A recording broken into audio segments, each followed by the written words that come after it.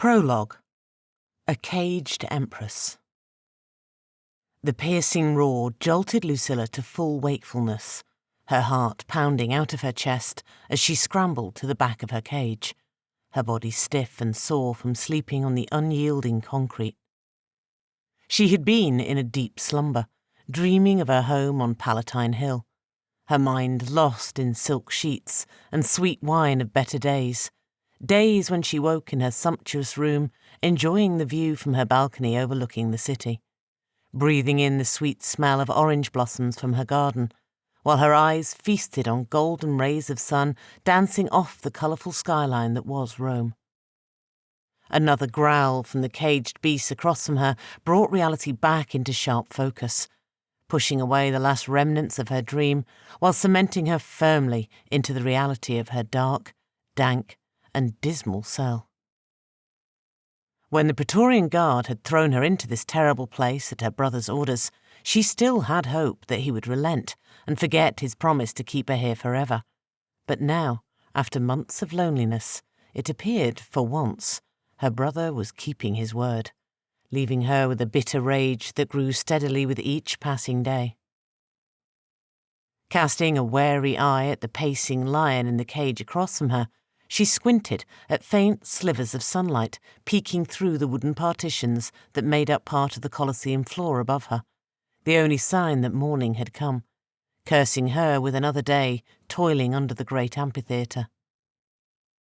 "Good morning, Augusta," said a legionnaire, who entered through her open cell door not long after she had woken, spooning a thick gruel from a bucket into a dented pewter bowl, and then shoving it into her hands. "Good to see you, Caius," she said, her mouth watering at the sight of the pale mush in the bowl. "It's been at least a week. I thought you had forgotten us." "Be grateful we give you anything at all," he said, with a grunt, showing her his back while he continued down the corridor, keeping to one side to avoid the lion's outstretched paw reaching at him through the bars. Caius was one of the 2 legionnaires who were assigned to the hypogeum on days when there were no events. It was clear he despised being among the wretched slaves who were forced to work in the bowels of the Colosseum, but he was a legionnaire and did his duty, regardless of what it was. She had told him who she was during the first few days of her brother's banishment, hoping to curry some favour or a way out of this hell, but he only shrugged as if she had told him the sky was blue. He rarely spoke, but he was better than the man who patrolled the area at night. Far better. Ignoring the low-throated growl from the cage across from her, she turned her attention to breakfast, which was, once again, pulse, a porridge made from cut wheat and water. Once, when she was a child and refused to eat, her father had made her eat a spoonful as punishment, and she swore she would never be so cruel as to feed pulse to anyone, even her own slaves. The porridge was as tasteless as it was innutritious, and she had often thought she would rather starve than eat it. But after a week of having nothing but water, it tasted like a gift from the gods. Squeezing her eyes shut, she dug her fingers into the vile paste, scooping large handfuls into her mouth while pretending it was figs and honey, or sweet sapper spread on thick slices of bread that she had often enjoyed for her morning meal. After a few moments, she frowned in disgust, unable to pretend, no matter how hard she tried. Lucilla opened her eyes and pushed the bowl to one side, saving some of the tasteless gruel for later. Wiping her hands on her once fine stola, the former empress bowed her head in shame, wishing she had the courage to take her own life and end this horrid nightmare. "You cast aside a gift of food from the gods," said a thin, reedy voice. Lucilla's head shot up to find a toothless shadow of a man dressed in rags the colour of dirt, shambling through the open door of her cell. His long beard was yellow and unkempt, and his jaw moved constantly, while his bulging grey eyes stared hungrily at the bowl of pools. "The gods have abandoned me," she said without thinking, echoing her deepest thoughts. "Then you should be punished," he said, taking a step closer, "left to starve like the rest of us." She recoiled when a whiff of his odour assaulted her nostrils, covering her nose in a futile attempt to block out the smell of urine and old sweat. "Don't come any closer," she said, using the bars to push herself up. In her months here, Lucilla had mostly kept to herself, working in silence at mundane tasks assigned to her. The other slaves had done the same, most of them too broken or despondent to bother anyone. Given her once fine dress and fair skin, it was clear to everyone that she had never worked a day in her life under the blazing hot sun, and, for the most part, they considered her an ill omen, best to be avoided. They spoke to her only when necessary, and thus far, no one had dared to enter her space. "And who would stop me?" he scoffed, offering her a toothless grin as he came closer. "The gods have abandoned you." "It's mine," she said, holding the dented bowl in a white-knuckle grip before he could get to it. "You can't just take it." "You look like you've never been hungry a day in your life," he said, his tongue sticking out to wet his lips. "Lots of meat still on your bones." Lucilla put the bowl of porridge on the floor behind her and faced him fully, adrenaline and anger pushing back weeks of hunger. "Take another step and it will be your last." The filthy man sneered, shambling toward her, roughly trying to push her aside in a desperate attempt to get to the tasteless gruel. "I can do whatever I want, when I want." His words struck her like a charging beast. Commodus had spoken the same words to her months ago in the baths. Felix had sacrificed his life to keep her safe. Then today she had no one. "No!" she screamed. "It's mine! Get out! Get out!" The filthy man was taller than her, but he was right. Lucilla had more meat on her bones, and when they both crashed into one another, she realized he was nothing more than skin and bones. Pushing back at him with months of unspent rage, she drove him out of her cell, expelling every moment of abandonment, of betrayal, of hurt on his bony body. They came to a jarring halt with a hollow clang when they slammed against the iron bars of the lion's cell, and she came back to herself when his eyes shot open, a titanic roar sending her reeling back on her haunches in terror. Lucilla's jaw fell open as the lion stood on its rear legs, taller than a man, while its front claws dug deep into the man's flanks. "Domina, please!" he screeched, reaching for her with a trembling hand as the lion's sharp claws tore at his belly, staining his filthy rags with bright blood. She lurched forward to help him, her first impulse to save his life. But then she clutched her hand to her breast, raising her chin while showing him a cold smile. "You just said you can do whatever you want, when you want. Well, make the beast stop. I don't care either way." Without another word, Lucilla turned her back to him, ignoring his weakening screams, while returning to her cell and sitting cross-legged, slowly eating her porridge while she watched him die, unfazed by the sound of tearing flesh and cracking bone.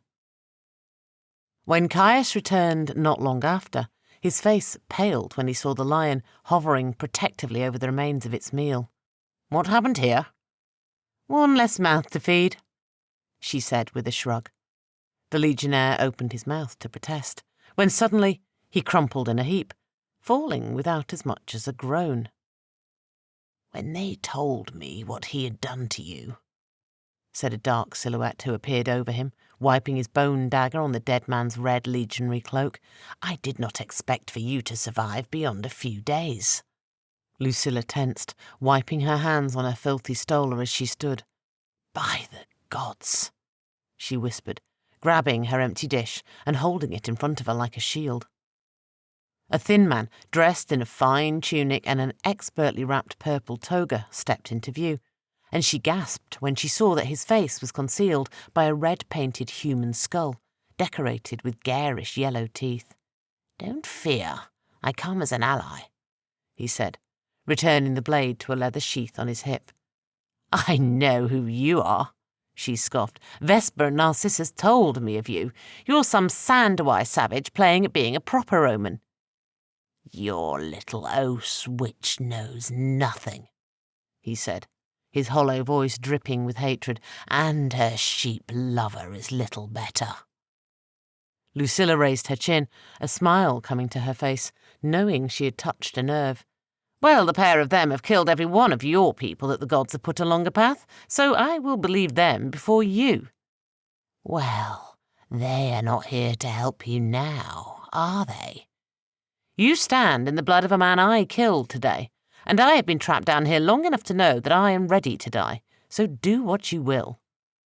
Well then, I see that you have no desire to be free, he began, turning to leave, and that I've wasted my time. Wait, she said, licking her lips. What do you mean? That's better, he said, facing her once more. As to what I want, well, I want you. Lucilla's fine brows narrowed, and she shook her head. I am a loyal citizen of Rome, and have no desire to ally myself with her enemies. He adjusted his toga, holding it up so it wouldn't be soiled by the pool of blood growing at his feet.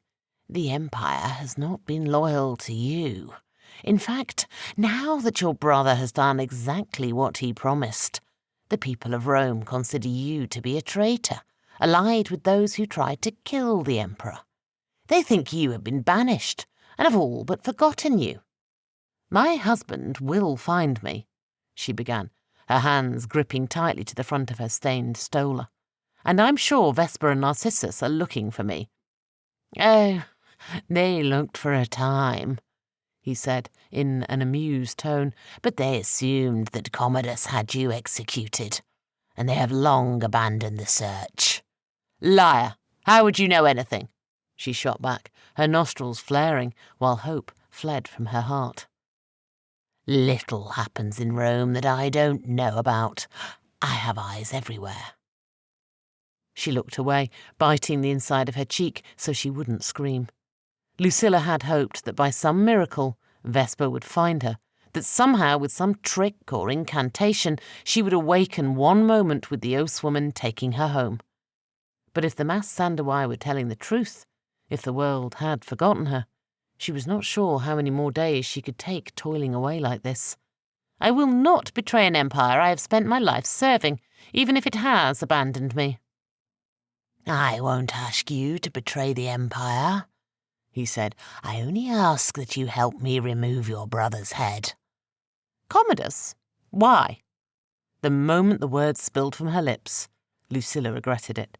She owed her brother nothing.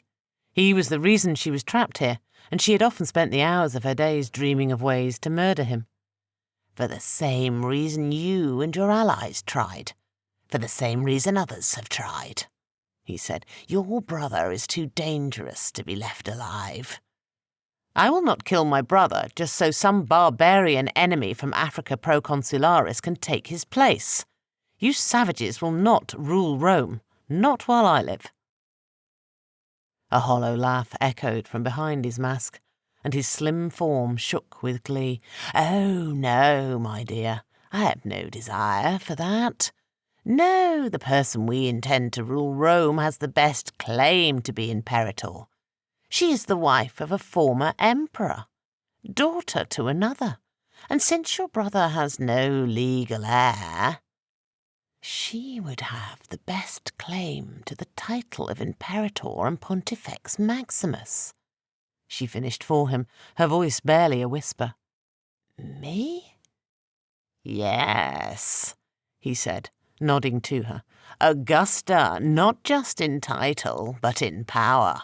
All you have to do is take my hand, and all you desire will be yours. What must I do? Asked Lucilla, all thoughts of resistance forgotten. You must make a bargain, he said, his voice full of amusement. Here? Now? In this horrid place? With you? No, you must meet the matron, he said, offering his hand. She will set you on the path to true power. Lucilla glanced around the dank cell, hesitating for only a heartbeat before she took his outstretched hand. Then let it be done. Take me away from this place, and we will see if this matron has the power to do as you say. Chapter 1. Ostia. The storm rolled in off the ocean, wild and wicked, blinding her with bright flashes of lightning, while booming peals of thunder reverberated across the night sky. She raised her hood to cover her braided hair, the meagre wool garment offering little protection from the pelting rain that stung her dark skin. Vesper was grateful for the rain. It washed away the cloying smell of tar and stale fish that permeated the port, clearing the trash-filled streets of the riffraff, who scurried like rats to avoid the storm, leaving her alone in the nighttime streets. In the distance, she caught sight of a crudely painted sign of a crab holding a cup of wine, and she reached out through the bond she shared with Narcissus, sensing that he was close, and growing closer. They had spent the evening searching for this Pompina, and she was grateful to have at last found it, having little taste for the port of Rome. Vesper jogged the final leg through the dark streets, elbowing past the sailors seeking shelter from the rain, to enter the well-lit room that filled with swaying men and women who danced and sang at the top of their lungs, lost in the joys of wine and ale, while filling their bellies with their daily bread. Spotting the man she was looking for, Vesper ducked under a staggering woman whose sweat-stained stola clung to her like a second skin, making her way to a low stone table, where a barrel-chested man in a salt-stained coat stared into his cup, oblivious to the cloying heat of the packed Pompina. Without waiting for permission, she settled in across from him, wiping away the sweat rolling down her brow. The man's clothes, weathered skin, and greasy, thinning hair painted the picture of a man who had spent his life on the sea, and even from across the table she could smell the spray of the ocean on him. His red, bulbous nose made it clear he spent a great deal of time lost in wine. So much so, he didn't immediately notice her. She was about to shake him when he snapped to attention, his weary eyes drilling directly into her. "Unless you plan to pay for my drink, it would be best that you leave my table, before I make you leave," he said in a voice that was rough and harsh. "Apologies," said Vesper, throwing a few coins on the table. "I will pay for your wine and your time, of course. I was told that if I needed to find someone, you were the man." "That was a long time ago," he said, rubbing his hand through a patch of greasy hair that clung to his skull. "I'm just an old navigator for hire now, nothing more." "She said you always say that. She also said nothing happens in the port that Isidoros doesn't know about." "Isidoros?" he scoffed, rolling his eyes. "It's just Issy now. Plain, simple Issy. Whoever gave you that name is playing you for a fool. You should leave. Now!" Glaring at her in silence, the old sailor made his meaning clear, shifting in his seat to show a dagger under his coat. "Please, I'm looking for a friend," said Vesper, speaking quickly. "A woman. She's been missing for months. Anything you could tell—" "I said leave!" he said, standing up on shaking legs, fingering the hilt of the dagger, his meaning clear. "Tell whatever idiot that gave you my name." Vesper shook her head, crossing her arms over her breasts. "She said you would say that too." "What do you mean? Who gave you my name?" "Hello, Isidoros," said her mother, appearing from behind him, draping an arm over his shoulder, showing him a brilliant smile. "Where's my boat?" "By the gods, Lilith!" he said, his eyes shooting open as he plopped back to his seat, clutching at his chest as if he'd seen a ghost. Her mother laughed as she came around the table, her eyes never leaving his, as she slid in beside Vesper on the stone bench, waving a serving woman over as she showed the whites of her teeth to the sputtering sailor. "Bring us some wine, sweetened with sapper," she began when the serving woman arrived. "Make it 2 cups for my friend here, before he chokes on his own tongue." "It's just Issy now, and you're supposed to be dead," he said, catching his breath while his jaw hung open. "I was," said Lilith, "but the lords of the underworld let me go, just so I could collect the debts you owe me." "The boat sank," he sputtered, his eyes wide with worry.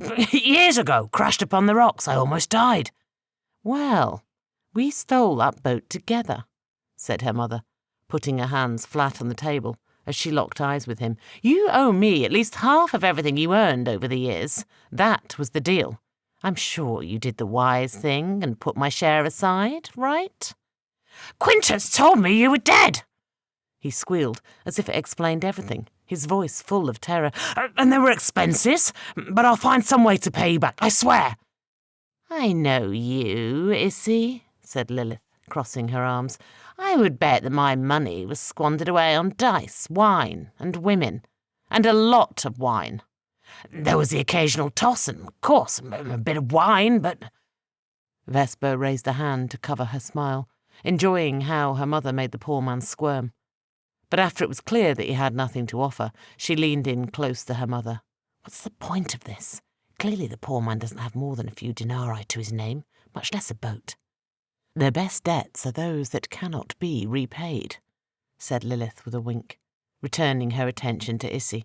If you cannot pay me what you owe, then I am within my rights to sell you at the slave market. I won't get much, but... No, he pleaded, his eyes darting back and forth between them. That would be the end of me. Please, Lilith, I'll do anything. Anything?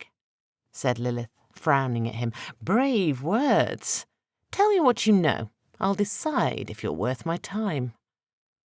The serving woman arrived, and Issy threw her a grateful look as he drank deep, blood-coloured wine spilling down his chin before he continued. I will tell you what I know, he said in a rush. I still have a few old contacts in the legionary. Who are you looking for? Lilith pointed at Vesper with her chin, and Issy gave her the same expectant look. We're looking for a highborn woman, began Vesper, glancing around the Pompina to make sure no one was listening.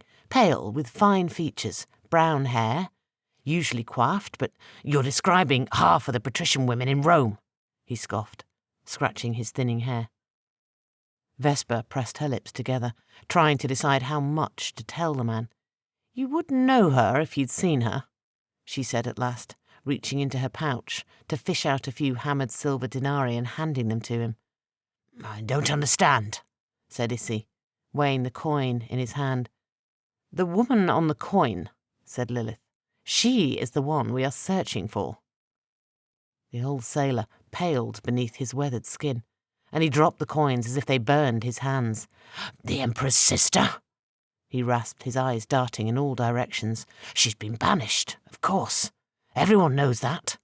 Commanded to spend the rest of her days away from Rome on some country estate. That's a lie, and you know it, Issy, said her mother. I can see it on your ugly face. Tell me what you know, or I will see to it that you are sold to the sanitation department. You can spend the rest of your life up to your waist in sewage.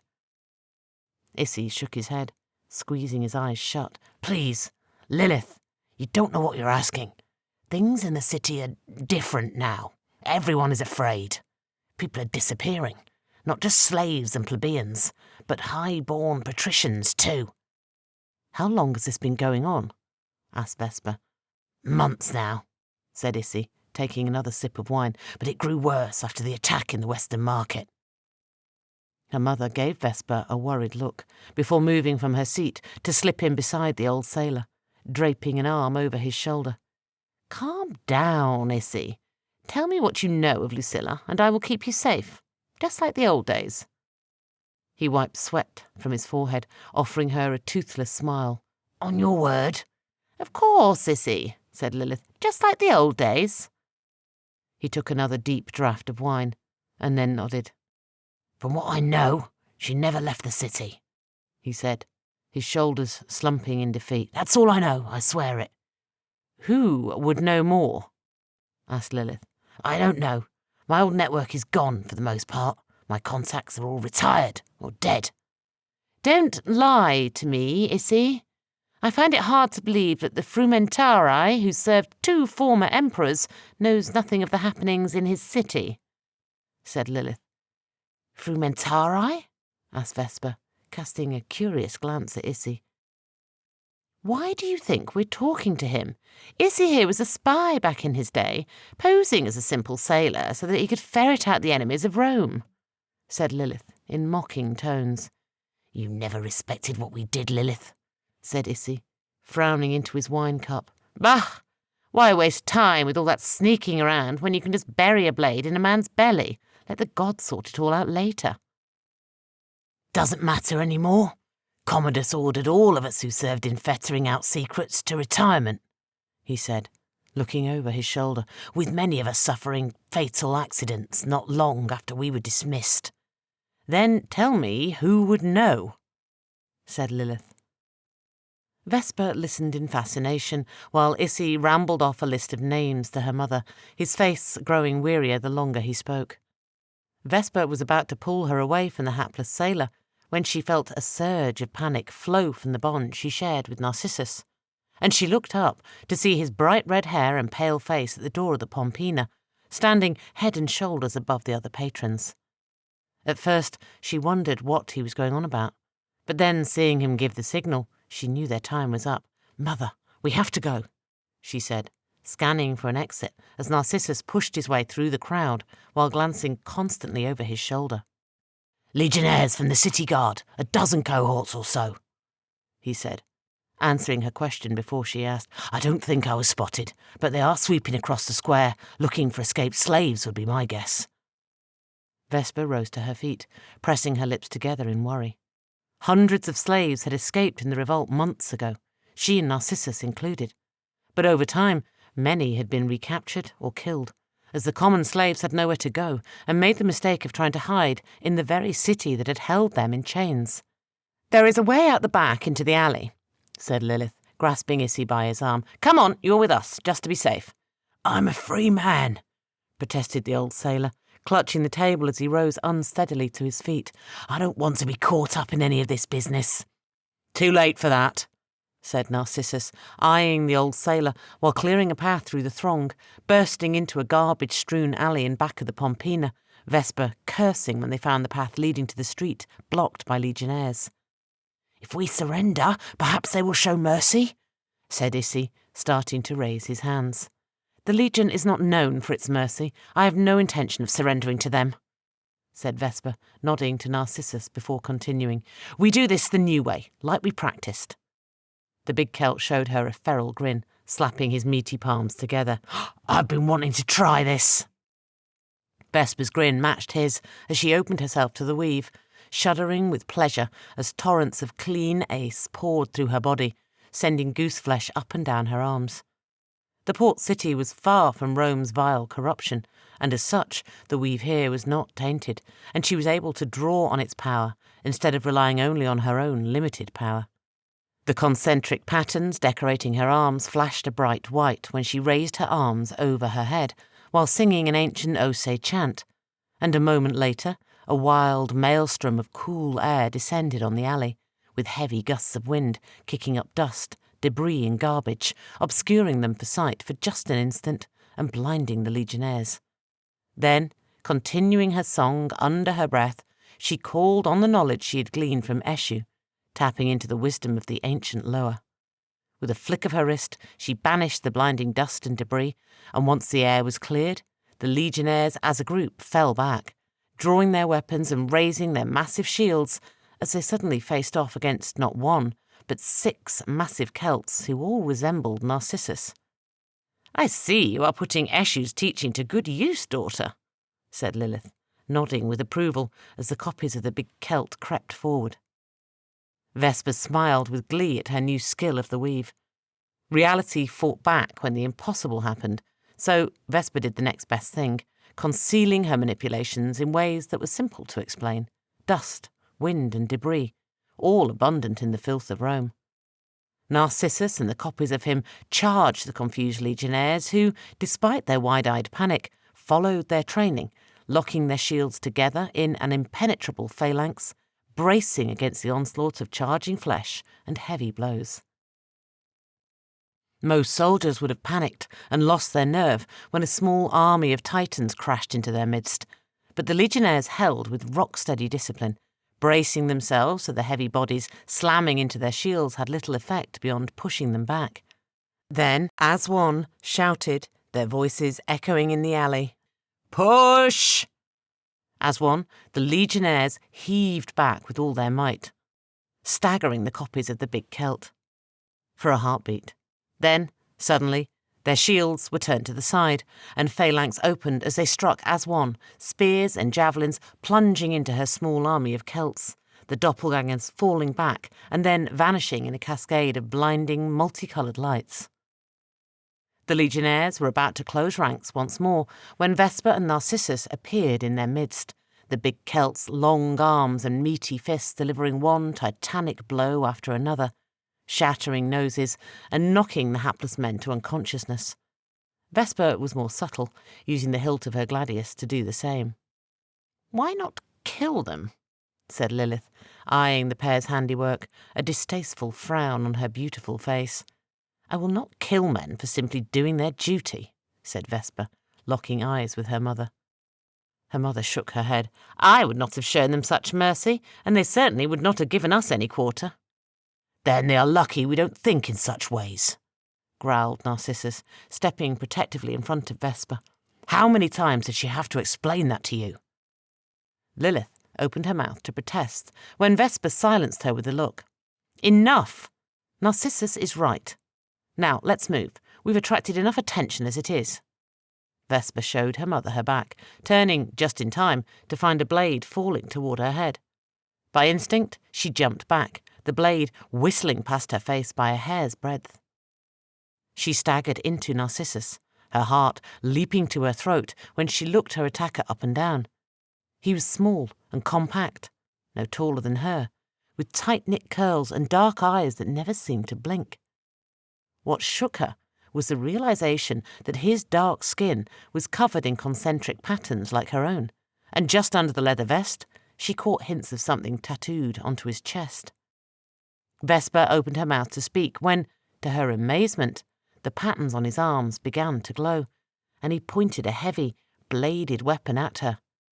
"Vesper, daughter of a Bao, you are in possession of stolen power. Return it, or face the Great Lower's justice." Chapter 2. The Matron. When she had taken the red-masked Sandowai's hand, Lucilla had expected it to be a simple gesture of agreement, but the instant their flesh touched, what little light around them dimmed, and a cold wind blew over her, raising gooseflesh up and down her arms. Her nose hairs froze as she drew in an icy breath, her jaw falling open when she realized that the hypogeum was gone and they were somewhere else, somewhere dark, where even the sound of her breathing was muted and far away.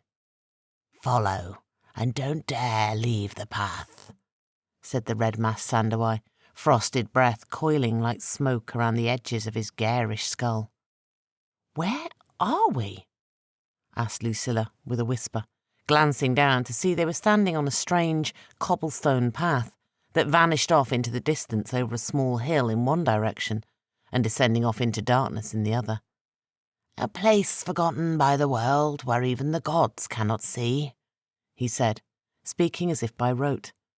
Without another word, he set off in the direction of the small hill, dragging her along behind him. Lucilla glanced around, trying to find her bearings, but she could see little in the cloying darkness, and after a few moments she gave up, pulling her hand away roughly from his grip. "I'm not a child," she said, stopping in place. "I can follow without being dragged about." He turned to face her, his eyes behind the mask twinkling in amusement. "That's exactly what a child would say," he mocked, shaking his head. Lucilla pushed out her lower lip, cursing herself when she realized he was right. "Apologies," she said, "but I don't need you to hold my hand. I will stay close." With a shrug, he turned, waving for her to follow. "Very well. Just do as you're told. It would not be pleasant for you beyond the path." She nodded, swallowing harsh words while she matched his brisk pace. They had been following the path for long enough that she had lost all sense of time when a distant whisper reached her ear, subtle and soft at first, but quickly growing into a cacophony that staggered her. She put her hands to her ears, trying to block it out, when a familiar voice called her name. "Lucius!" she shouted, clutching her chest.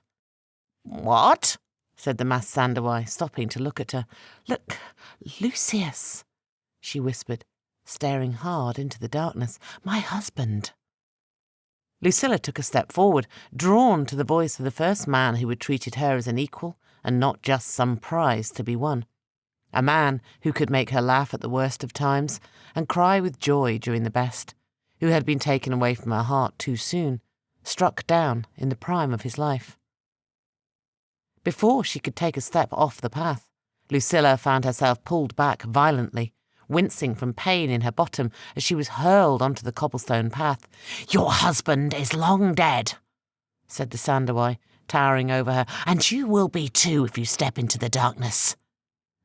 "Lucius would never hurt me," she said, her voice hitching up with desperation. "If I could just talk to him one last time, to say goodbye." "The man you know is long gone," he began, in a soft voice, gazing out at the darkness. "The thing that is calling to you is little more than a shade of what he once was, forgotten by the gods. It is desperate for a taste of life, your life, if you're foolish enough to follow it. But it will devour all that you are," he continued, crouching down and meeting her gaze, "leaving you an empty shell, just like he is now." Lucilla hugged herself, rocking back and forth. Surely something must remain. "Those that are cast into this place have been punished, cursed for some mortal sin. Even we Sandowai at times imprison the worst of us here, trap them for all eternity in torment. You must forget him." Staring into his eyes, Lucilla could see hints of pain, that he was telling the truth. "You've lost something to them." The masked man gave her an unblinking stare, before nodding ever so subtly. "My mother," he said, rising to his feet while dry washing his hands. "She was weak, a foolish Roman woman who could not endure the call of her ancestors." "Your mother was Roman?" asked Lucilla. "We aren't far from our destination," he said, changing the subject. "It would be best that we not linger here too long." "Is she out there?"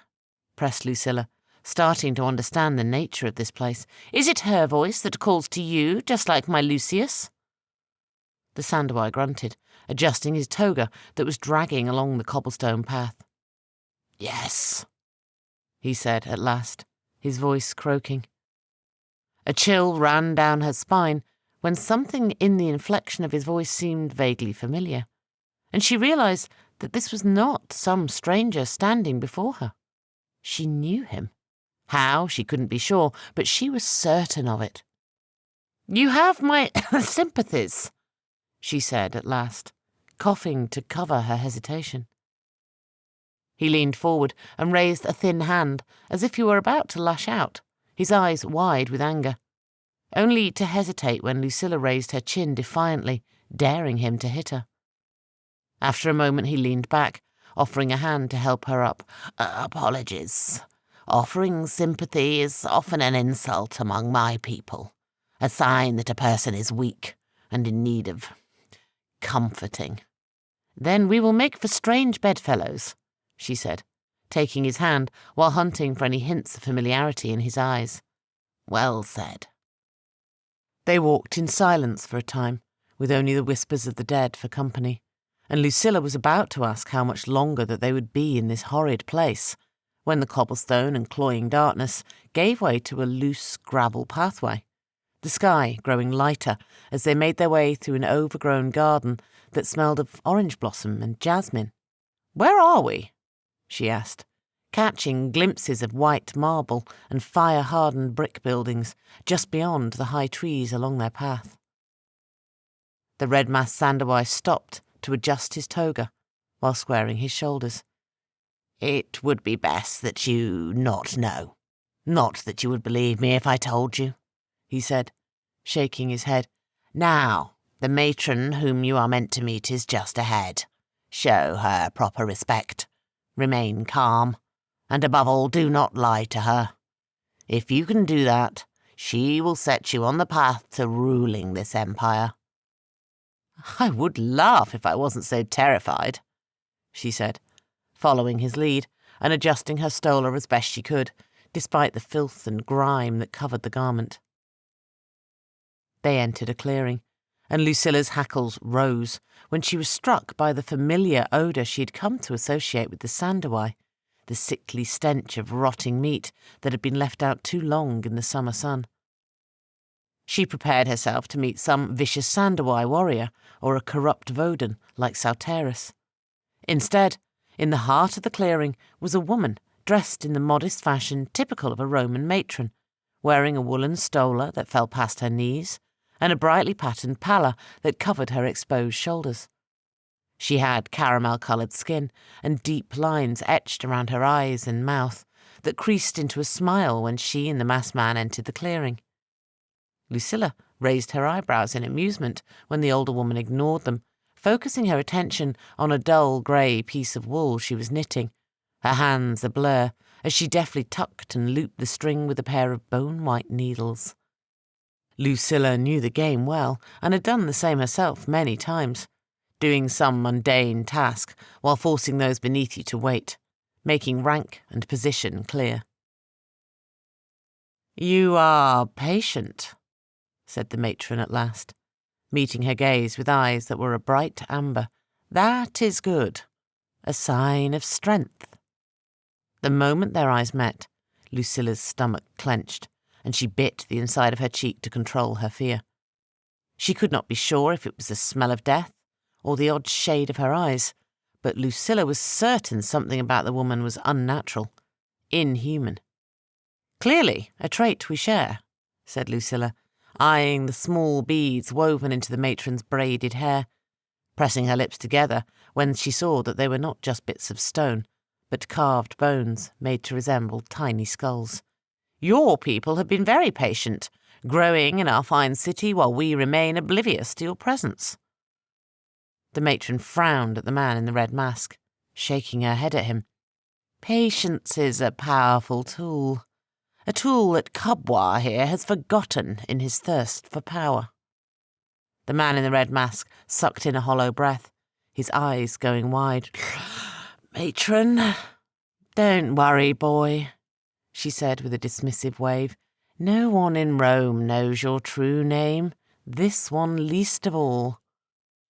"She is not a fool," began Kubwa, his voice full of anger behind the garish mask. "No, she is not," said the matron, shifting aside on the bench and motioning for Lucilla to sit. "And your outburst will only give her hints to the truth. Now leave us, before I decide that you should face the final death now that I have her." Kubwa stiffened, balling his fists at his sides. "Very well, I will wait for your—" "That will not be necessary. Return home and keep from sight. You've done enough damage in these last few months." Lucilla cocked her head, fascinated as he turned on his heel and returned the way they came, the light passing through him as he faded from sight, until finally vanishing as if he had never existed. When he was gone, Lucilla turned to the matron, offering a tight-lipped smile while raising her chin. "I am Annia Aurelia Galeria Lucilla, daughter to Emperor Marcus Aurelius, Augusta, and wife to Lucius Verus. Know that I will never betray Rome or her people. I only speak with you because I fear my brother is a danger to the Empire and the world." The matron's face lit up with a smile, deepening the fine lines around her mouth. "I am known as Mother Ayaba, leader of the Sandawai people in the Empire, and for the moment we have a common enemy, one that is in our best interest to have removed from this world." "Then we are in agreement," said Lucilla. "What do you want from me? What is your price to make me Augusta?" The old woman sniffed, folding her hands in her lap. "Straight to business. Well then, you must be willing to make sacrifices. Do things that will shift the balance of power in the world." "Rome will not bow to anyone," she said, "nor will I." "I would never ask such a thing," said Mother Ayaba. "You may have your empire, keep what is yours, but your expansion on the great continent shall cease. You will leave the Garden of Life to the Sandawai." "The Garden of Life?" asked Lucilla, leaning away. "What you call Africa Proconsularis," she said, sniffing in disdain. "We know the Garden of Life, the crucible where the great god Olodumare birthed every living thing. It was gifted to the Sandawai at the beginning of time. It was taken from us. We want it back. Once it is ours again, we will not let any other soul upon its shores."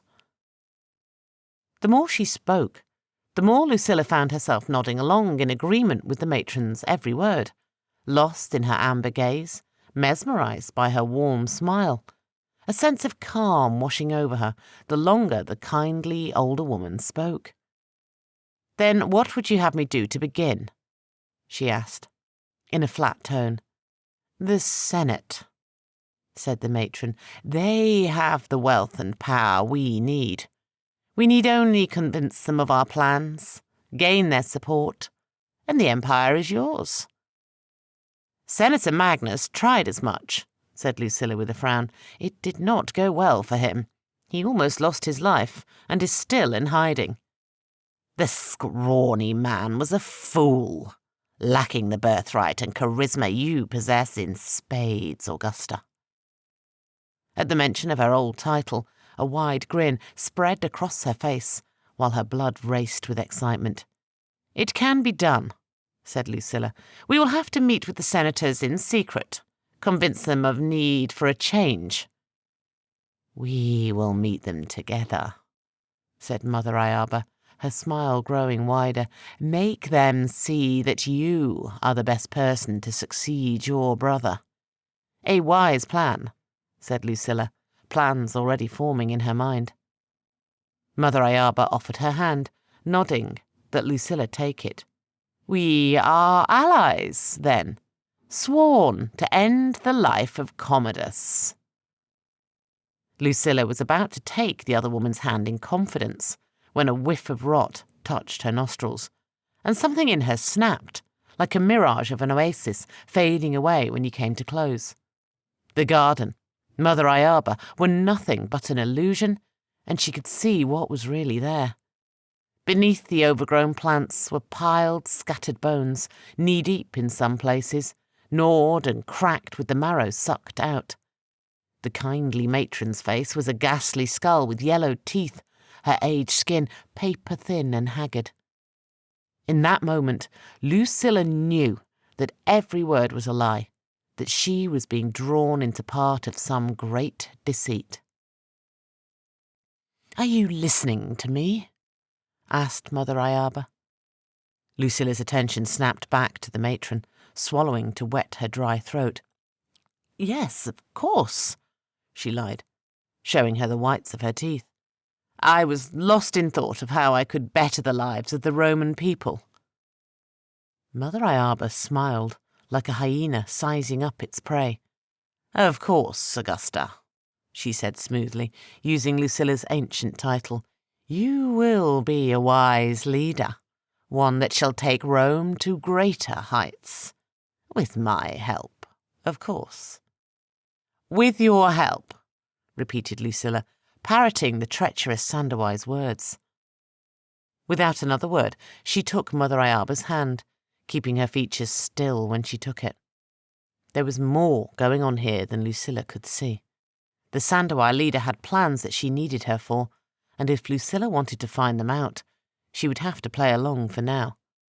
It was a dangerous game, but one Lucilla had played her entire life. She only prayed to the gods she had the will to endure, so that Rome could endure. Chapter 3. Distant Relations. "Wait!" shouted Vesper, holding up a shaking hand, her jaw hanging open in awe. "You're Ose chosen, like me," she said, eyeing features similar to her own, yet somehow different. The geometric patterns on his arms resembled her own, but twisted and bent in odd ways, leading to a heart rune hidden under his vest, maybe a baobab or something else entirely. Of what, she couldn't be sure, but she was desperate to find out. Her attacker stepped back, spinning a heavy blade that was engraved with odd patterns that drank in the light. Narrowing his eyes, he glared at the patterns on her arms. "Chosen, yes," he said in a baritone voice, "but not like you. I am no thief." With a deep growl, he came at her, spinning the heavy, flat blade in wide circles to drive her back. Vesper summoned a gladius by habit, her gleaming blade sparking against his when she parried a tight swing. Through her bond with Narcissus, she felt him adjust his stance, pivoting to switch places with her, and, instinctively, she danced to her right, concealing the big man's movement as he lashed out with a vicious hook that should have removed her attacker's head.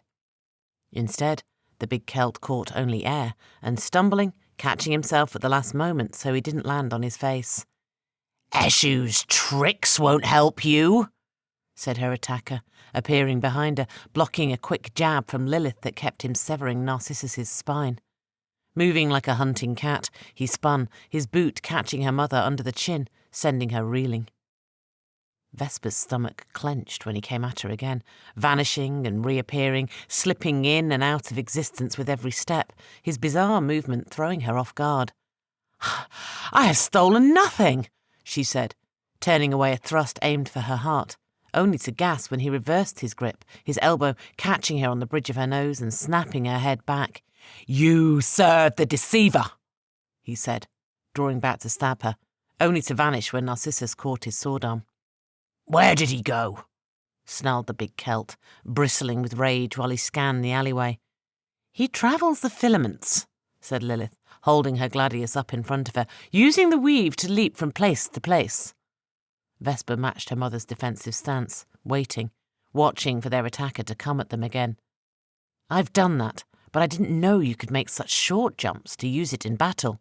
It is a rare talent," said Lilith, licking her lips, "one that I have only read about in ancient texts." Nodding at her, Vesper shifted her vision to see the world of the weave, observing the infinite number of connections that branched out from their small group, connections that touched every living thing in the world, making up what they called reality. "I thought there were no more Ose," she said, taking a quick glance at her mother. "No Jambe? No more Chosen?" Before Lilith could respond, the stranger appeared again, his heavy blade falling toward her head. Vesper wrenched her body, twisting to block the wicked cut with her gladius, only to curse when he vanished just as their blades would have connected, and then appearing behind her about to cut her down. She was shocked when a jolt of pain shot not through her back, but up and down her arm. She turned to find the stranger's heavy blade half buried in Narcissus's forearm, the weapon trapped by the big Celt's bracer and bone, while his blood flowed freely from the wound. "Narcissus!" she screamed, sharing his pain, her own racing heart threatening to overwhelm her. Without missing a beat, their attacker blinked back, letting go of the weapon to avoid a wild thrust from Vesper's gladius. "I'll live," he grunted through clenched teeth, his eyes shooting open when the sword vanished from his wound to appear in the stranger's hand once more. "Stop him!" Shifting her gaze from Narcissus to the bloodied weapon pointed at her once more, it was clear the stranger was there for her, and her alone. Her presence was a danger to the man she cared about, and if she wanted to keep him safe, she would have to fight this man somewhere else, somewhere far away. Drawing on one of her first lessons, she opened herself to the weave, clutching a random thread vibrating in front of her. The alley and everything in it, including the strange, vanished, and Vesper jumped, the world little more than a blur as she rode the threads that bound reality together. A powerful wave crashed over her, and Vesper choked on a mouthful of bitter salt water while fighting to stay afloat, deep ocean currents threatening to pull her down. Fighting for breath, Vesper reached for another thread, the world around her blurring once more, until she found herself burying her feet in rich brown soil, overlooking a green vineyard that stretched as far as the eye could see, the vines heavy with plump grapes ready for the harvest, while the hint of the sun's yellow rays peeked over the crescent of the fading night sky. Vesper sighed in relief and began to wipe water from her face and hair when the stranger appeared from nowhere, his brown tunic dripping with seawater. "You cannot run from me," he said. "There is no place I cannot find you." Vesper stepped back, cocking her head in confusion. "Why are you hunting me? I have done nothing wrong," she began, holding out a hand in front of her. "What accusations have been made against me?" The stranger halted, lowering his blade a few inches. "The accused may know their crimes," he said, narrowing his eyes. "You have been accused of—" "Not accusations," she pleaded, desperation in her voice. "Questions. I have so many questions. Who are you? Are there more like us? More chosen?" "You have stolen from the Audiobook the Almighty, using his ace for your own selfish purposes." Vesper shook her head, her nostrils flaring in anger at the accusation. "Never! How could I? I have never. You bear the mark of your stolen power out in the open for all to see," he said, pointing at her with his heavy blade. "You mean these?" she asked, following his gaze to the tattoos that stretched across her collarbone, the images that Eshu would use to mark her as one of his own. "No, Eshu placed these on me." "You lie well," he snarled, taking a threatening step forward, "as all of your kind do." "I'm not lying," she said, backing away. "They were given to me by Eshu. He told me it was his mark, that he would call on me for favours." The geometric patterns on his arms took on a soft glow, flashing amber and gold in the dim morning light. Vesper's brow shot up when the tattoos on her arms did the same, pulsing in unison with his, casting them both in a waning light. After a moment, he hooked his rune-covered blade to his waist, frowning at her. "You're telling the truth, but it changes nothing. The ace must be returned, and you must be punished." "What's your name? Are you Osei?" "I am Sei, a seeker of Ogun, chosen of the Nock people," he said, puffing out his chest. "I'm Vesper," she said, shuddering like she was about to laugh and cry at the same time. "I was told that I was the last of the chosen, the last of the Osei." "More lies! The Osei abandoned their duty to the garden centuries ago, heading north in pursuit of some foolish conflict. I doubt any survive to this day," he said, as the patterns on his arms pulsed faster. "As for the chosen, we are few in number, but still doing Olojumare's work, keeping the blight from overcoming the world." "No, I am Osei, I swear." "It does not matter," he said, raising his arms over his head, his deep voice echoing over the vineyard as he began to sing in a language that sounded familiar and foreign at the same time. Vesper gasped, blinking in awe, when he shouted a single word, and the patterns on his arms came to life, separating from his physical form dozens of small spheres, some the size of raindrops, others larger than a man's fist. "What are you doing?" she asked, as the spheres began to circle one another, spinning faster with every orbit. "My duty is to return you to the garden, so that what you have stolen can be removed. Prepare yourself." "I have done nothing wrong, committed no crime," said Vesper, taking a step back, while shifting her gaze to see the weave, a shudder running through her as she drank in its power. "I will not let you take me."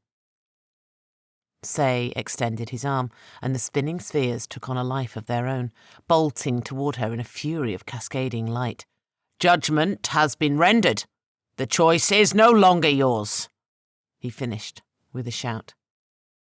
Vesper reacted on instinct, weaving a gladius made of pure light, cleaving at the glowing orbs as they hissed toward her. She gritted her teeth through pain when an orb touched her blade and exploded in a torrent of sparks that stung her eyes and sizzled against her skin. "Stop this! I don't want to hurt you. We are kindred, part of the same distant tribe," she began, her voice full of desperation. "You fight like an untrained child," he said, stretching his arms towards her as another wave shot toward her, forcing Vesper on the defensive. "I doubt you could hurt me if you tried." "I think you'll find that I'm full of surprises," she said, spinning her body and blade at an angle that redirected the bulk of the glowing orbs instead of shattering them, sending them exploding behind her. "Simple tricks. Tricks that won't save you," he said, once more drawing his hooked blade and stalking toward her, the glowing orbs out in front of him, leading the way. Ignoring his comment, Vesper channeled all of the ace she had drawn from the weave into her limbs, making her feel stronger than a charging elephant and faster than a racing cheetah. Say brought his heavy blade down in a titanic swing, and Vesper knocked it aside as if it were a child's toy. Then, taking a tactic from Narcissus, she kicked out with all her strength, her boot slamming into his chest with enough force that he took to the air, tearing through a canopy of grapevines and landing hard on his backside a dozen feet away. "I will not come with you," she said, charging to stand over him in a single breath, her tone even and measured, calm. "I am free now, and I will never be leashed again, not by you or anyone else. Understood?" "I have a duty," he began, vanishing and reappearing a short hop away. "I will never stop hunting you." His face twisted into a mask of pain as he rose on shaking legs, spitting out gobs of bright red blood while clutching at his chest. "I understand duty," she said with a nod, casting wary eyes at him when he shouted a single word, and the spinning spheres reappeared and circled around him once more. "But sometimes it needs to be put aside for the greater good." Say pushed out his lower lip, frowning at her. "Not for me."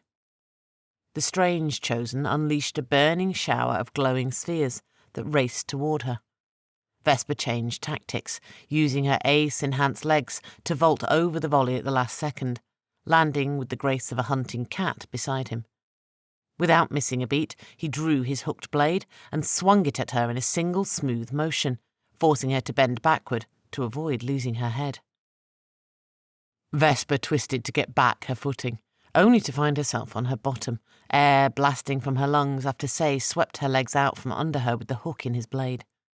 In response, Vesper kicked out blindly, smiling when her foot connected to his face with a satisfying crunch, snapping his head back and sending him staggering out of her field of view. "Stop this!"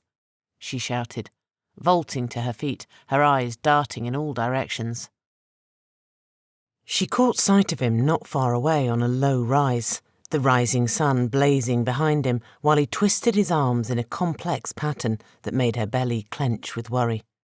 Shifting her vision, she watched in grim fascination as he pulled hundreds of threads together, pulling them into a complex pattern she couldn't begin to understand.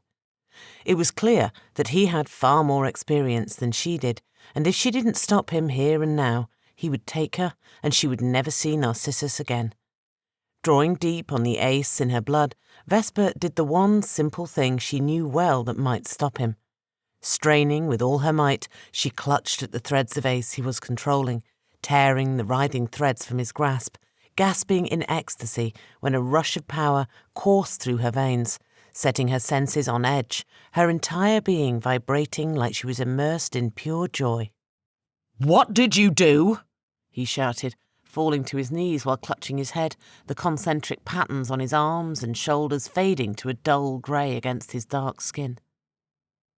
Vesper shuddered, sucking in deep breaths while trying to control her racing heart and trembling hands. With a supreme effort, she walked slowly up the rise toward him, ripping away every thread of ace he tried to grasp, denying him the power to harm her. She approached him with her gladius out in front of her, placing the glowing weapon under his chin, her meaning clear. "If you move, if you breathe in a way I don't like, my blade will pierce your throat. Understood?" "Yes," he rasped through gritted teeth, while his dark skin glistened with sweat. I have no understanding of what conflict you have with me. Eshu's mark was given to me by the Lower himself, a boon for my service to him. If you have a problem with that, you can summon him yourself and deal with the consequences of that action." "Impossible. The primal Lower? They no longer answer. The ace could have only been stolen from— I met him. He marked me," said Vesper, pressing the tip of her gladius against his throat, the odour of burnt flesh wafting to her nostrils. "And I'm tired of being called a liar and a thief. We Osei are honourable people, bound by duty and loyalty. So keep those words from your tongue, or I will remove it." The word left Vesper's mouth, and she forced her features to stillness, amazed to hear the threat coming from her. The months spent around Narcissus were having an effect on her, in the strangest ways. "How are you doing this?" he said, weakly trying and failing to grasp the threads of ace that Vesper gripped tightly. "Can't you?" she asked, raising an eyebrow. Say only shook his head, his eyes drilling into her. "To draw out another's power? To deny the weave to another chosen? These things are unknown to my people." Vesper was taken aback, and for a moment she thought he was lying. But the wide-eyed look of terror on his face spoke volumes. Staring at the threads of power she was holding, she looked at him, noticing for the first time that she was not only channeling the power he took from the weave, but she was somehow controlling the ace in the man's blood, the life force that was a part of him. She was killing him.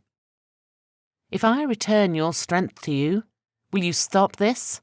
Will you leave me be?" she asked, knowing the answer before he responded. He gave her a hard look, his mouth twisting with anger until finally he looked away. "No, never," he said at last, shaking his head.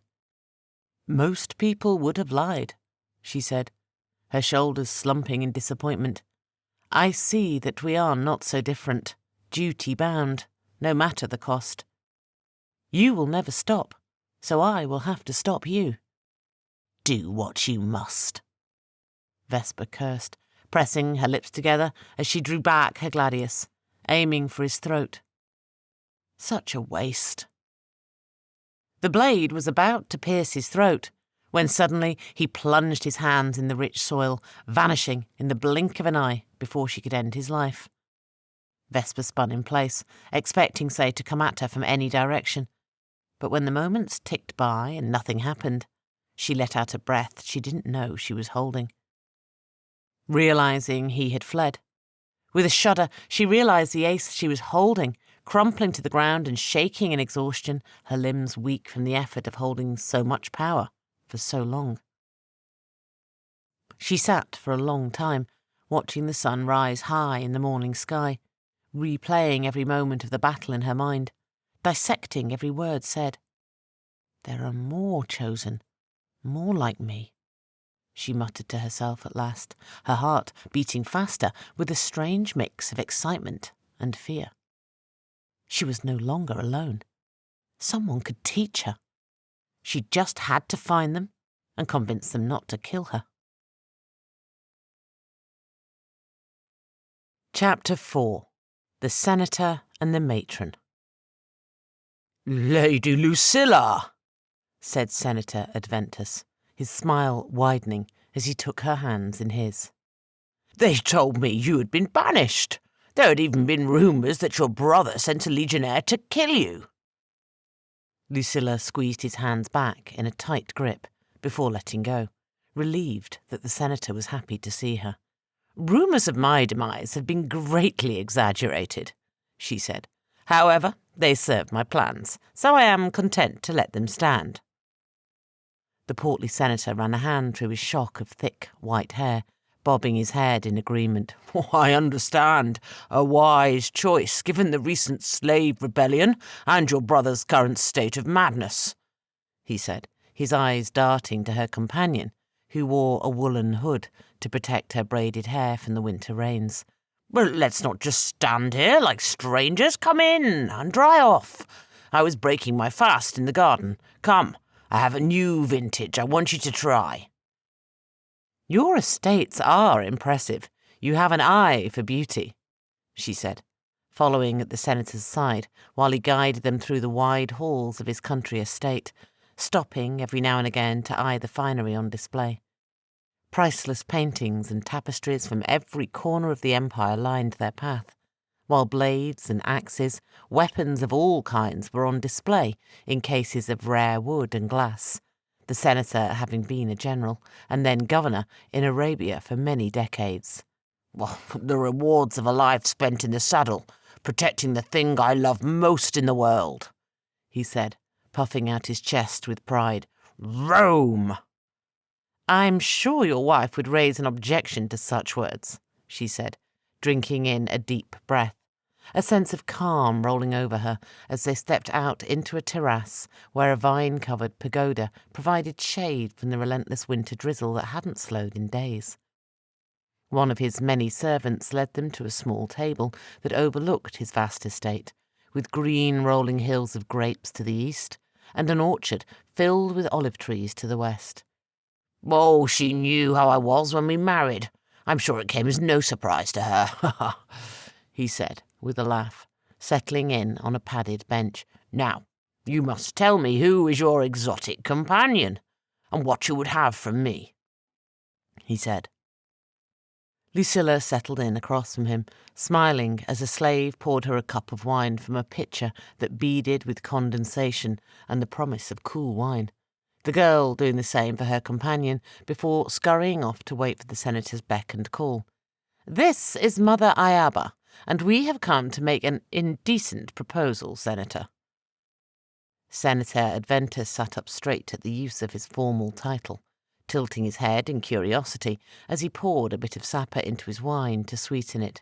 Oh, I'm flattered, he said, smiling at the pair of them, but I am far too old for such things.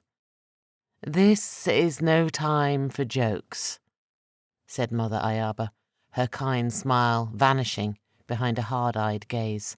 The world is in danger, and while we laugh and joke, Commodus plans to burn it to the ground. He must be stopped, no matter the cost. Are you mad, woman? He said, coughing into his cup. Senator Magnus barely escaped with his life, and now half the men of the Senate have done as I have, retreating to their country estates and waiting for things to settle down. Now is not the time to hide, said Lucilla, placing a restraining hand on the old matron's, leaning forward and speaking in low tones. My brother will not relent in his plans just because you are out of sight. He grows worse with each passing day. He means to eliminate the Senate. We must stand against him, no matter the cost. You exaggerate, my dear. He cannot do such a thing, said the Senate, and in truth I have no desire to challenge him and end up crucified in the arena for all Rome to see. But, Senator, she began, locking eyes with him. No, Lucilla, he said, looking down at his hands, his face reddening. I am an old man. I have fought my battles and won my wars. I no longer have the luxury of youth on my side for foolish pursuits as you do. Lucilla frowned, looking down on him with pity, while remembering him as a younger man, a man who was strong and bold, a man who defied and defeated Rome's enemies. If I were a lesser woman, I would pity you, but because of who you are, I shall try to remember you as the Titan you once were. That's unkind, young lady. She jumped in her skin when Mother Ayaba slapped the palms of her hands against the stone table, glaring at the senator. Enough of this cowardice, she said in a powerful voice. My patience for you Romans is at an end. I will endure this no more.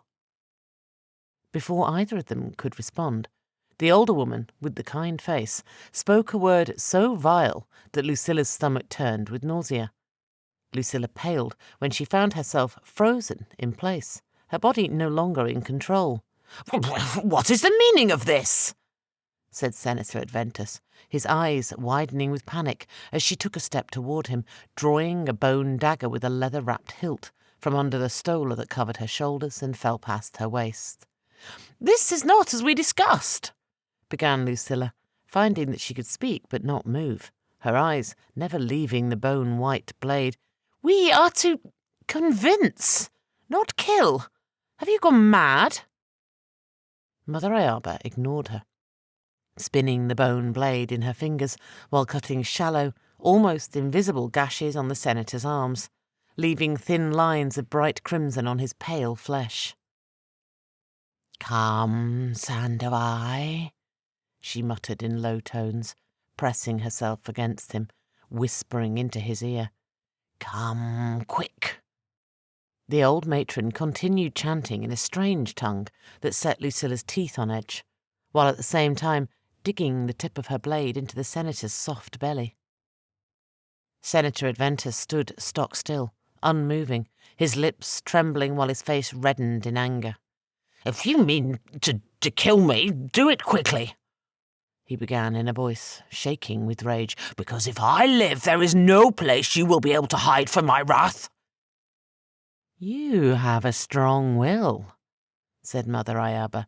"Few are able to speak through this weave, much less find the strength to offer empty threats." With the final chant, the blade flashed a bright white, and she plunged the blade into his belly, a shadow falling over the garden as if the sun had vanished to an eclipse. Whatever Mother Ayaba did to hold her in place vanished, and she managed a step toward them that almost threw her to the ground, while beads of sweat rolled down her brow. "You monster!" Lucilla stammered. "No monster," said the matron in a thin, reedy voice, pulling the blade from his stomach in a shaking hand. Lucilla gasped in shock when the weapon came away bloodless, the white bone blade unstained. "Just a person willing to do what is necessary." The senator's eyes flashed from cobalt to crimson, shifting from one colour to another with every heartbeat, until, finally, he blinked, and they became a milky white that covered not only the iris but the entire pupil. "What have you done to me?" he said, drawing in a shuddering breath, running his hands over his belly. "I have returned to you the fires of youth," she said, the bone dagger vanishing under her shawl just as quickly as it had appeared. Senator Adventus spun in place, his laugh booming across the rolling hills. "I feel like I could fight 10 men!" "What did you do to him?" asked Lucilla, catching herself on the table, able to move again. "I have given him a gift. The strength to fight with us, if he so desires," she said, in a cracking voice, the kindly smile returning to her face. "I will," said the senator before Lucilla could say another word. "I and everything I have is at your service. Together we shall remove this tyrant and return Rome to its former glory. Greater glories." Mother Ayaba pulled her woolen hood over her head, her shoulders rolling in on themselves, leaving her looking old and frail. "Good. Then I will call on you when the time is right," she said, turning to face Lucilla and speaking in a voice that cracked with each word. "Come, Augusta. We have many more senators to visit if we are to put you in your rightful place as ruler of this great empire." Senator Adventus gave her an approving nod while he spun in place, laughing like a child. Watching the old woman vanish into the house, she replayed the events in her mind, her belly churning with fear at what madness she had gotten herself into. Chapter 5. Power and Grace. Narcissus raised his head to the dark sky, breathing in a lungful of cool air before ducking through the entrance of the crumbling insulae, following Issy and Lilith up the gloom-filled stairwell. "What kind of rat-infested hovel is this?" It looks like it's about to fall over, he growled, wiping away the rainwater dripping from his short beard while climbing the crumbling stairs 2 at a time, every muscle tense while he looked everywhere at once. "The choice is not mine," squeaked Izzy over his shoulder. "This is where my contact told me to meet." "I'm starting to regret my decision to not simply sell you," said Lilith from up ahead of them. "I grow tired of these dead ends and angry contacts who only speak to you because you owe them denarii. If anyone will know where this empress sister had been spirited to, it will be this man, I swear." Narcissus crowded in at the top of the landing with Lilith and Issy, gagging from the smell of the old sailor's salt-stained coat that stank of mildew and sour sweat. "I wish to find Lady Lucilla, but I fear for Vesper," he said, reaching out through their bond, a smile coming to his face when he felt that she was sleeping on comfortable sheets. The sensation from their connection made it feel as if he were there at her side, drinking in her smell, her warmth. "She can handle herself far better than the rest of us," said Lilith, fighting with an oil lamp until the flame caught, pushing back the gloom and casting them all in a pale amber glow. "Which apartment, Izzy?" "This way, down near the end," he said, bopping his head and then leading them down the dingy corridor past several apartments until stopping in front of a flimsy wooden door that looked like all the others. "This should be it." "I know she can take care of herself," began Narcissus, pushing him aside while he ran his palm up and down the door that barred their path, worried that if he pushed his shoulder against it with any kind of force, the entire building might come down on his head.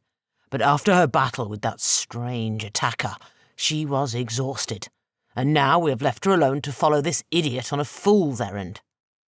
"Don't worry," said Lilith. "The senator's country house is far from any major roads. I doubt anyone would find her. That's the reason we chose it." When Vesper had vanished with the stranger, Narcissus had feared the worse. But by the grace of the gods, she had returned to him not long after, exhausted yet exuberant. Asking for time, they had returned to the country home that served as their base of operations since they had stolen their freedom, while he and Lilith continued the search for Lucilla, so far with little to show for it. "Step back," said Narcissus, putting his shoulder to the door, splintering the ancient wood with little effort. Pushing his way through the rotted wood, he entered a graffiti-covered room filled with broken furnishings and garbage piled high in the corners. Empty, except for a few rats that sniffed at him before returning to poking through the filth in the room. Spinning on his heels, he glared at Issy until he looked away, the sailor's face reddening in shame.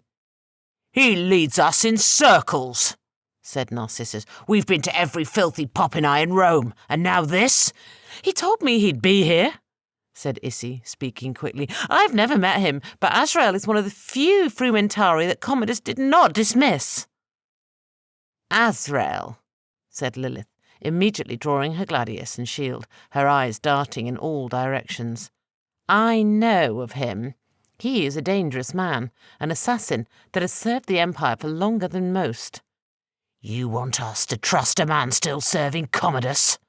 asked Narcissus with a frown, towering over the stinking sailor. "There is a reason Commodus could not get rid of him. It is said that only the dead know his face," said Lilith. "We must go. Go now." Narcissus flinched, throwing Issy an angry look before continuing. "I will break every bone in your stinking body for this." "I didn't betray you, I swear," he said, raising his hands defensively as Narcissus took a step closer to him. "He told me he knows where she is, that he would lead us to her." "You're a bigger fool than I thought," said Narcissus, reaching for his throat, halting when Issy glanced at something behind them, his eyes shooting open and his weathered face paling. Without thinking, Narcissus spun to his right, putting his back to the wall just in time to avoid the dart that buried itself deep into Issy's chest, a hollow rattle escaping his throat as his body crumpled to the floor. Adrenaline pumped through Narcissus's, every muscle tense as he scanned the gloom for the source of attack. He caught the glint of steel and dove to his right, just as a black-clad man, with his face hidden, erupted from the shadows, his oversized cloak billowing like it was caught in the wind, concealing his movements as his blade flashed towards Narcissus's heart. "Azrael!" shouted Lilith, stepping in front of Narcissus, her shield blocking his gladius just before it pierced his chest. The clash of steel deafening in the small room. "What is the meaning of this?" "Tying up loose ends," he said, glancing at Issy's fallen form, "and collecting on a profitable bounty."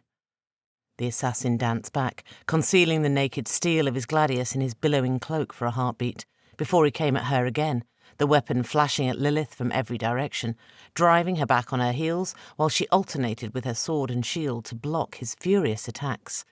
"The only loose thread cut today will be your life," said Lilith, ducking behind her shield while charging at the assassin, catching only air and shredding bits of the billowing cloak as she raced past him. "I expected more from the great Lilith," he mocked, flowing around her to strike at her back. "You're slow, so weak." Lilith somehow blocked his swing with a desperate reach over her shoulder with her gladius.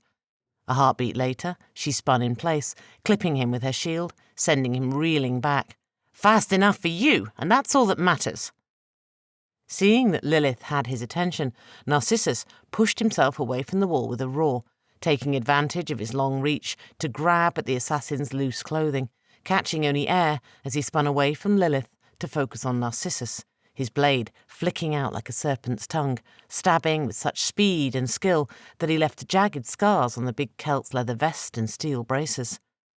Narcissus raised his arms in an X to block a vicious blow when Azrael fainted, twisting his body to catch Narcissus in the belly with a heavy boot, quickly followed by an elbow to the centre of his chest that doubled him over, blasting the air from his lungs. The assassin moved to finish him when Lilith slammed into his back with her shield, driving him toward the wall. Instead of resisting, he used their combined momentum to run up the wall, flipping back and landing behind the former Jambe. Lilith started to turn, but he was faster, his blade cutting low and slicing into her hamstring, sending her crumpling to the floor with a screech of agony. "All too easy," he said, drawing back his gladius for the killing blow. Just as the blade was about to pierce her back, Narcissus threw himself between them, catching the thrust on his flank, the razor-sharp gladius ripping through leather and flesh with ease. Azrael's eyes shot open in surprise as they stumbled along, the pair of them falling into a heap of twisting bodies and blood. "I don't think so," said Narcissus, locking the other man's forearm in an iron grip. When he tried to pull out his blade, slamming a meaty fist into the bridge of Azrael's nose, sending his eyes rolling back in his head. "Narcissus, are you still alive?" shouted Lilith in a strained voice. "Or are you just taking your time with Azrael? They say you always enjoyed killing slowly." "I am here," grunted Narcissus, his breath catching in his throat when he shifted his weight to roll on his back. "But I should be dead for my foolishness." "Is Azrael dead?" Narcissus sat up, pressing his hands tight against the wound while the room spun. "He lives, but I may just kill him out of spite for putting this blade in my side." "Don't pull it out." Narcissus rolled his eyes, standing to his full height on shaking legs, slamming a heavy boot into Azrael's belly for good measure. "Of course not, woman," he growled. "You think this is the first time I've had a blade in my gut? I'll live, although I will need a trip to the medicus." He walked over to where Lilith lay in a pool of her own blood, her normally beautiful face twisted in a mask of agony. "He's dead," she said, pointing at Issy's fallen form with her chin. Cursing, she put her back to the wall while tearing away bits of her stola to make a bandage, deftly tying the material around her bleeding thigh. "No great loss," he said, frowning at the fallen sailor, "although our path to find Lucilla has once again ground to a halt." Lilith shook her head, a wry smile coming to her face. "Issy was always a fool, but there was wisdom in hunting down Azrael. There probably isn't much that goes on in the Empire that he doesn't know. We just have to find a way to make him talk." Narcissus glanced down once more to the blade in his flank, a feral grin coming to his face. I will make him talk." "Good. He has a lot to pay for," said Lilith. "Help me up so we can get out of here. Azrael usually works alone, but it's best if we don't take any chances." He sneered at her outstretched hand, shaking his head. "You have another leg. Use it." "You would save my life and then leave me to die in my own blood," she said, gritting her teeth while using the wall to push herself up. "And yet my daughter thinks you're noble, so honourable." A low chuckle escaped his throat as he limped back to the fallen assassin, ripping away parts of his dark cloak to start binding his arms and legs. "I am, just not with the likes of you. After that day in the house of Bacchus, I swore I would never let you touch me again, and I intend to keep my oath. I did what I did to survive," snarled Lilith, glaring at him. "Not that a simple-minded barbarian like you would understand. Simple-minded enough not to care what you think of me." Lifting the assassin, he slammed his fist to his face once more for good measure, nodding in satisfaction when his head rolled back and forth. "But having the wisdom never to trust a treacherous snake like you ever again." "Very well, I'll do it myself," said Lilith, dragging herself to Issy's corpse, unbuckling the fallen sailor's scabbard and sword and placing the tip on the floor, her face an unreadable mask as she adjusted her weight to walk with the makeshift cane. "I always have, and it seems I always will." Ignoring her, Narcissus bound Azrael's arms in strips of his own cloak, then did his best to wrap the wound on his flank. The assassin groaned when Narcissus bent him backward to bind his legs and arms together, and in a moment of curiosity, he pulled down his mask. Narcissus choking on his tongue when he saw a familiar face. "By the gods, I know this man!" "Who is he?" asked Lilith, limping to his side and staring at Azrael with a blank look on her face. "Jacob," he grumbled, shaking his head in confusion. "He's the medicus at Ludus Magnus. Or at least he was before the revolt. I've known him for years. He saved Vesper's life." Lilith's brow shot up, and a smile creased her face. A Jewish slave posing as a medicus is, in truth, one of the greatest assassins to have ever wielded a blade. Impressive. "We should get back to Vesper. Maybe she might be able to convince him to help us. He was always kind to her." "For once we agree. Let us pray that he has the answers we seek, and that, for Lucilla's sake, she lives long enough for us to find her." Chapter 6. Paths. Lucilla paced the opulent room in a fury, cursing herself for her stupidity. In her desperation to be free of Commodus and his madness, she had traded one tyrant for another, traded one cage for another. After months living in squalor, she was once more surrounded with everything worthy of her station, but it was just a prettier cage than the one beneath the Colosseum. Gilded mirrors reflected her beauty at every turn, while colourful dresses and stolas dyed in the rarest of colours filled the wardrobe. The massive bed she slept in, the fine chairs she sat upon, even the cushions scattered around the room were covered in fine silk that must have cost a Caesar's ransom. Each day she dined on fine foods prepared to perfection, washing it all down with rare vintages of wine that dazzled her tongue, all available at the ring of a tiny brass bell near the door, instantly summoning a dozen slaves who would rush to do whatever she wished. But she could not come and go as she pleased, leaving her room only when Mother Ayaba summoned her. The time she had spent with the old woman had terrified her, and Lucilla woke most nights in a cold sweat, the words of the matron's ritual still ringing in her ears, while she clutched at her chest, searching for the bloodless wound that the Sandawai woman had left in the hearts of every senator they had visited together. What worried her the most was the reaction of Rome's most powerful men.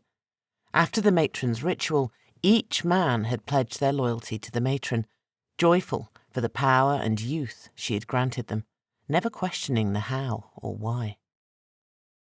Drawing in a deep breath to calm her mind, Lucilla glided over to the open window, gazing out over the empty garden, wondering for the 1000th time where she was. The flora was typical of a country villa, where most Roman patricians lived when they were not city-bound. Decorated with roses, oleanders, lilies, and amaranth, while other plants served to grow the more common vegetables that were part of the Roman diet, beans, olives, and peas. But Lucilla never saw a single soul working. In fact, it was clear that the garden was the domain of Mother Ayaba, with even Kubwa, the man with the red mask, entering only when summoned. Beyond the garden was only wilderness, with not even a road in sight, much less travellers. The longer she stayed, the more she regretted her decision to work with the Sandawai matron. Her desperation for freedom, her desire to remove her brother from power, had thrown her into an impossible situation, and now, with the perspective of time, she decided that escape was her only option. Steeling her nerve, she rang the brass bell, her pulse quickening when she hefted a clay lamp near the door, and waited. A few moments later, the young man who served as her valet opened the door with a pleasant smile plastered across his face. Terrified of losing her will to do what she had to, Lucilla closed her eyes and swung with all her might, a screech escaping her lips when the lamp struck something hard, the clay shattering in her hands as her heart beat out of her chest. "Apologies," she whispered to the fallen valet when she opened her eyes at last. Fighting her first impulse to help him, she instead knelt at his side, prying a brass key from his hand, and then sneaking into the empty hall, her eyes darting in all directions. Lucilla found herself walking down a colonnade with closed doors to her right, while overlooking the main atrium to her left. The large room was usually where guests entered, and it was decorated to impress.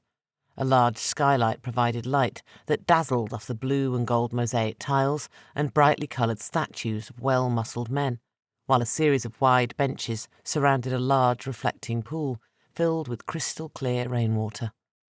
Tearing her eyes away from the beautiful entryway, she rushed past the marble columns, hunting for stairs that would take her down, or an open door that would lead to, "Lady Lucilla, what are you doing out of your rooms?" Lucilla's eyes snapped open in fear, and for a heartbeat her mind raced to find a lie as to why she was out of her rooms. But then she remembered who she was and the role she'd assumed for her entire life. Drawing in a deep breath through her nose, she turned slowly, raising a fine eyebrow at the female slave gliding toward her. "This is totally unacceptable," said Lucilla, pushing out her chin while glaring at the girl. The girl slid to a halt, her liquid brown eyes widening with shock. "Apologies, Domina," she said automatically. "What? I should have all of you whipped," she interrupted, looking the girl up and down with an appraising glance. She was young, with the caramel-coloured skin, dark hair, and round features found in slaves from the East, Anatolia or Syria, and having the timid look of someone who had been a slave since childhood. "Domina, please," she began, prostrating herself while spreading her arms wide. "What have we done to offend you?" "One of you filthy slaves came to my room, drunk," said Lucilla, "pawing at me like an animal. I was forced to punish him myself." The slave pressed her lips together, shaking her head in confusion, before continuing, "That should never have been permitted. I will speak to Mother." "You will do no such thing," said Lucilla. "This is beyond your station. I will speak to the matron myself. Where is she?" "Lady Lucilla." Lucilla stepped forward, towering over the girl. "Augusta!" "Apologies, Augusta," she said, raising her hands above her head protectively. "But I can tell the matron you were part of this foolishness, or I can forget you interrupted me. Which do you prefer?" The girl's lips quivered, and she looked away, her hands tying in knots. "Please, Domina, I want no part of this." "Good! Now go on with your task, and I will try to forget you interrupted me." "Gratitude. You are a beacon of kindness, Domina."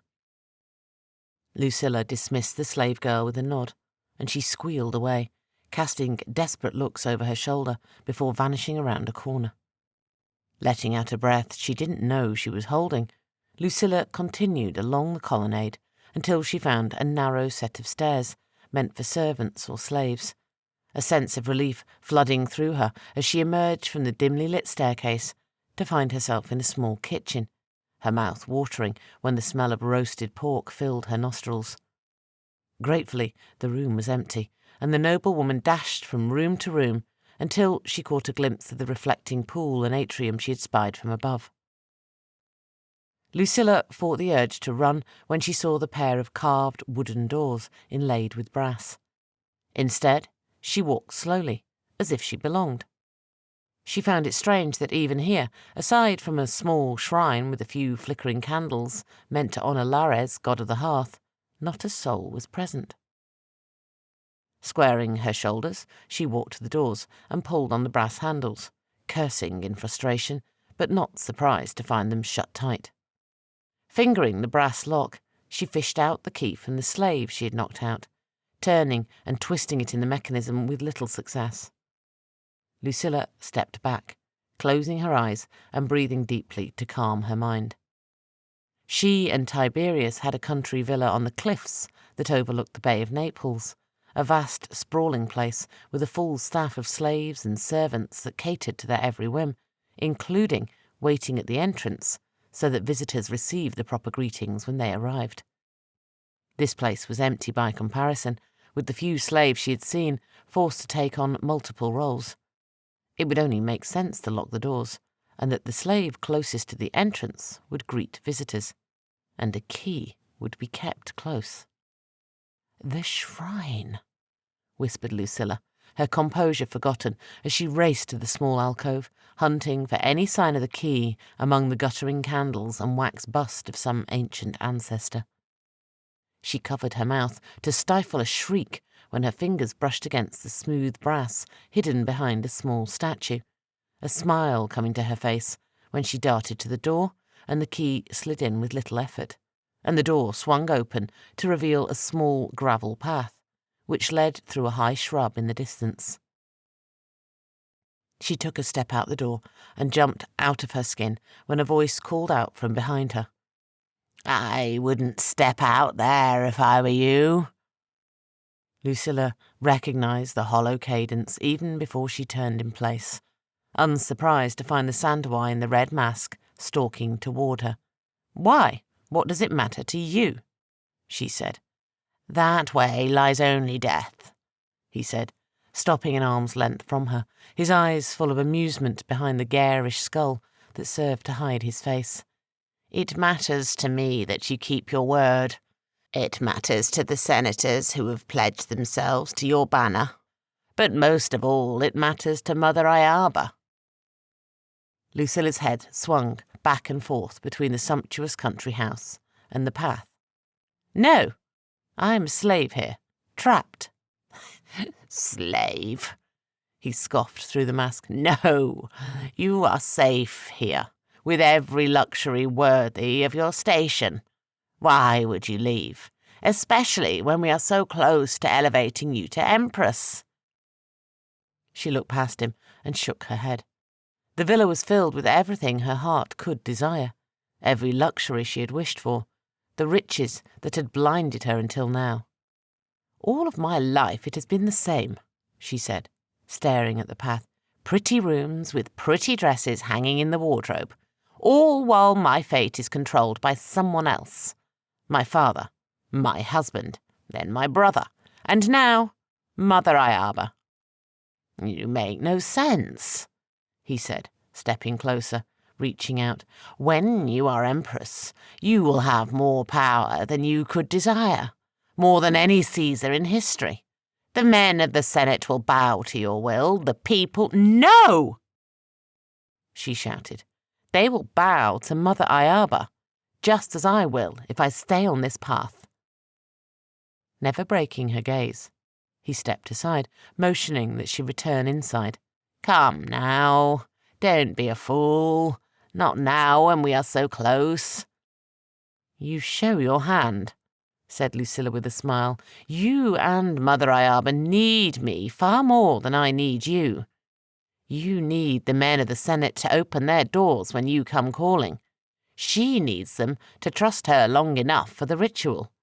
To all of our benefit," he said, spreading his arms wide. "Now, come back inside, or I will make you." Gazing down the path that led to the unknown, she took a step back. It was clear to her that even if they made her Augusta, nothing would change, except for the size of her gilded cage. The unknown path would be a life without the comfort she had grown accustomed to, maybe even to her death, but it would be a life that was hers. No! The man in the mask lunged for her, and Lucilla bolted, the world around her a shifting blur, as she pumped her legs as fast as they would go. "Don't go beyond the hedge!" screamed a high-pitched voice from somewhere behind her. Worried that he was closing in, Lucilla pushed herself harder, her heart racing faster in an adrenaline-fueled mix of fear and exhilaration. Reaching the hedge, she ignored his warning and blasted beyond the green wall of shrubbery, stumbling, staggering, almost falling, when, instead of finding herself racing up and down the green, rolling fields that she had seen from her window, the gravel gave way to a dull, grey cobblestone path that stretched off into the gloom. "Where am I?" she whispered, a chill running through her when the keen wailing of distant screams reached her ear. "Did you think this was some simple country villa?" began the masked Sandawai, his chest heaving as he emerged from the tall green hedge. "Did you think you could just walk out the door and return to your life?" "This is how you took me from the prison, the place between," she said, her eyes falling on the ash-coloured earth just beyond the cobblestone path. "Yes," he said, the skull covering his face, looking far more terrifying when reflected in the dim light. "And as you can see, you have nowhere to go without me, without us." Lucilla grit her teeth together, her nostrils flaring as she glared at him. "I would give you a painful death if I could," she said, raising her chin. "You deserve no less." "Enough talk. The game is done," he said, followed by a shout of power she knew well, a word Mother Ayaba used with every senator they had met. Lucilla gasped when a jolt coursed through her, her limbs going stiff, the air blasting out of her lungs as she fell hard, twisting at the last moment to land on her side instead of her face. "Poor Lucilla," mocked the masked Sandawai, appearing above her as she gasped for breath. "We had so much hope for you, that you would be part of our great crusade. But if you cannot do this of your own free will, then we will have to force you." Without another word, he straddled her, sitting on her chest, showing her a bleached bone dagger with a leather-wrapped hilt. The hair on her arms stood on end when he shouted a single vile word, a word that began the ritual she had witnessed dozens of times. With deft hands, he carved shallow cuts on her skin, drawing jagged, square symbols up and down her arms and upper chest, his masterful cuts leaving a trail of blood dripping down her pale flesh, while he chanted in his strange, halting tongue, the sky above him flashing a bright white as jagged bolts of lightning fell in the distance. He drew the final rune on her shoulders, calling on ancient power as he raised the dagger above his head. Lucilla had witnessed the ritual often enough to know what to expect and when he was vulnerable. The moment the blade flashed with a pale light, the force binding her vanished, and she made her move. With all her might, she punched him in the groin with one hand while slamming him under his chin with the other. He fell forward, and Lucilla wasted no time, twisting her hips to throw him off her. "Fool woman, you'll pay for that," he shouted in a voice she knew well. Lucilla rolled to her feet, ignoring the pain in her arms and shoulders as she turned to face him, an icy chill running through her when she saw that his mask had fallen away, revealing a familiar face. "By the gods! Magnus! How?" The weak-chinned senator sneered at her, his gaze falling on the discarded mask. "Do you think this matters?" he said, touching his face. "You won't remember any of this once I'm done with you." "No, I have one final play, she whispered, a wide smile creasing her face as she stepped off the path, a piercing cold running through her body, threatening to shatter her bones. "No!" he screeched behind her. "If you leave the path, you'll be lost forever among the damned." "Then I will be damned," she spat back at him, straightening her spine as she put one foot in front of the other, unflinching, while lightning flashed overhead and thunder echoed in the distance, his voice fading the farther she drifted from the path, the screams of the damned growing louder with each step, calling her name over and over. She never faltered, her chin raised high as she strode to eternal damnation. Chapter 7. Masks. The greatest assassin in the Empire, masquerading as a common medicus. It's almost impossible to believe. Great enough to fool the great Lilith, spat Jacob. Vesper's jaw fell open, seeing the rail-thin man in a new light as he fought against the thick rope binding him to the chair. "But you were always so kind, and you saved my life," she said, wrapping her arms around herself. When her mother and Narcissus had brought the unconscious medicus to Senator Sabinus's villa, she was sure it was to help the man. But when they dragged him to the storage room and bound him, she frowned in confusion, only understanding when the former medicus woke. Jacob bowed his head, his anger vanishing when their eyes met. "Yours was a life worth saving, my dear," he said, the easy smile she knew returning to his face. "But these Romans, for what they did to my family, to my people, they all deserve the death I have delivered to them." Narcissus crossed his arms over his massive chest, grinning with amusement. "Azrael, I know this name from your Hebrew texts. You hardly look like the angel of death, Jacob." "Why, because I'm a skinny Jew?" he snapped, struggling against the coarse rope binding him to the chair. "Or because I fooled you for years?" "Both, I guess," said the big Celt with a shrug. "But you never had the look of a cold-blooded killer." Jacob threw back his head, and a shrill laughter filled the small storage room. "Then I succeeded in my intent." "Why the charade? Why not—" "None of that matters," said Lilith, leaning in close to the assassin. "You live only for the information you can provide, so tell me, where is Lucilla?" Jacob raised an eyebrow. "The Emperor's sister. The only thing I know about her is that I should have killed her when I had the chance," he said, raising his chin. "That day in the infirmary when Vesper was injured, she was so close. It would have been easy. A quick twist of my blade, and another worthless Roman would have fallen to me. Why would I help you find her? She's just as bad as her wretched brother."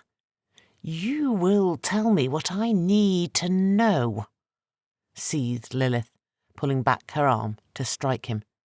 "No," said Vesper in a soft voice, catching her mother's arm before the blow could land. "I owe this man my life, and I told you, I will not do things your way. I will not make your mistakes." Lilith glared at her with open rage, fighting against Vesper's grip. "He would have killed us today, daughter. Look at my leg, at the wound on your kilt. Stand down, mother." Her mother flinched as if she'd been struck, before bowing her head in subjugation. "Your soft heart will cost you your life one day, or worse, the life of someone you love." "On that day I will mourn for the loss," she said, pushing her mother's hand away. "But until that day, I will be better than you ever were." Jacob cocked his head, a half smile crossing his face as he watched the exchange. "It was not personal. I only wished to collect the denarii. Only a fool would pass on such a lucrative bounty." "Then I'll make you a simple offer," said Vesper. "Forget all about us, and we won't tell the Empire who you really are. I'm sure the Frumentarii would love to know that their best assassin is a Jew, More so that he takes pleasure in killing Romans. You would only hasten my death, and you're not that kind of person, he said, smiling at her. I can see it in your eyes. Vesper pressed her lips together, her eyes meeting his, as she looked for a way to reach him. Jacob, please. Lucilla is not like her brother. She has done everything in her power to help us overthrow him, and now she has paid the price. She got what she deserved for her conniving Roman ways, he spat. She came closer to him, laying a hand on his shoulder. You know that's not true, Jacob. Not every Roman is a monster. Lucilla is a good person. Help us. If not out of doing the right thing, do it for me. You're wasting your time, said Lilith.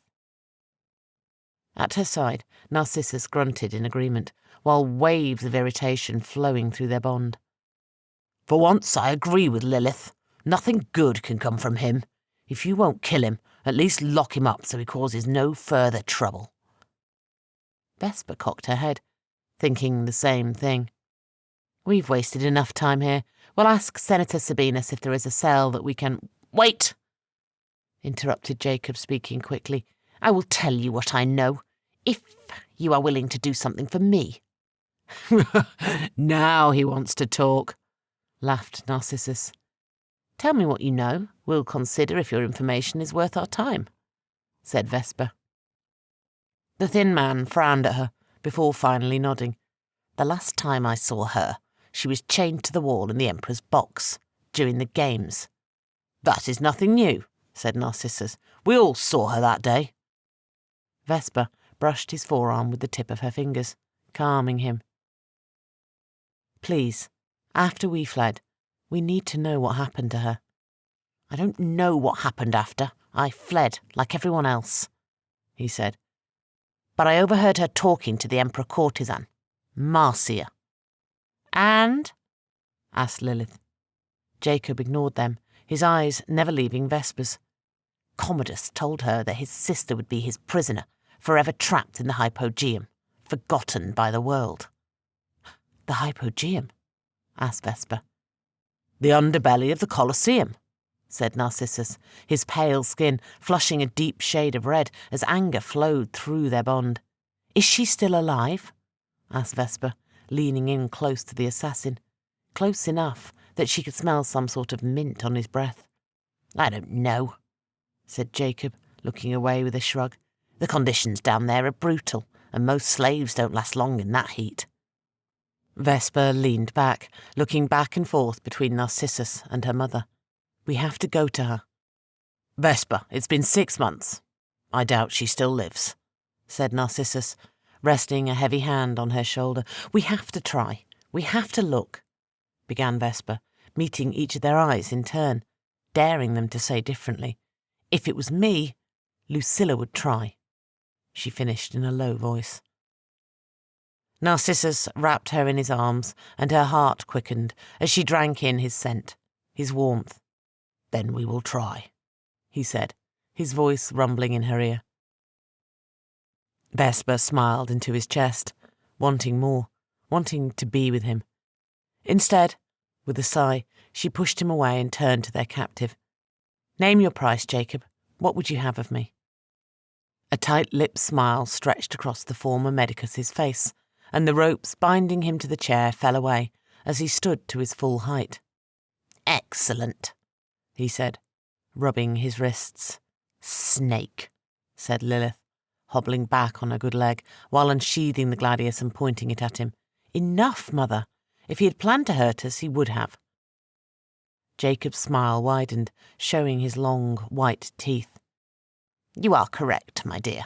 I swear by Almighty God that once I realised that it was you in charge, I had no intention of doing any harm. Then why the charade? Asked Narcissus.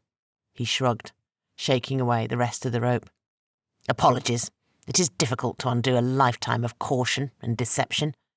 In any case, our goals are in alignment. You only need to provide distraction, and our bargain will be complete. And what would that be? Said Lilith, returning her weapon to its sheath, her eyes never blinking. How, in your crazed mind, do our goals align? In 2 days, every slave that attempted escape, along with those recaptured, will be executed ad gladium."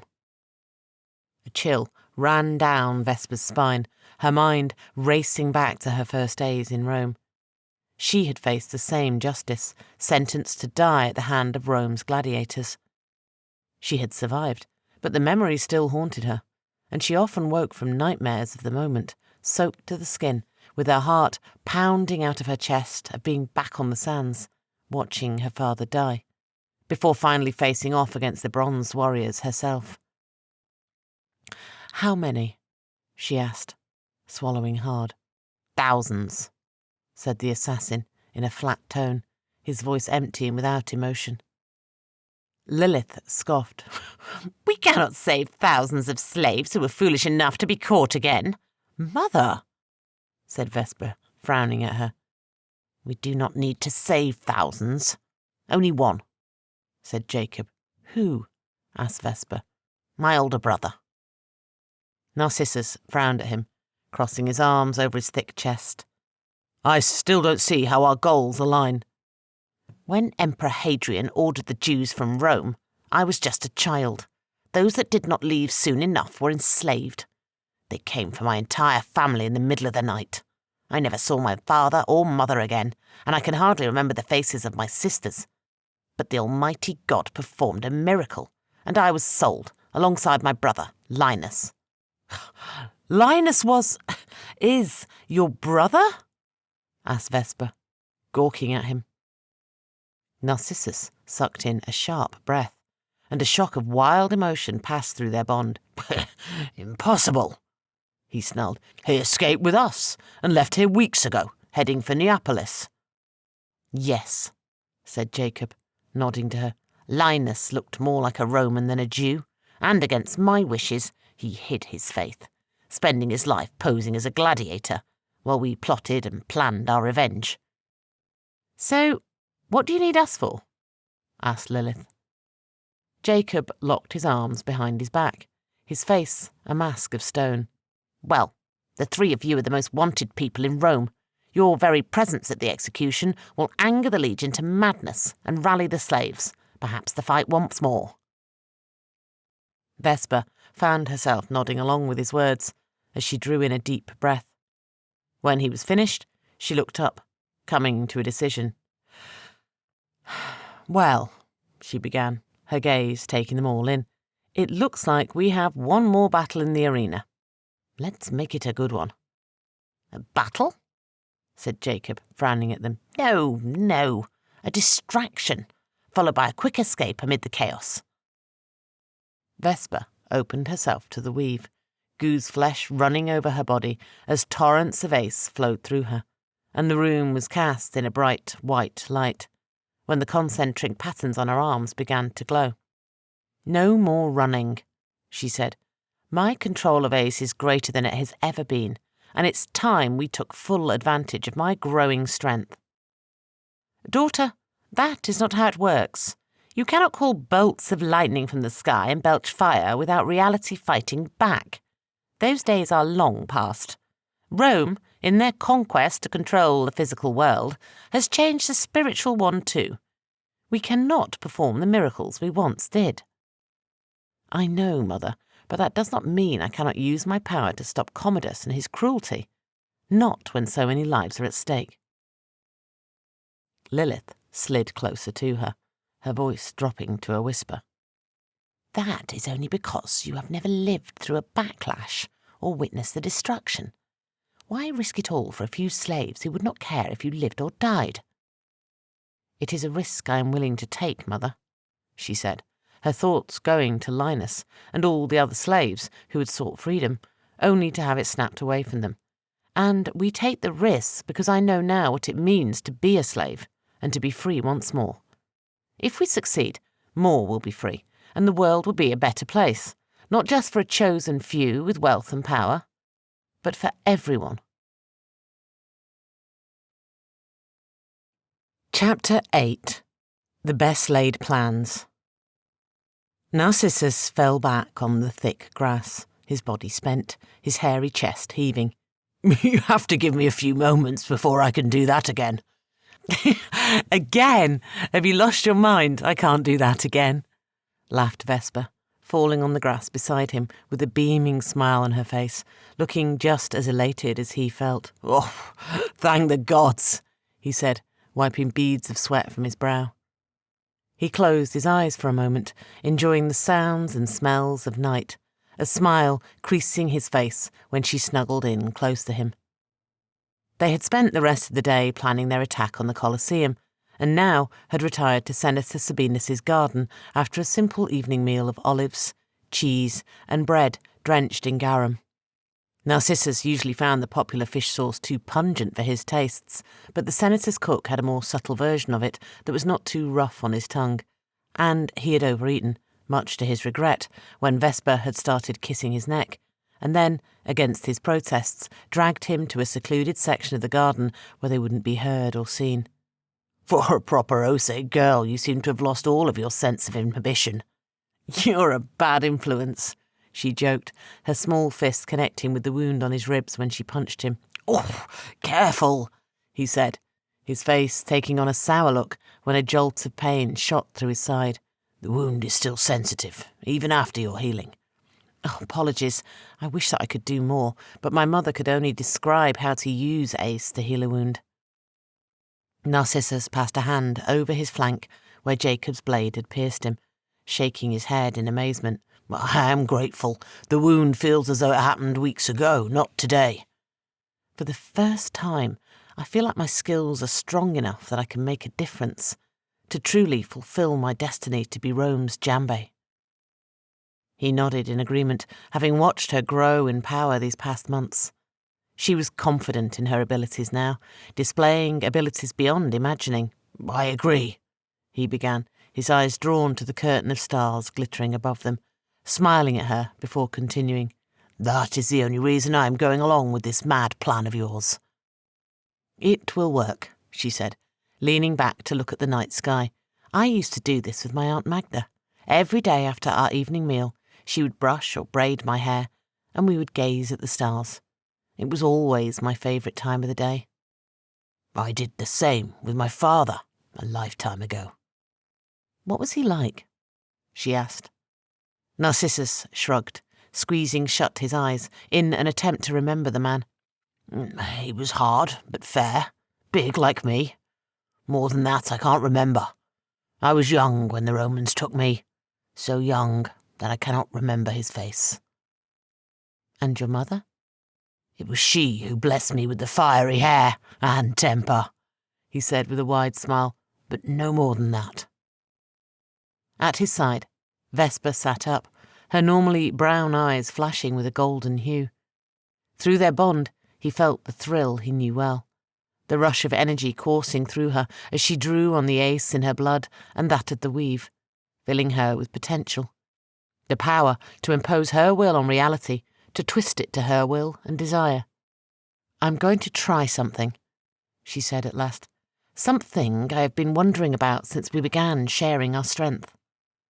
Vesper's voice fell to a whisper, and she began to sing, her words deep and sombre, thrumming through the garden in low tones that made him think of lonely plains under a cold, moonless sky. What? She said nothing more, but Narcissus was suddenly cold and then hot, his heart beating faster and then slowing, a jumble of emotions rushing through his mind while she continued to sing the song under her breath. He raised a hand to stop her when, with a rush, the world around him shifted. Do you see? She said, her voice shaking, her body beside him, stiff as a board. What am I seeing? He gasped, blinking in wonder when his eyes were drawn to the thin lines of emerald and gold that glowed bright against the dark of night. Look up, she whispered. By the gods, he said, his words catching in his throat. What is it? Vesper's fingers locked with his, and a pulse of joy came through their bond that made him want to sing at the top of his lungs. This is the weave, she began, at least part of it. This is what I see when I look at the sky, how the Osei and the Chosen see the world, when we choose to. Narcissus lost track of the infinite threads of light that flowed from the garden stretching to the night sky. In the distance there were more than he could ever count, flickering every shade imaginable. "It's all connected," he said, in a deep rumble. "You, me, the plants, people, even people I don't know, I can see it." "All of us," she said, nodding beside him. "This is the weave that makes up all of humanity, the tapestry of mankind, past, present, and future. And if you follow certain threads, we can connect with those we love, even if they are no longer with us." He opened his mouth to speak, but fell silent when she took his hand and guided him, following a pair of threads that flowed to a distant pair of figures on the tapestry that grew larger the longer he stared at them. "Father," he said, drawing in a sharp breath through his teeth when he realized their images were dim compared to the others around them. "Mother."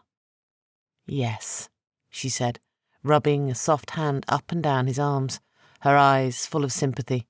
"But there are more, many more," she said. He could see that the threads connecting them to him were connected to others, familiar-looking men and women, many of them with the same fiery red hair, the same eyes and pale skin. "These are my kin, my clan." "You are not alone," said Vesper, in a hoarse voice, as the images in the sky faded. Narcissus tore himself away from the heavens to find that she was trembling, and her head was bowed with fatigue. "Apologies, that was more difficult than expected." "You have given me a wondrous gift," he said, looking once more to the night sky. "I have spent all my years in Rome thinking I was alone, a clan of one. But now I have you. I know that my family lives and that one day I may see them again." Vesper leaned against him once more, her fingers dancing among the hairs on his chest, sending shivers of pleasure up and down his body, and gooseflesh rising on his arms. "After the battle in the arena, once we find Lucilla, after we free Linus and the others, we can go to them. You can see your homeland once more." "That's not possible. Is it?" She rolled on top of him, cupping his face in her hands. "Everything is possible when we're together," she said, her lips brushing his. "Now that we are free, nothing can stop us." Narcissus stared deep into her eyes, doubting her words at first, thinking it impossible that after so many years he could go home. "Nothing can stop us," he said, pressing his lips to hers, their bodies moving together, despite his protests of only a few minutes ago. Lust, love, and hope driving them to greater heights, to greater joy. Chapter 9. Wandering. Lucilla ran, shambling half-blind into the cloying gloom, seeing only when the sky was brightened by jagged flashes of cobalt lightning, offering her the occasional sight of her goal, a series of towering mountains in the distance. When she had stepped off the cobblestone path onto the bone-chilling, barren earth, she had expected the damned to be waiting for her. Instead, she found only darkness and the voices, the haunting cacophony of whispers and distant wails calling her, urging her to come to them, to find salvation in those she once loved. The cold seeped into her bones, and after a time she lost all sense of time or scale, only knowing that she had to run, to race forward one step at a time, or she would certainly die. One moment she walked alone in the dark, unsure and full of doubt, the constant whispers keeping her nerves on edge. The next, when the sky was filled with brilliant flashes of lightning, leaving her feeling small, alone, and insignificant, twisting her hands in terror. The ground shook with a boom of thunder when the hairs on the back of her neck stood on end, a chill running up and down her spine when a familiar voice touched her ear. "My love, come to me." "Lucius," she whispered, her spine stiffening while her stomach clenched in knots. Lucius, her first husband, had died on the way back to Rome, food poisoning, she was told, by a Praetorian guardsman, who had escorted the body back to Rome for funeral rites. When they had shown her his emaciated body, black and shrunken, her sanity had cracked. Lucilla had spent months on end, lost in the house of Bacchus, drowning in wine and pleasures of the flesh, dreaming of a final touch with him. Now, in this barren place, she once again heard the deep timbre of his voice, the kindness, and she yearned for his hands on her, his lips on hers. "Is it really you?" "Of course, my love," said the voice she knew so well, from off to the side now. "I have waited for so long to hold you in my arms once again." Lucilla spun in a circle, ears straining as the voices grew in number, all of them echoing words of love and yearning, calling to her. Narrowing her eyes, she gripped her temples, desperate to see beyond the cloying gloom. "Stop! Please! Stop!" she shouted, in a shaking voice, wishing for a weapon of some kind. "Lucius, if it's you, please, my love, show yourself." A distant flash lit up the sky, and she clutched her chest in panic when she caught a glimpse of a throng of blank faces surrounding her. A horde of the dead beyond counting, shuffled closer with each breath. "No!" she shouted, when a pale hand, the colour of ash, reached out from the gloom, fingers hungry for her throat. "Get back!" At its touch, a brilliant flash blinded her, and a piercing scream erupted from her throat. Panic took hold, and Lucilla ran, her mind a jumble of screams and flashing light, while numbing cold threatened to shatter her bones each time a shade tore at her, their haunting wails growing louder as she pressed through. Lucilla did not know how she survived, but after an eternity of running, she somehow staggered free, finding herself in a circle of cold light near the edge of a slope that was covered in jagged rocks. In the distance, Lucilla could still hear the shades calling to her, Lucius louder than the rest. But the light was brighter here, the cool glow of the mountains somehow holding the shades back. Shuddering in relief, she climbed a little higher, clawing and scraping with bloodied fingers while her breath rasped in her ears, not stopping until she reached a tiny perch of flat rock. Here she could still hear the voices, but they were distant, easier to push from her mind. Scurrying away from the edge of her tiny plateau, she pressed her back against the rock wall. For the first time since she stepped off the cobblestone path, letting her guard down, her shoulders falling in relief.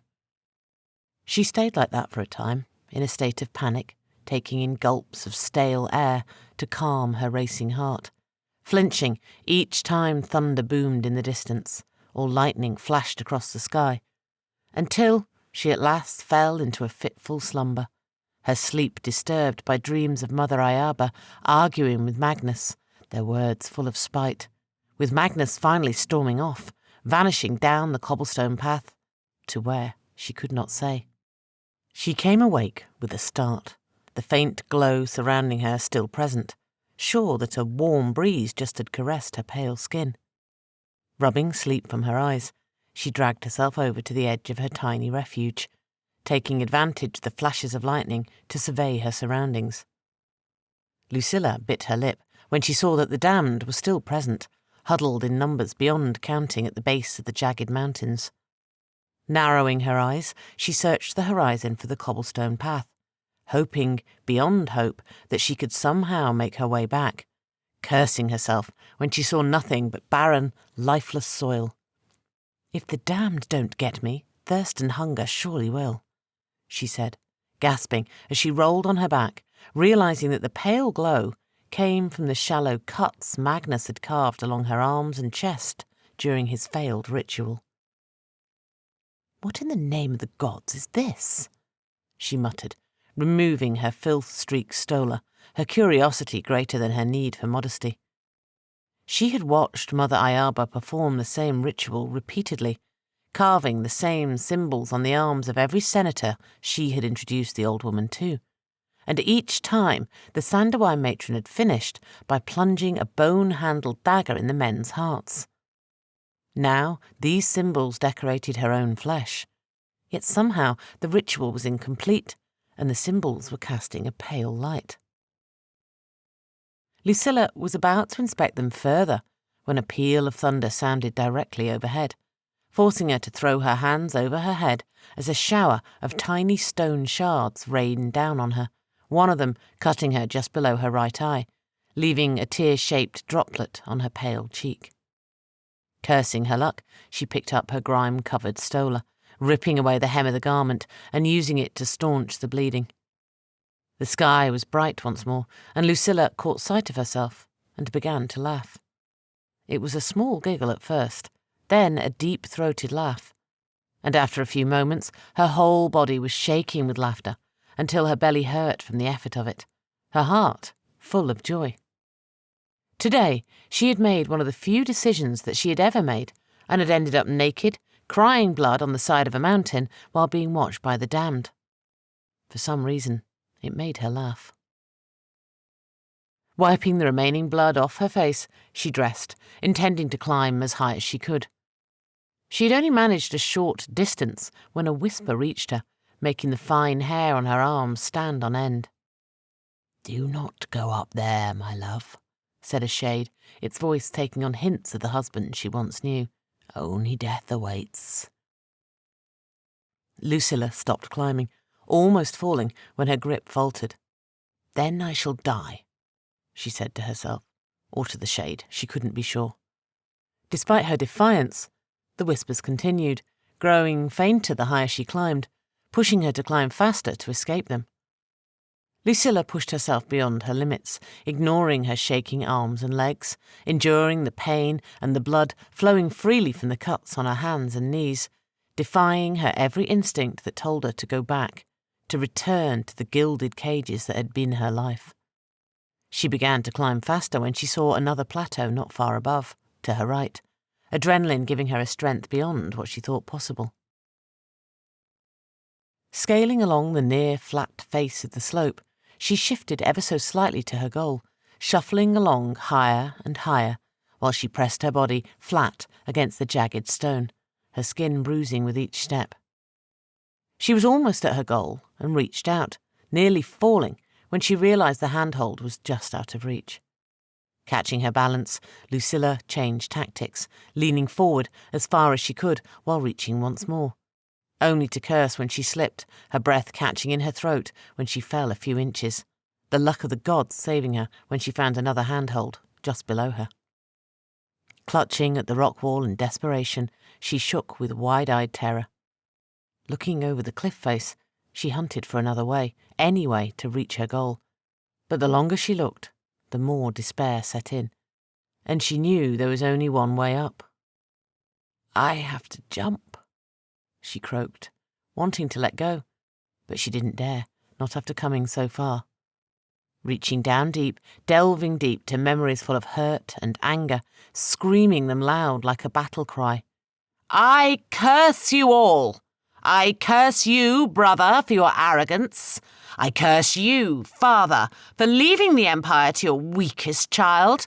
And I curse you, Lucius, for leaving me alone in this world."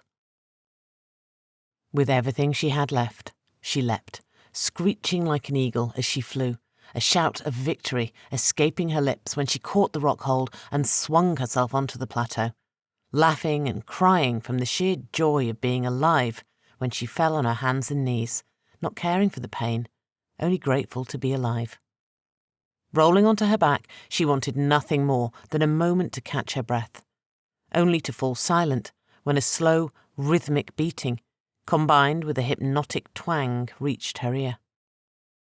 Thinking quickly, she flipped onto her belly, and was greeted with the sight of a large cave mouth, and from it, a warm, flickering glow called to her. She was not alone. Chapter 10. Vulgar Displays.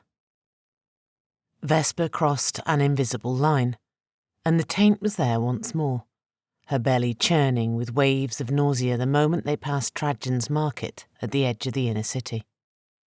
The massive brick shopping arcade, where almost any good or service could be purchased, no matter how rare or exotic. When she'd lived at the Ludus, she'd grown accustomed to the filth that permeated the weave, the corruption, but they'd been away long enough that she had almost forgotten it. Now she reeled against the oily feel on her skin and the rancid taste in the back of her throat. "I had forgotten the smell of this place," she said to Jacob, shuddering from the cold rain whipping past her, the woolen pallor she had thrown over her shoulders doing little to keep the deluge from soaking her to the skin. "And I doubt I will ever get used to the cold." The former medicus glanced up at the iron-grey sky, pulling tight the oversized cloak he wore to hide the scarred leather armour he wore underneath. "It has always been a foul place," he said, his lips turning down into a harsh frown. "As to the weather, this is nothing. You should see Britannia. It rains like this at the height of summer and doesn't get much warmer." Vesper frowned at him, her brows coming together. "And people live there? Willingly?" Jacob laughed, and for an instant she caught a glimpse of the pleasant man she remembered. The former medicus had saved her life, tending to grievous wounds, and she was having a hard time seeing him as an assassin. "I suppose they do," he said with a shrug. "I have spent more time in the northern reaches of the Empire than I ever wanted to, and almost none in the African provinces from where you hail. Don't you have a winter season?" "Not like this," she shouted, dodging past a wagon loaded with jugs of oil, its heavy wooden wheels making a terrible racket on the cobblestone road. "It's warm, like the rest of the year, just wet." "Careful, there is a patrol up ahead," he snapped, picking up his pace, so he passed the legionnaires on the other side of a loaded wagon, concealing him from their sight. "You're good at this," she said, following his lead step for step. "This mad endeavour will be for nothing if they spot us, worse still if you get caught." Vesper nodded in agreement. It was one of the reasons she travelled with Jacob, while Narcissus entered the city after them with Lilith, much to the big man's annoyance. Commodus had proclaimed them to be leaders of the slave revolt, and as such, their descriptions were known to every legionnaire in the city and beyond, so it was safer to travel apart. "I doubt anyone will notice it in this crowd, certainly not with this rain." "Just keep your head down," said Jacob, threading his way through the crowded street. Vesper followed his instructions, bowing her head against the elements while trying to blend in as they passed through the Forum Romanum, a large, rectangular plaza that was once the heart of Roman public life. At the height of the Republic, the Grand Square was used for public discussions, criminal trials, and elections, but with the advent of the Imperial Age, the open square was surrounded by important government buildings of all kinds. Vesper caught herself gawking at the towering pillars that were evenly spaced, each of them made of fine marble and topped with golden statues of Rome's praetors and generals, men who achieved enough glory for the empire to be deified or honoured here. A shudder of fear ran through her when they passed the Curia Julia, the seat of the Roman Senate, where Commodus, in his madness, had sentenced her and Narcissus to fight to the death, and she was grateful when they passed through the Victory Arch of the great Caesar Augustus, leaving the square and the memory behind. When she caught sight of the Colosseum in the distance, her shoulders hunched up, and the tension returned just as quickly as it had passed. "I don't know if I can do this," she muttered to Jacob, walking close enough to him so that only he could hear her words. "I've never tried drawing on so much ace on a grand scale, especially when mired in the filth of the city's taint." "I don't understand your witchcraft, but it's too late. Our plans hinge on your skills," he said with a smirk, his focus on their destination never wavering. "Besides, having doubts is good. Only fools walk into a lion's den without fearing the lion."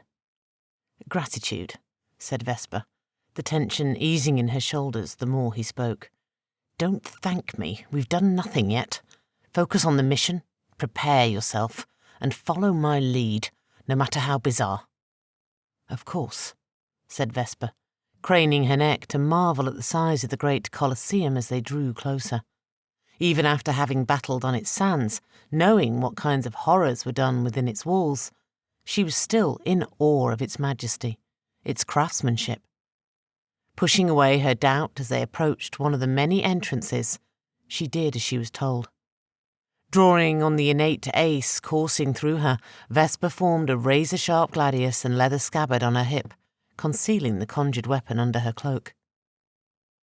At the empty gate, Vesper counted 4 men, rough-looking legionnaires that looked to be of low rank, the type of men who were more for show than anything, their presence meant to keep the rowdier citizens and slaves in line during events, such as today's executions. "You're too early," said a short legionnaire to Jacob, rubbing the bridge of a nose that looked like it had been broken more than once. "The magistrate has ordered that the gates open mid-morning, no earlier." Vesper blinked in surprise when Jacob was suddenly hunched over, his voice cracking and tired. "I beg of you, have pity on an old man," he said, coughing into his hand. "I'm not well, and my sight fails me. I fear the gods will summon me to the afterlife soon. I only wish for a place near the front, or I won't see a thing." "My Dominus just wishes to enjoy the games one last time," said Vesper, bowing her head, instinctively playing along. The legionnaire frowned at them, taking a step back. "Go die somewhere else, old man. We don't have time for your foolishness." "I have denarii," said Jacob in a desperate tone, jangling a small pouch in front of the shorter man. "Maybe even a little extra for your kindness." Another legionnaire behind the first licked his lips, pulling his cohort back to whisper in his ear. "What about her?" he said at last, dry-washing his hands. Jacob coughed again, hacking and choking, until finally clutching his chest, gasping for breath. "Just a slave girl who sees to an old man's comfort. There is more than enough coin to cover both of us." The legionnaire covered his mouth with his cloak, the red garment stained brown and tattered along the edges. "Fine, fine," he said, bouncing the pouch in his hand. "Just get out of my sight and don't make any trouble, or you will see the afterlife sooner than you think. Now move along, before our patience wears thin." The assassin knuckled his forehead, and they moved past the guardsman, his shuffling gait returning to its long stride once they were deeper in the darkness and out of sight. "Roman scum," he spat, glaring over his shoulder with a frown on his narrow face. "They would sell their own mothers for enough denarii." "They're not all like that," said Vesper. "Lucilla and her husband, she sat idly by in the empress box for years as slaves were murdered before her eyes," he said. "She did nothing while her husband and father burned nations to the ground and then crucified soldiers for trying to protect their homes, enslaving women and children, all for the glory of the empire." "I'm sorry," said Vesper in a small voice. "Sorry for what?" he asked, taking them down a side corridor that led down a sloping ramp. "For your hate and pain," she said, "for what the Empire has done to you." Jacob stopped in his tracks, and Vesper gripped tight to her gladius, fearing he was about to attack when he spun on his heel to face her. "Don't talk about things you know nothing about. I have no pain in my heart. I don't deserve or want your pity. I only desire to punish those so richly deserving of death. Do you understand?" They stood in silence, their eyes locked together. Vesper could see nothing in his eyes, no hint of anger or hatred, just steady calm, and that frightened her the most. "Of course, my apologies for thinking otherwise. I'm not here to judge you." Good," said Jacob, cocking his head as if he had expected a different answer. "Now, come along, before those legionnaires realise we are not searching for seats." Jacob turned on his heel and resumed their descent down the curving tunnel. Despite the cool temperatures above, beneath the Colosseum it was a furnace, and by the time her ear caught the occasional grunt, scream, or snap at the whip, she was ready to throw off her leather vest, tunic, and cloak as the heat became unbearable. They came to a large opening dominated by cages, and she gagged on the odour of unwashed bodies, her eyes going wide when a sea of humanity stretched out before her. Vesper cursed under her breath, having lost count of how many men were huddling like animals in the filthy space, heavy iron chains connecting them by their wrists and ankles. Biologimar, how are we going to find Lucilla in all this mess, much less free any of these people? I think we'll find out sooner rather than later, said Jacob, pointing with his chin at a tired-looking legionnaire with a heavily lined face and deep circles under his eyes. Even in the dark, Vesper could see that his leather armour was worn and cracked along its edges, while his cloak looked like it hadn't been washed in months. No killing, she whispered to Jacob, seeing how the assassin shifted his stance. You promised. We'll see, he whispered out to the side of his mouth, his hands invisible under his cloak. You're not supposed to be down here, said the legionnaire, without a hint of emotion on his face, resting a hand on the hilt of his gladius. Return to your seats, or I'll see to it that you're executed along with the prisoners later today. Apologies, said Vesper, stepping forward. We are... The Hypogeum is closed to the public, he growled, unsheathing a portion of his gladius to show the naked steel. No one is supposed to be down here. Leave. Apologies, said Jacob, spinning in place. Vesper blinked, and in a blur of motion almost too quick to see, Jacob was suddenly at the legionary's side, holding him up. Help me quickly before any of the other guards notice. She dashed forward to help, catching the falling man on his other side, staring in wonder at the ugly red welt growing on the side of the man's temple. What did you do? Is he dead? She asked, helping Jacob pull the man back up the ramp and out of sight. The assassin lowered him down, propping the limp body against the rough stone wall so it looked like he was sleeping. Not dead, he said, showing her an arm's-length leather strap that bulged on one end. But he will wish he was. He'll wake in a few hours with a splitting headache, not remembering much. Even his own name might be a blur. You'll find that a good solid knock on the head can do wonders in making people forget they ever saw you. So, what now? She said, casting a worried glance at the leather weapon. How do we find Lucilla or Linus in this mess? We find the woman first, said Jacob. There are fewer and would be kept apart. The last thing Commodus would want would be slaves enjoying the pleasures of the flesh, not when they have vexed him so. Agreed, she said, knowing how petty the Emperor was, having lived through enough of his antics. They returned to the foul-smelling underbelly of the Colosseum, snaking their way through the shackled masses, ignoring the reaching hands and pleading voices.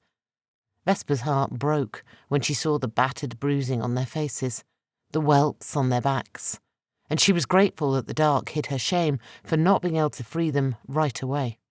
Keep your emotions under control, said Jacob in a harsh whisper. It will do us nor them any good if they run for the exits now. The Legion will only cut them down, causing more senseless deaths. Vesper sucked in a shuddering breath, gritting her teeth to harden her heart. I know, but patience has never been my strength.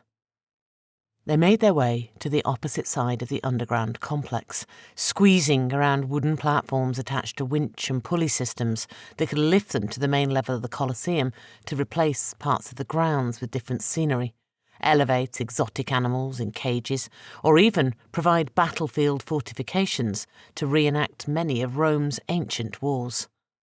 Here, said Jacob, cocking his head in an attempt to get a better view around the heavy cloth curtain that vanished into the darkness above their heads.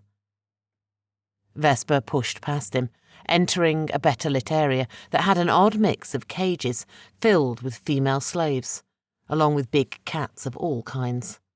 Scanning for Lucilla, she noticed predators familiar and foreign. Male lions with their shaggy golden manes were caged beside black-spotted cheetahs, while bizarre animals that she was unfamiliar with stalked back and forth in cages, casting hungry looks at them. "Lucilla!" she shouted suddenly, racing toward a cage holding a tallish woman with long brown hair, whose stola, despite being covered in grime, was trimmed purple and gold. "Please take me home, Domina. I can't take any more," stammered the woman, shaking in terror when Vesper kneeled beside her. "I will be good.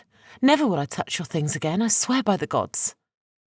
Staring at her vacant eyes and hollow cheeks, it was clear that she had no clue who Vesper was. The woman was some unlucky slave, and not her friend. "She's not an escaped slave," said Vesper, taking the woman's soft hand in hers. "She's never done a moment of labour in her life." Above her, Jacob looked down his nose at them, clenching and unclenching his fist.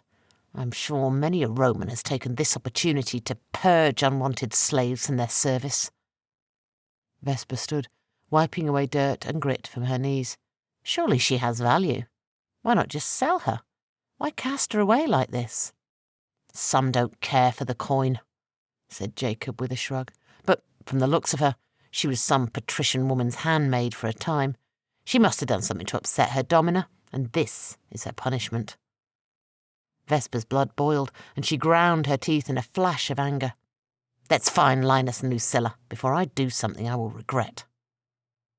Jacob's thin shoulders shook with silent laughter as he showed her the whites of his teeth in a feral smile. "And there it is," he said. "What? What's so funny?" "You feel such anger for one cast-out slave," he began, his smile fading. "Imagine the weight of an entire people cast out, thousands of mothers, fathers and children torn from their homes, their only crime being born a Jew." "And you've let it consume you," she said, drawing in a deep breath, then letting the anger out in a slow exhale through her mouth. The lines of Jacob's thin face, the haunted look in his eyes, painted the picture of a man consumed by a lifetime of anger, of hate. Let hate ruin you until there is nothing left but the hunger for revenge. "It will be you one day," he snapped, turning away from her to keep searching, "when the pain of this life has burned the hope from you." "Let's just find those we're here for," she said, praying to Olodjimare that he was wrong. Vesper lost track of time while they waded through the sad sea of humanity, searching for their friends while avoiding the few legionnaires in the area, a sense of impending doom and panic playing havoc with their nerves the longer they searched. Throwing up her arms in frustration, she fought the urge to scream out their names, knowing that calling attention to herself would only cause more trouble than it was worth. The faint rattle of chains, followed by deep-throated, commanding shouts, cut short their search, and Vesper cursed under her breath. "We're out of time," she said, stopping beside him. "There we go with our contingency," he said, his face like stone. "Are Narcissus and Lilith close?" Vesper closed her eyes for a moment, feeling her way past the rotted pattern that permeated the city, a smile growing on her face when she felt the familiar warmth that flowed through their bond, that Narcissus was close. "He's here, above us, near the entrance." "Good," said the assassin, standing on his toes and craning his neck to catch a glimpse at what was happening near the exit to the hypogeum. "We will blend in with the slaves when they're taken onto the sands. Hopefully we will have a better chance to see Linus and Lucilla in the light of day." She could only nod as the darkness was banished by a group of cohorts carrying lanterns, dragging the captives to their feet, while a dark-skinned legionnaire with a square jaw and a massive beak of a nose put a barbed whip to work, driving those in chains to move. Vesper bowed her head, following the long line of captives as they were brought up through the sloped passage that led to the sands of the Colosseum, her teeth chattering as beads of cold rain rolled down her temples. Despite the weather, the massive amphitheatre was full of cheering citizens and slaves, all hungry for a spectacle and blood. Ignoring the cheering masses, Vesper felt her way through the bond she shared with Narcissus, a smile creeping onto her face when she caught a glimpse of his massive frame that dwarfed all those sitting beside him, including Lilith, whose beautiful face was turned up in disgust as she cast hateful glances at the lowborn of Rome surrounding her. "I see Linus," said Jacob in a hurried tone, a tiny crack of joy appearing on his face. Vesper tore her eyes away from Narcissus to look past the hundreds of slaves crowding the sands to find the old gladiator at the head of a column of chained men, apart from the others, standing tall and strong, close to the Emperor's box. "He looks well despite it all," she said, looking him up and down, surprised to see that his sun-kissed skin had faded to a reddish pink. He appeared fit, his sinewy body looking lean and strong. All of the men with him do. "My brother was never one to give in or give up," said Jacob, his voice full of pride. "It looks like he's organised resistance, even bound in chains." Vesper opened her mouth to speak, when a horn sounded, a single peal, loud and clear, that pierced the din of the murmuring crowds. All eyes turned to the Emperor's box as the note faded, waiting for the auditor to announce the start of the executions. Instead, Commodus himself stood at the forefront of the marble podium, the assembled Romans gasping in awe when they saw that he wore nothing but a loincloth to cover his athletic frame, while his familiar lion's mane adorned his shoulders. "By Logimar!" she gasped, shaking her head. "Citizens of Rome," he boomed, raising his arms in a V, his chiselled body like that of an Olympian, glistening in the rain. "I, Caesar Augustus Lucius Aelius Aurelius Commodus, offer today's games in honour of our communal sacrifice. We Romans, in our kindness, opened our homes and hearts to these traitors assembled on the sands before you, but they chose to spurn our generosity, our kindness." "Kindness," muttered Vesper under her breath, bowing her head and shifting her vision to the world beyond, recoiling in disgust by the tattered weave that shifted before her eyes. Jacob leaned in close to whisper in her ear, weaving his hands in front of him. "Now would be a good time to perform whatever trickery you plan to do." "It's coming," she said, sucking in a deep breath while she drew on the ace in her blood, spreading her fingers wide and then linking them together. "I've only drawn on this type of ace twice before, and it was always during life-or-death moments." Jacob continued to press her, but she ignored his frantic voice, the driving rain, even Commodus droning on about the glories of Rome. She had done this on the night her Aunt Magda had died, and then once more on the day she almost died, battling the pair of gold-painted dwarves. Vesper fumbled as she reached out, feeling as though she were trying to hold running water with open fingers, the power slipping through her hands in torrents. Then, with a gasp, there was a sudden rush of life, an intoxicating joy that made her want to weep as she pulled the very essence of life from those all around her. It was a trickle at first, and she fought the urge to take it all, instead expanding her reach until she drew on the life force of all the men and women crowding her on the sands. "Vesper, we are out of time," said Jacob, falling against her as the crowd surged, screams reaching her ears, even deep in focus. A calloused hand grabbed her roughly by the upper arms, and a stranger's deep voice reached her ear. "Up to the front with you." Ignoring the voice, Vesper drew on a deep well of memory of her people, the Ose. Knowledge of Ace that had grown since her gift from Eshu, the primordial lower she had met months ago. With a shout of triumph, she raised the clawed hand to the heavens, releasing a portion of the ace she was holding with a shudder of exhilaration. She opened her eyes to meet those of the legionnaire holding her arm, and he shrank away, covering his head in panic as a peal of thunder shook the great Colosseum. "No," she said, his eyes shooting open wide when crooked fingers of lightning flashed across the sky. "Never again! Your time is at an end." The concentric patterns covering her body glowed bright against her dark skin as Vesper focused the remainder of the ace coursing through her. She pushed forward her will, intent on shattering the chains binding the slaves, when a force stopped her, her breath blasting from her lungs as if she had slammed into an invisible wall, holding back her ace. From the Emperor's box, a wild laugh pierced the boom and crash of thunder as Commodus appeared, bearing a massive club over his shoulder. All around him the shadows deepened, and Vesper understood that it was him who was channeling some unseen force, that his will was opposing her own. "Come then, O switch," he shouted, his face aglow with a maniacal smile. "Let us finish this once and for all. Come and die at my hand, so that I never have to deal with you again." Vesper answered his challenge with a smile, drawing on more ace from the thousands of souls filling the Colosseum, pressing her will against his. "Once and for all," she answered, her shouts loud enough to shatter stone. "To the afterlife with you!" Chapter 11. Tempest.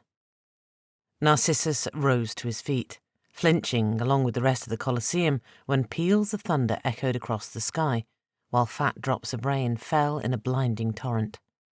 At his side, Lilith did the same, staring dumbfounded at Vesper and Commodus as they faced off against one another. "Let's finish this," he said, balling his fists.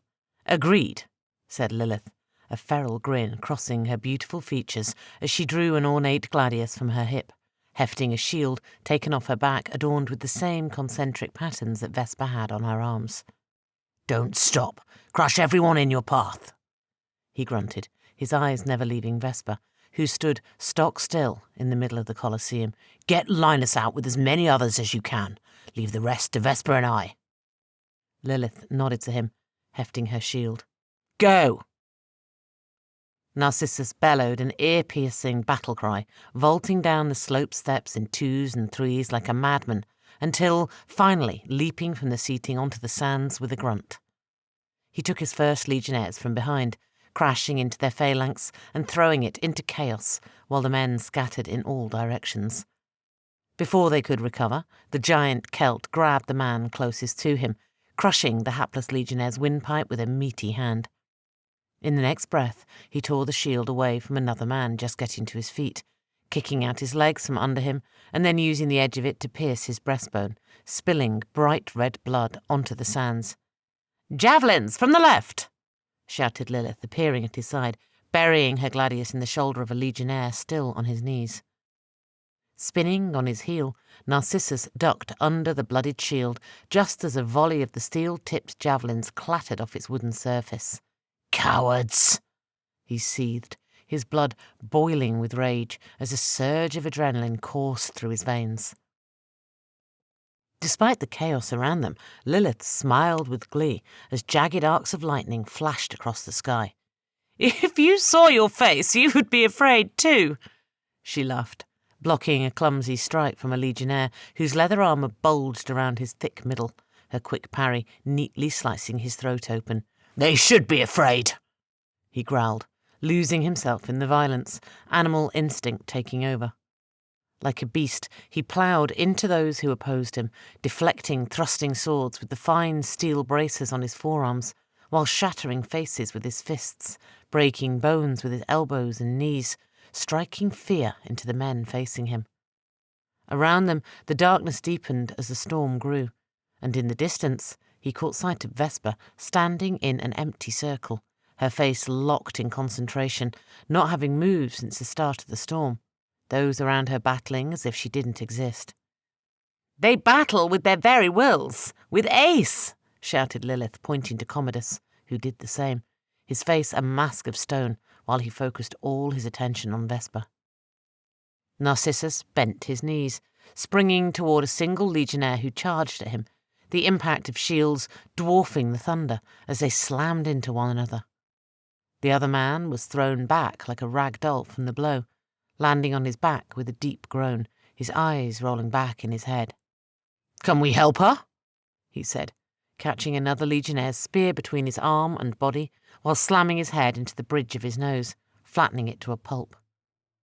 Lilith shook her head, her dark eyes wide with worry as lightning began to strike among shackled slaves and soldiers alike, killing indiscriminately.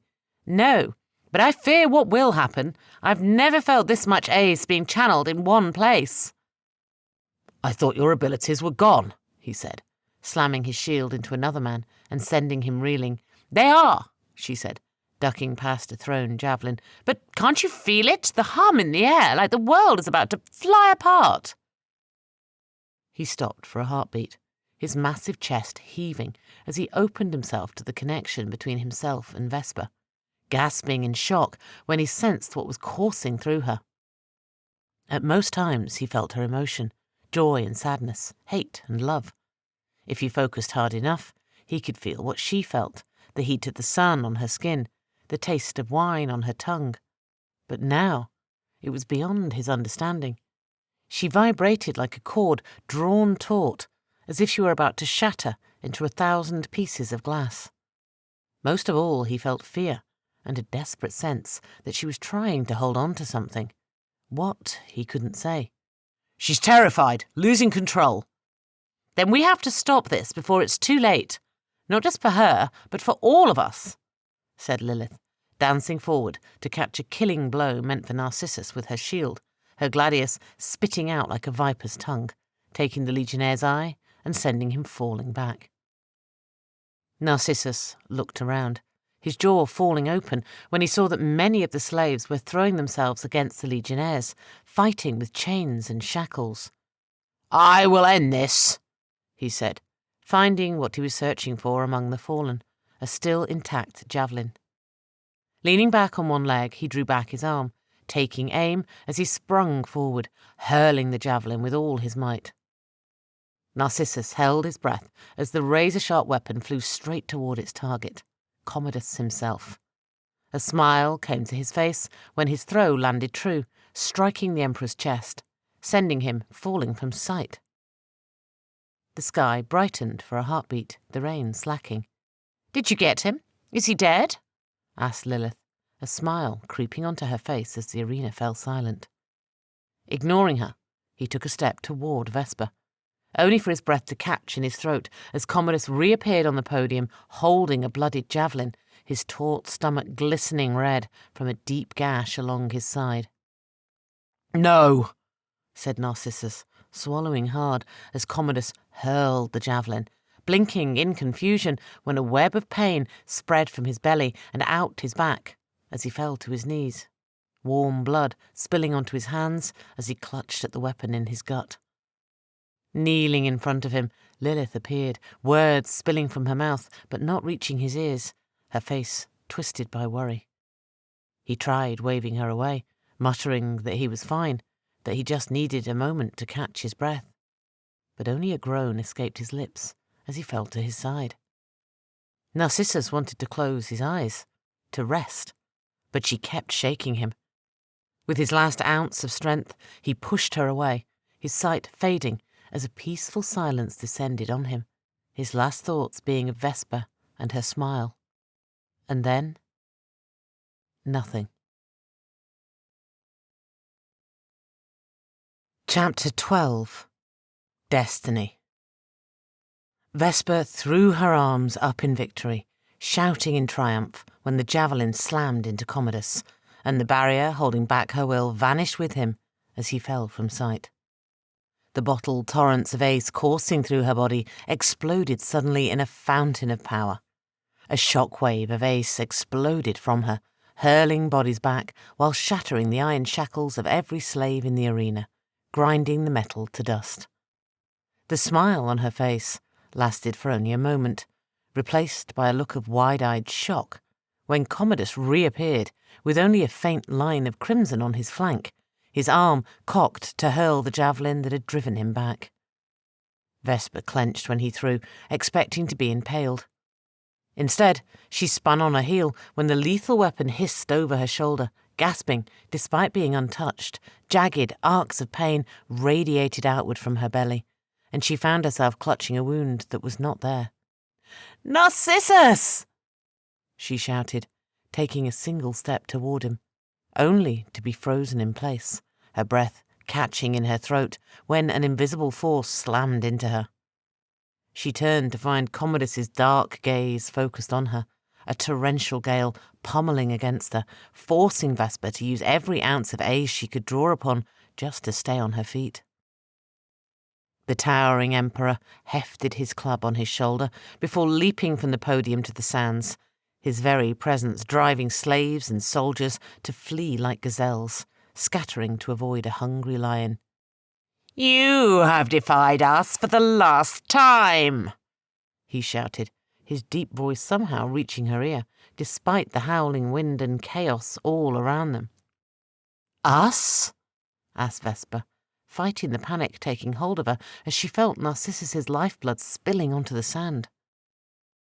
The Emperor's chiselled features broke into a smile as he spread his arms wide, flexing his rippling muscles while he turned. Of course, he said, as a blast of hot air pushed against her and the rain no longer touched them. We are now fully who we were meant to be. Hercules, the son of Jupiter. A god, bound to the flesh of the perfect man. Vesper shifted her vision from the natural world to the world beyond, a chill running over her when she saw the tattered weave flowing all around him, while jet-black filaments writhed all around him, stretching to some void beyond her sight and understanding, making Commodus appear to be a puppet on a string, controlled by an unseen hand. Things are not what they seem, said Vesper, raising a shaking hand to him. You are being used, controlled. Commodus threw his head back, a mad cackle escaping his lips. No, little O's, I am what I am meant to be. I have never been more alive. He stopped an arm's length from her, and she managed to step back, stealing a glance at Narcissus, the pain in her belly giving her a faint hope that he still lived, that she could still save him. I can help you, she said, returning her attention to the Emperor, instinctively widening the circle of A's she was drawing on from the fleeing crowds. Together, we can cast out whatever lower is controlling you. The stench of rot became unbearable as Commodus towered over her, and Vesper tasted bile in the back of her throat when the odour of his breath touched her nostrils. This is why your people fell, why we Romans rule the world. Because even facing your death, you would offer to help your greatest enemy, even when none is needed. Vesper raised her chin, casting a defiant look at him. The lower controlling you, it will bring only death and destruction. Protecting the world is more important than our petty squabbles and foolish egos. The towering Emperor hefted his club, looking down on her. Nothing controls me.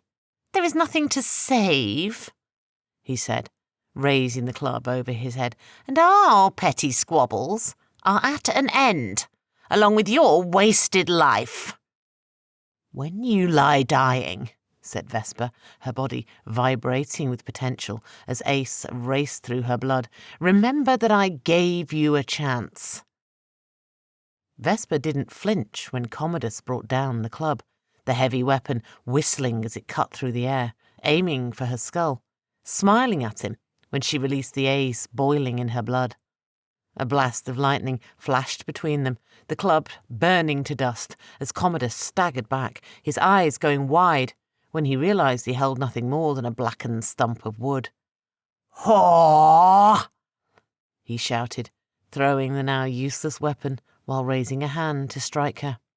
I warned you, said Vesper, drawing deeper from the thinning crowd, many of them staggering as she pulled on more of their life than she had intended. A shudder of pleasure pulsing through her the more she took. You are done, she rasped, spreading her arms wide as she released the Ace into the storm. The Colosseum shook as the world around them exploded in chaos as bolt after bolt struck from the clouds, with Commodus screaming and writhing as jagged strokes of cobalt blue pierced his heart and head, lifting the Caesar of Rome high into the air, before blasting him a dozen feet away to land in a smoking heap. Vesper gasped, her limbs trembling with exhaustion as she took a step toward Narcissus, only to halt, her instincts drawing to the fallen Emperor. Staggering over to Commodus, she covered her nose with the end of her tunic to block the stench of burnt flesh as she stood over him, marvelling at how the lightning had blackened and blistered his bronzed flesh. "I warned you," she said, shaking her head. Planting a foot on his chest, Vesper shoved with all her might, jumping back when a groan escaped his lips. "Thank God, Lord Jumare, I have some sense," she muttered under her breath. With the ace in her blood, singing with power, she chanted in a low voice. In the time it took to release a slow breath, creeping vines, green with the colour of new life, erupted from the sand beneath the fallen emperor, snaking around his prone form many times over, binding him in place. Satisfied, Vesper pushed thoughts of Commodus from her mind, her breathing coming in anxious gulps as she raced to Narcissus's side. Kneeling at his side, she pressed her lips together in worry when warm blood washed over her hands as she gingerly probed at the wound in his belly. "Please be with me still," she said, pressing her face to his, ignoring the itch of his beard against her skin. A whisper of a breath warmed her cheek, while through their connection she sensed the faintest beating of his heart. Licking her lips, Vesper fought to remain calm while she inspected the razor-sharp javelin protruding from Narcissus's stomach, desperately searching her mind for a way to save him, to fix him. During their months in hiding, with what little instruction her mother could give her, she had learned to channel Ace to heal minor cuts and scrapes. It was easy when the wound was on the surface, when she could see the entire wound and work out how to stitch the flesh together. This was different. The weapon was deep in his gut, the tip of it protruding from his back. And she was sure that he was injured inside, with damage well beyond what she could repair. She leaned back on her haunches, raising her face to the sky, grateful for the rain hiding the tears rolling down her face. "I will do what I must," she muttered, glancing around the near-empty Colosseum, knowing that what little additional strength she could draw upon to add to her own was fleeing out the doors, along with the freed slaves, and that she would have to call on a power far more dangerous. Sucking in a deep breath, Vesper touched the series of stars tattooed across her throat, and they began to glow when she channeled the stores of Ace in her blood through them, the stars casting an eerie glow all around her. Throwing a clawed hand to the heavens, she focused on an image in her mind's eye, that of a handsome man with a knowing, twisted grin and a compact build. Raising her chin, she called to him, shouting at the top of her lungs, "Eshu, son of Olodumare, master trickster, I call on you to fulfill your promise. Give me your power so that I may save this man. I offer my service, my blood, and my life." Vesper waited, not daring to breathe, as thunder and lightning raged above her, the wind and rain howling through the now empty Colosseum. When nothing happened, she cursed under her breath, sucking in a deep breath to try once more. "Eshu, I call upon you," she began, pounding her fist into the sand in frustration when her voice cracked and faltered as she began to cough. "Eshu, you promised." A chill ran down her spine when the falling rain suddenly slowed to a snail's pace, and the world around her fell silent, reality bending, twisting, and stretching in a way that made her stomach lurch. Vesper gasped when she touched a floating raindrop with the tip of her finger, cocking her head in a mix of wonder and fear when the droplet broke into smaller spheres of water, floating away ever so suddenly. A shadow fell over her, and Vesper flinched when a hand brushed against her shoulder. "Your wicked Loa is not coming," said a deep voice that was at once foreign and oddly familiar. Vesper's attention snapped to a compact man glaring down at her. He had angular, almost square features and dark skin, with salt and pepper-coloured hair that was cut short and neat. He wore a wide-sleeved, heavy tunic that covered his arms, the odd garment appearing to be spun of golden thread. She narrowed her eyes at the embroidered bands of geometric patterns that ran from his shoulders to the hem, feeling like she had seen something similar not so long ago.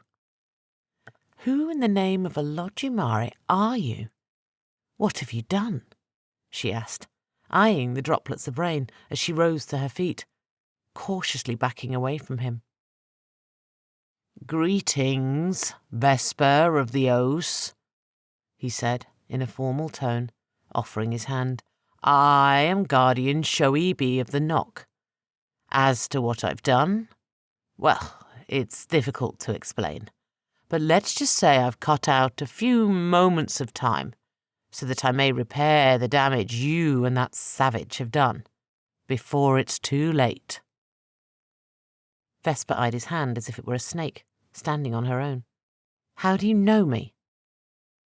Guardian Shoibi held his hand out for a moment longer, before letting it fall to its side, his face twisting with a sour look. "You may not know me, but I have known you for your entire life," he began. "You are chosen, like my ward and student, whom you met a few days ago." Vesper rose off her haunches, and she immediately formed a gladius when a familiar young man appeared from a shimmering portal behind Shoibi, her attention immediately pulled to the geometric patterns of Ace that were bright against the dark skin of his arms. "I remember him, Say, Seeker of Ogun," she said, her thoughts going back to their battle with him in the alley only days ago. "He called me a thief. He tried to kill me, and failed." The young man gritted his teeth, his nostrils flaring as he surged forward, only to be stopped by Guardian Shoibi putting a hand to his chest. "She refused to—" "Silence," said Shoibi, glaring over his shoulder. "You have caused enough trouble with your foolish behaviour." "I don't have time for this," she snapped, her attention focused on Narcissus. "I don't care who you are or what you want. I have a life to save, so either help me or get out of my sight and stop wasting my time." Shoibi smiled at her, raising an eyebrow. "Magda said you were willful and stubborn." The mention of her aunt sent a chill through her, shaking loose a memory from long ago. "It was you," said Vesper, pressing her lips together. "That night in the garden. The night Magda died. She was speaking to you somehow. You spoke of other children, other chosen." "You have a good memory," he said, nodding his head. "And now we have come full circle." "I don't understand." "You have been left on your own for too long," began Shoibi, taking on lecturing tone. "With Magda dead, it falls to me to be your guardian, to continue your training, before it's too late." Vesper scoffed at him, shaking her head. "Too late? No, I'm afraid you're the one who is too late. Olodumare knows I have much to learn, but I know enough to get by. I have responsibilities that I cannot just cast aside," she said, her voice dropping as she finished. "These parlour tricks are meant to frighten the weak-minded," he said, turning his eyes to the storm while waving a hand dismissively. "It was enough to beat your student," she said, pressing her lips together, regretting the words the moment they left her mouth. "Apologies. That was unkind. Magda raised me better than that." "Do not apologise for being right," he said, looking over his shoulder to his ward.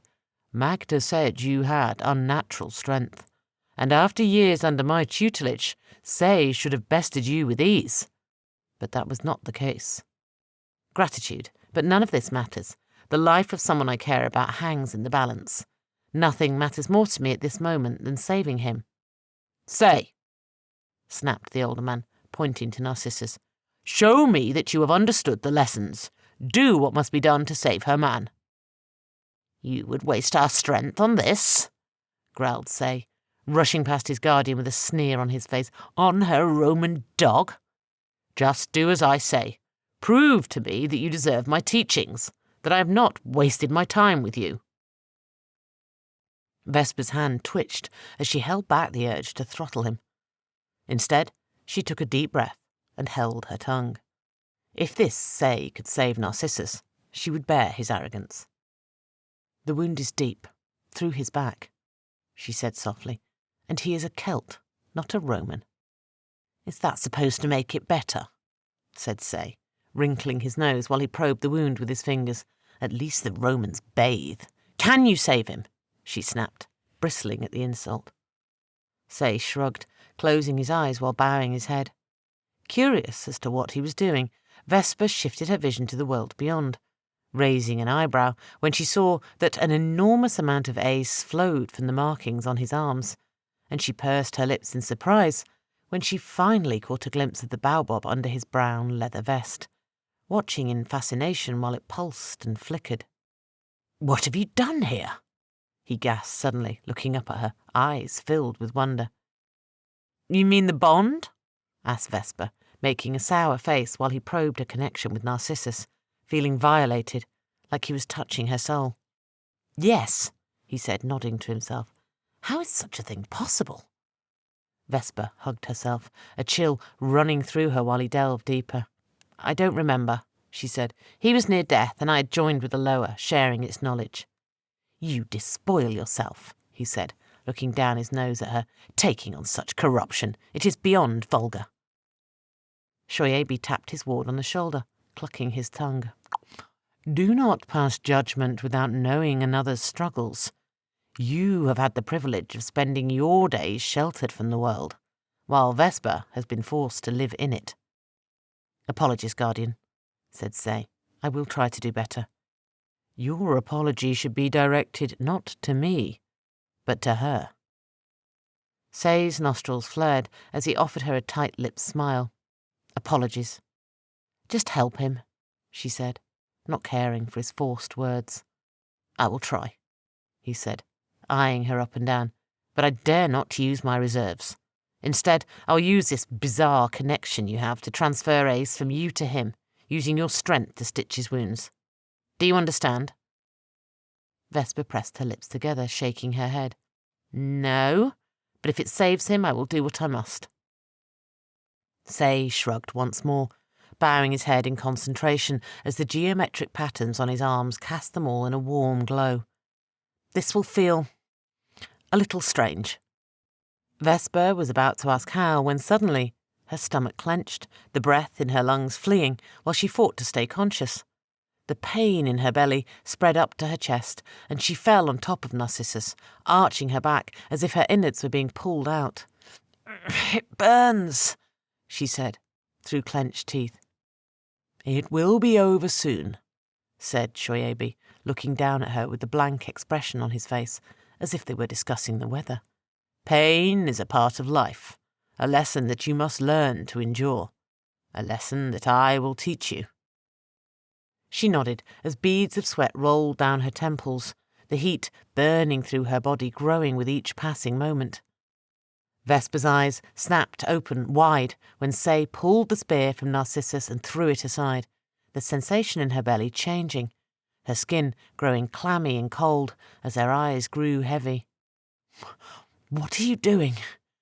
she managed as she lost all sensation, her entire body numb. I can't feel him." A hint of a smile crossed Say's face, and Vesper screamed when something inside her snapped, the gut-wrenching agony making her see spots at the edge of her vision. "You are whole again," he said simply, "and so is he." Sensation returned, and Vesper could feel Narcissus was warm to the touch, his chest rising and falling with a steady rhythm, but nothing more. She could not feel anything beyond her senses. "So what did you do?" she snapped, reaching out to grab Say by his brown tunic, but failing when her hand fell limp at her side. "We did what you asked," said Shoyabi, picking at a piece of lint on his fine tunic. "Now we must go, before we do any more damage to this foul place." Vesper managed to shake her head, her voice little more than a croak. "No, please, I can't just leave him." The Guardian bowed his head, pressing his lips together.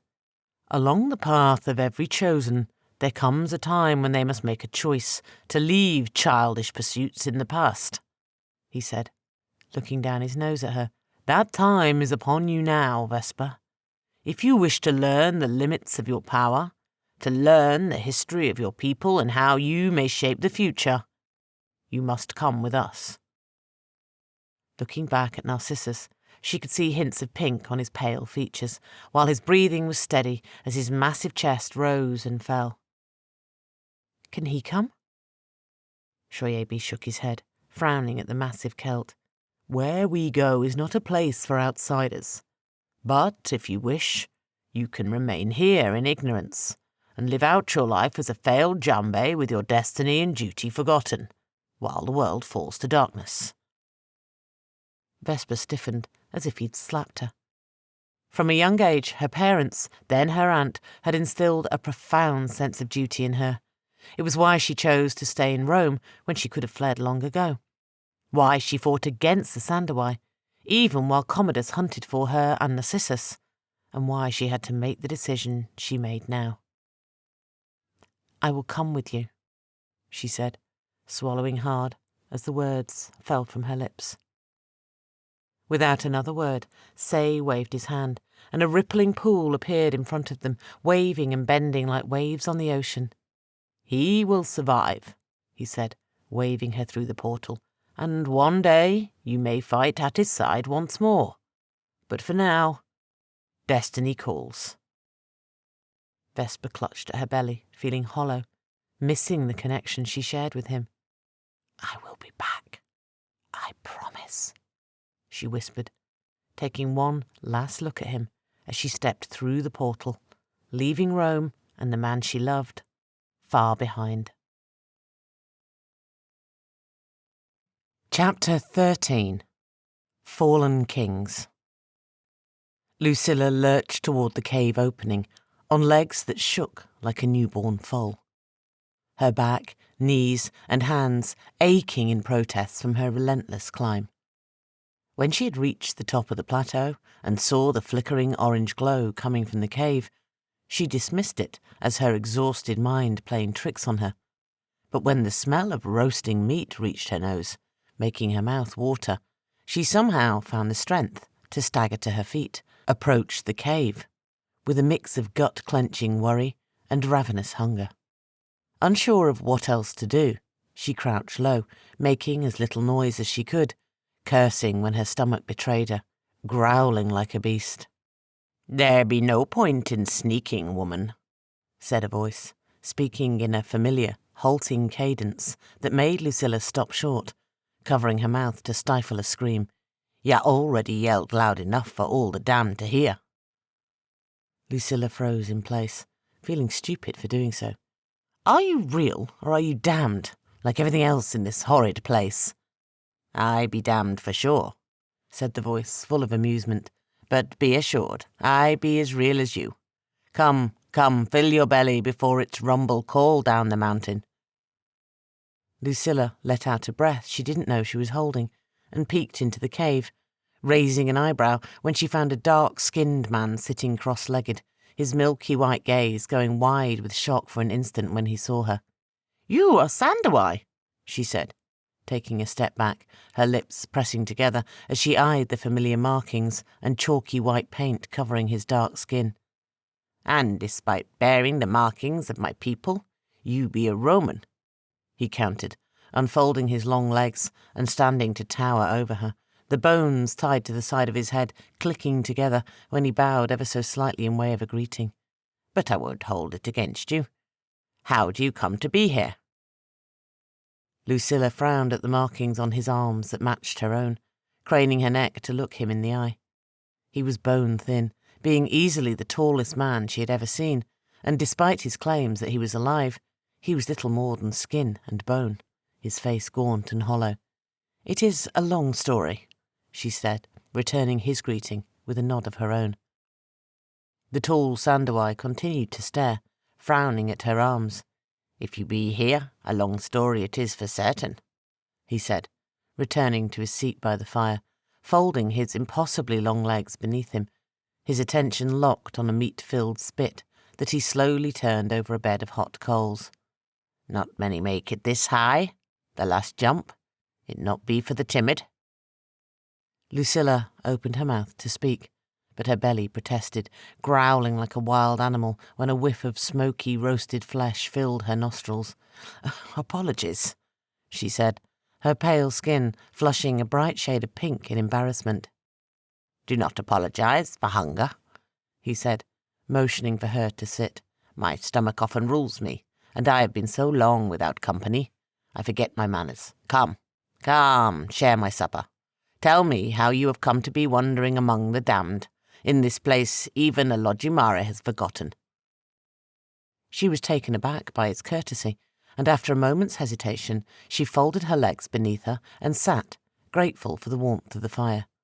"Apologies, you are nothing like the Sandawai I have met."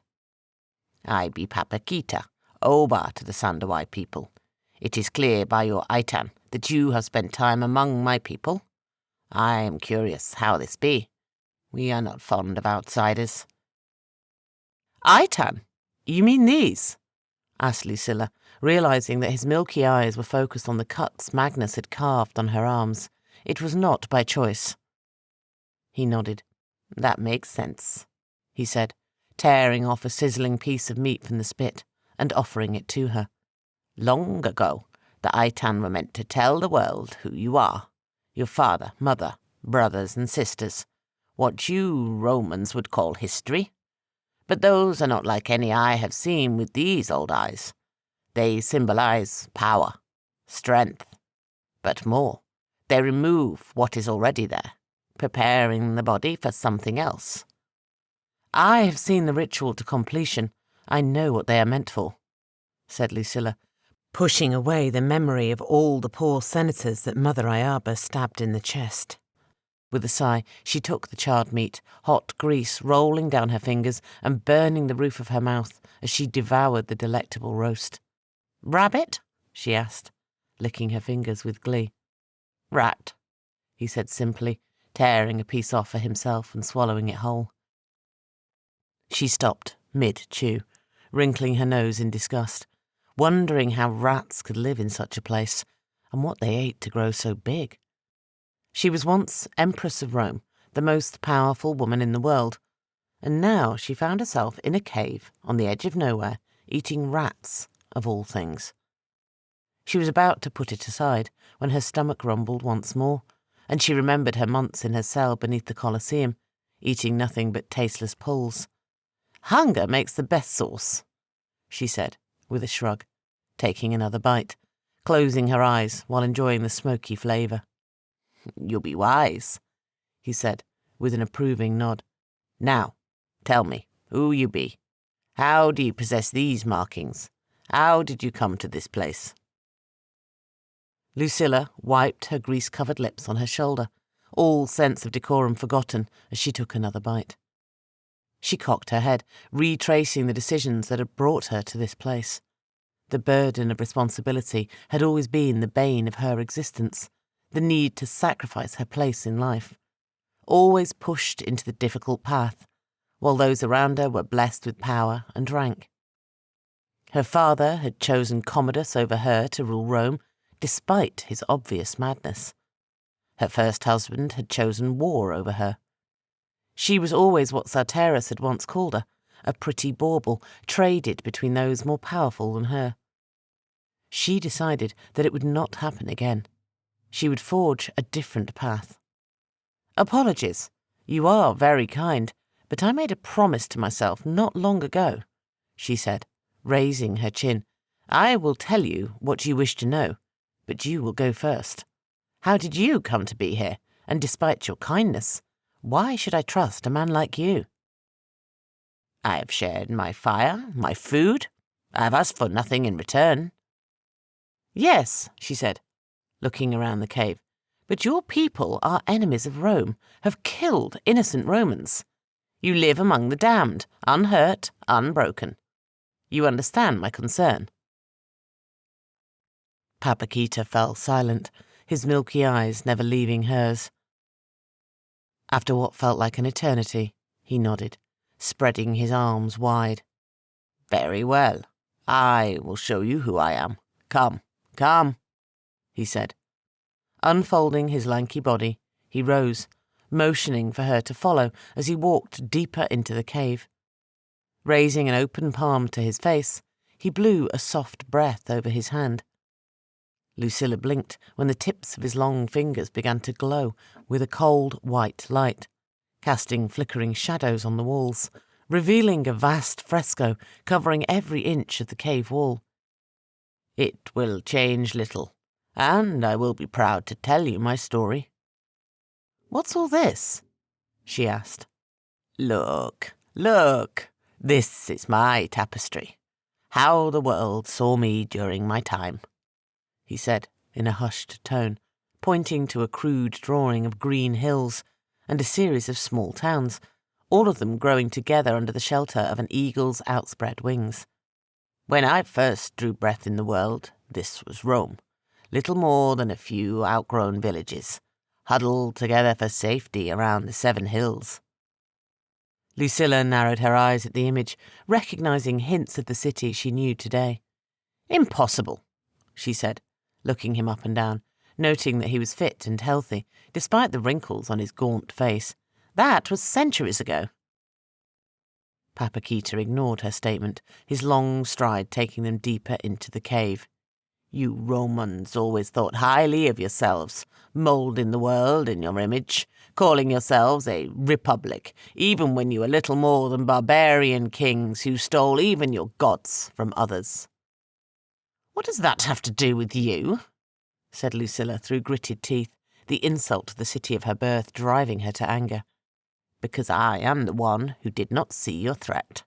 I am the one who let your corruption spread beyond these 7 hills. He pointed to another image, an image of a tall man with dark skin, with a crown of golden bones dangling from the side of his head. Is that supposed to be you? She asked, her curiosity growing. Yes, in the language of my people, Oba is a king, ruler of all. Lucilla scoffed, shaking her head. Your people have never ruled, not in the most distant of histories. From what I understand, this was a punishment for your arrogance and cruelty, punishment from the great god Olodumare. The tall man's eyes narrowed, and he gave her a strange look. History is written by the conquerors.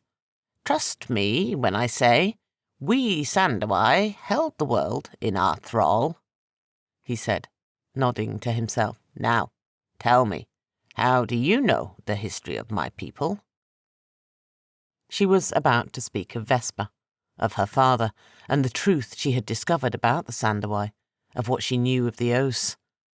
But then she continued to stare at the tapestry of his life. There was more to the story than he was telling her. Her eyes were drawn to images just at the edge of the light, images of war, conquest, and blood, pictures that told stories of a harsh rule filled with decadence and depravity.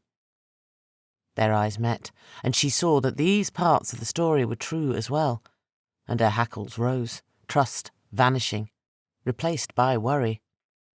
One of my teachers, he was from Africa Proconsularis, she said, the lie coming easily to her lips. He knew of the Oaths, and their enemies, the Sandawai. His face twisted to an ugly frown at the mention of Vesper's people, the Oaths. Traitors! He spat, moving on to point to an image of a mob of dark-skinned warriors surrounding the king, their spears raised for violence. Over the centuries we had grown complacent, secure in our power, but it was I who ignored the growing danger of Rome, not seeing until it was too late. They cast you out, said Lucilla, following his milky eyes to a new image, that of a woman with caramel-coloured skin, with her arms above her head, opening a shimmering portal. Who is that? The usurper, he said, through clenched teeth. She did not have the power to grant me the final death. I was too strong. Instead, she convinced the people that I was not fit to rule, that my sight had failed me, and that the Sandawai would be destroyed if they spent too long in the shadow of Rome. Mother Iaba, whispered Lucilla, gooseflesh running up and down her arms the longer she looked at the crude painting. Beside her, Papakita cursed, his words so vile it made her ears burn. "You know her," he said, slamming his fist against the wall, smearing blood from his fist across the image of the Sandawai matron. "Yes," she said, leaping back, worried that, in his rage, he would hurt her. "Do not fear me," he said, reading her thoughts. "The rage is natural. You speak the name of my greatest enemy, that you have been delivered to me. It is a sign of Olodumari's hand guiding events." Ignoring him, Lucilla backpedaled, never taking her eyes from him.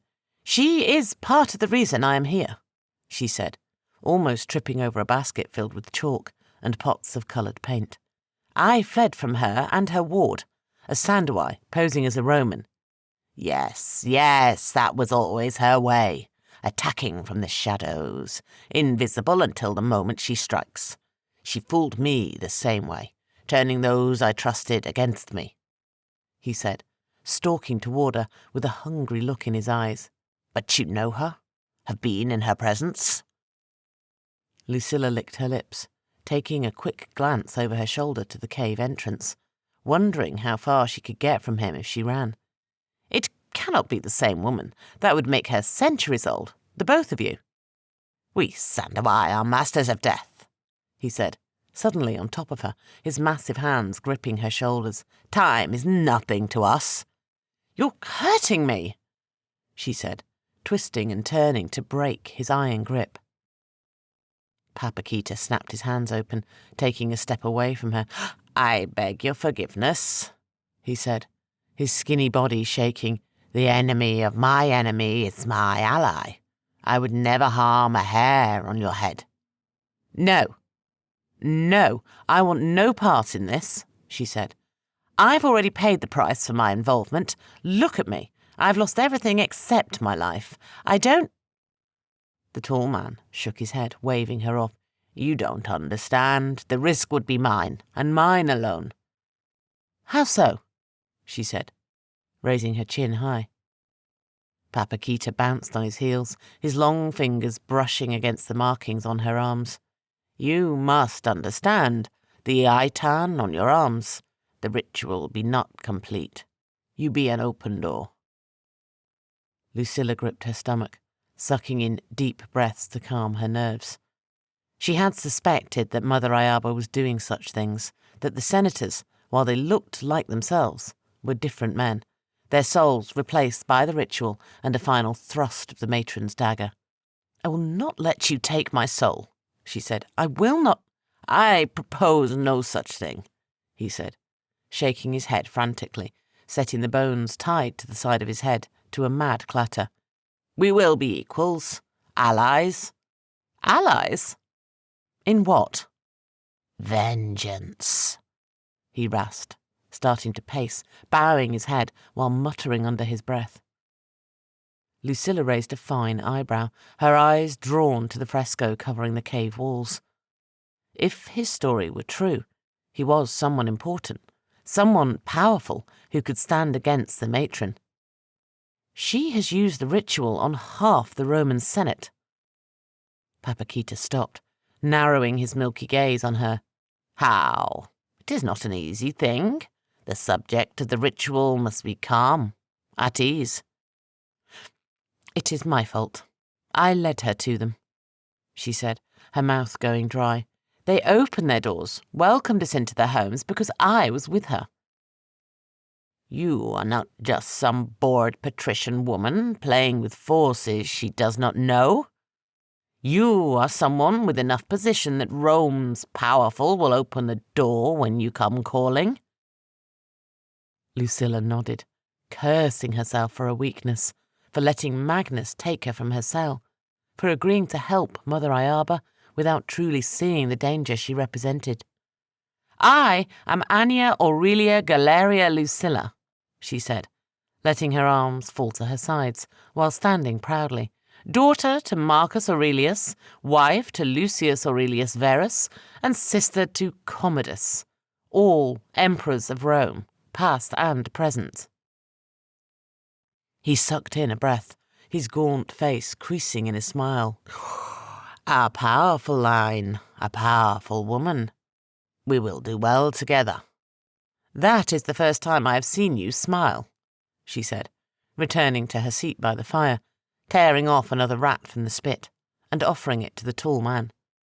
We, Sandowai, are not an emotional people, he said, taking his seat and accepting the sizzling meat with a nod of his head. It is said that this is why Alogimare replaced us with the fool Os.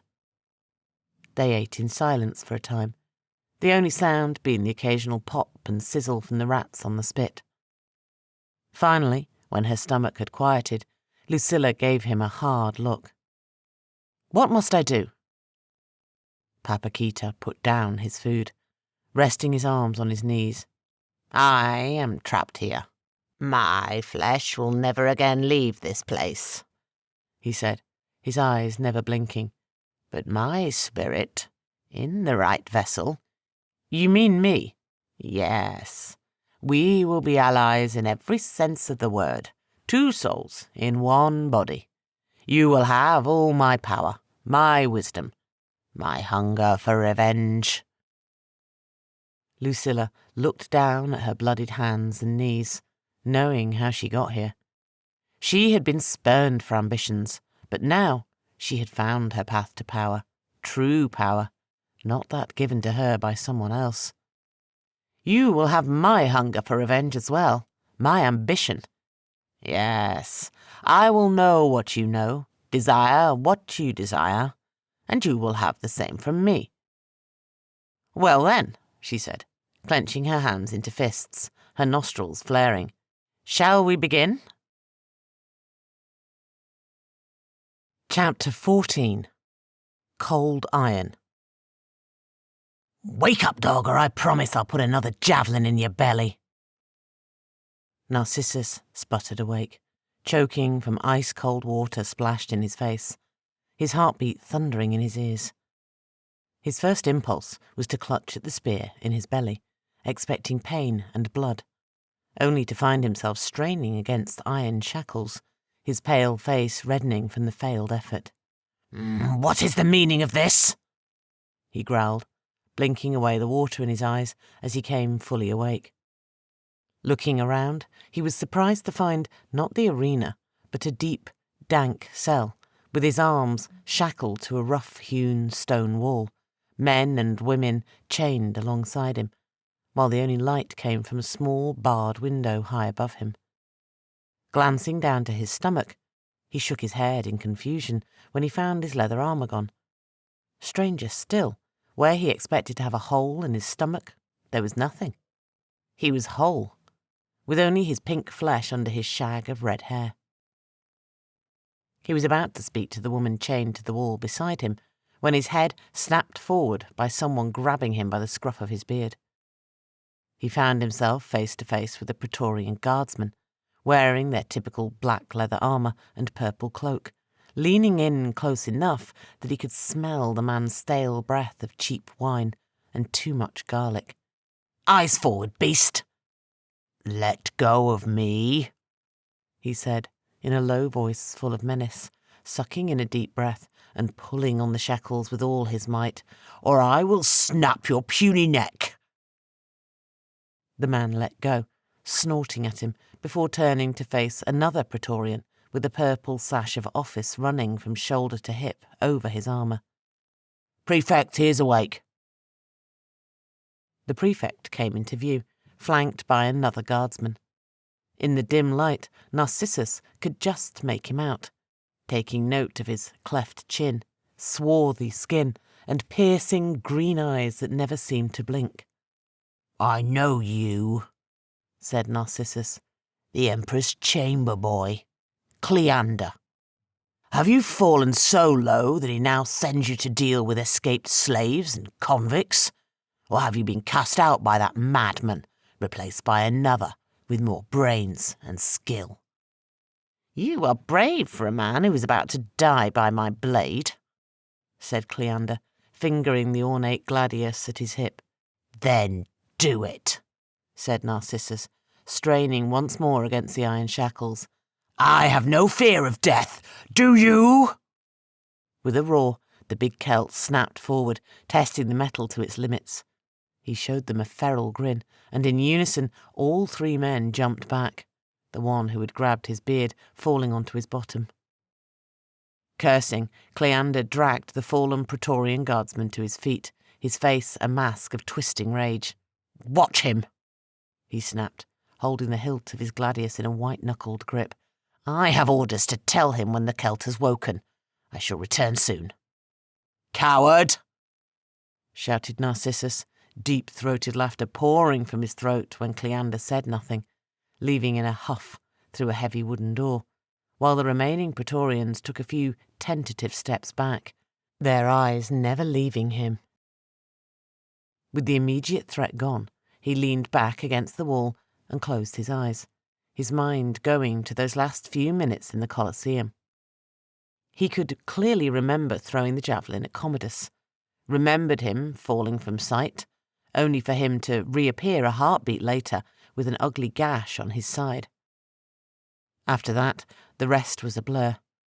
There were flashes of pain and blood from his belly, Vesper leaning over him, her beautiful face full of worry.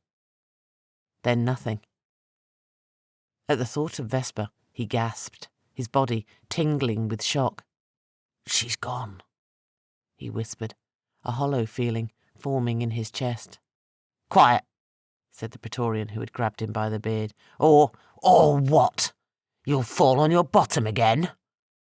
he mocked. The man snapped his mouth shut, while his partner's shoulders shook with repressed laughter. "Or I'll gut you like the pig you are," he countered, pulling his gladius halfway out of his sheath. Narcissus spat, knowing an empty threat when he heard one. Cleander told them to watch him, not to kill, which meant that the Emperor's errand boy went to fetch someone. He searched his memories once more, shaking his head when he could not recall anything about what happened after he fell. He had no clue if anyone had gotten away, or even if they still lived. "You, there, Praetorian," he called out. "What happened to the woman I was with?" The guardsman who had woken him sneered, striding toward him. "I told you to silence that foul tongue," he said, grabbing him by the beard once more. "But if you must know, most of them are dead. Commodus was kind enough to reward us with a few of the slave women. Darius and I made out better than most, getting the clean ones, doing what we willed until they were spent. After we were done, my blade made easy work of them." At the thought of this vile man laying with Vesper, then killing her, Narcissus saw red, his blood burning with rage. The Praetorian's eyes went wide with shock when the big Celt clipped him with his fist, his adrenaline-fueled haymaker tearing the iron shackle clean off the wall. Clutching at his bruised jaw, he fought to pull away, but Narcissus was quicker, catching him by the throat with a massive hand before he could move. "I told you, if you touch me again, I would snap your neck." The hapless Praetorian clawed at his hand, but Narcissus felt no pain, instead pulling him in close, twisting his neck with both hands until it snapped, a horrid gurgle echoing throughout the cell. The other guardsman watched the body fall in wide-eyed horror, unsheathing his gladius and holding it out in front of him. "The women, they died well," he began, shuffling back, "and I was kind to them, only using them for my pleasure. Cassius, he was the one who became vulgar, cutting them for sport." The more the man spoke, the deeper his rage grew, his nostrils flaring like a charging bull. Using both hands and planting his foot against the rough-hewn brick, Narcissus tore the remaining shackle from the wall, stalking toward the other Praetorian guardsman while the iron dragged and clanged against the concrete floor. "You will pay for every death tenfold," he said through clenched teeth. The Praetorian turned to run, bolting for the door, only to stumble face first onto the floor when Narcissus clipped him in the back of the head with his iron shackle. The big Celt was on top of him in the span of a single breath, wrapping the chains around the man's neck, pulling so hard that the veins on his muscled arms bulged. "The bodies," he seethed, spittle running down his beard. "What did you do with them?" "Pyre," he said, trying to pry the big Celt's hands from the chain. "Burned, all burned." Narcissus did not remember snapping the man's neck, or even how long he sat there on his back, his arms bulging as he strained to pull the chains ever tighter, piling all of his rage on the dead man's broken body. He only remembered the voice that brought him back to his senses, the voice of a man who had been at his side for more years than he could remember. "Doctor A, are you well?" He blinked, his arms shaking as he let go of the chains. "Linus, how are you here?" he said, looking up to see his friend's wrinkled face, his eyes full of worry. The old gladiator opened his mouth to speak, only to snap his mouth shut when his body was jerked back. Narcissus, seeing at last that his old friend wore a chain around his neck and that they were not alone. "He is here because we wish it." "Commodus!" barked Narcissus, his instincts taking over as he rolled off the dead man and onto his feet, hefting the corpse up in front of him like a shield. The Emperor threw back his head, his eerie laughter echoing off the rough-hewn walls. "Dead men make for poor shields. Living ones, they work best," he said, shaking Linus to make his point. They stared at each other for a moment, Commodus giving him an expectant look. Narcissus let the dead Praetorian fall at his feet. "You ruin your reputation, Linus, keeping company with the worst Rome has to offer." "Apologies, Doctore," said the old gladiator. "This is the best I could find at the brothel." "That's what happens when you spend time with the lowest of the low," said Narcissus. Linus began to laugh, only to fall silent when Commodus put a knee into his bent back while pulling at his chain, bending the old man over backward. "Apologies, Caesar," he gasped, his bronzed face going pale. "Enough!" shouted Narcissus, letting his hands fall to his sides. "What in the name of the gods do you want?" Commodus pushed Linus to the floor, and then handed the chain to Cleander, who appeared behind him. "We spent the afternoon thinking of how to kill you, Celt," he said, stepping forward. "Can you imagine that? Caesar Commodus Augustus himself, ruler of the greatest empire in the history of mankind, wasting thoughts on a lowly slave." Narcissus looked Commodus up and down, looking for weakness, a weak side or a limp, but found nothing. He was powerfully built, a giant of a man, one of the few who could look Narcissus in the eye without craning their neck. "What have you decided?" he said, standing his ground as the Emperor came closer. "Something amusing, I hope. I always wanted a spectacular death, one that the people of Rome would speak to their children about." "I went through the usual ones," said Commodus, coming to a halt, unbuttoning his tunic. "Lions would have been fun. Or ravens plucking out your eyes. They can be trained to do that, far more intelligent than most animals, not to mention some slaves. I even thought of having you cooked, serving you at a feast in our honour. Cooked Celt. It would have been amusing." "Sounds common, even boring," said Narcissus, swallowing hard while adjusting his stance. He had fought Commodus in the arena months ago during their escape. He was strong, stronger than him, but he was still a man. The javelin in his belly had proved that. "Why not give me a games to remember? Narcissus against the best gladiators in the empire. The crowds would love it." Commodus looked back at Linus, then to Cleander, and Narcissus tensed, ready to pounce. "We tried that," he said, looking back at him. "You and your friends embarrass me by not dying as planned. In fact, it has been 3 times now that you have defied me."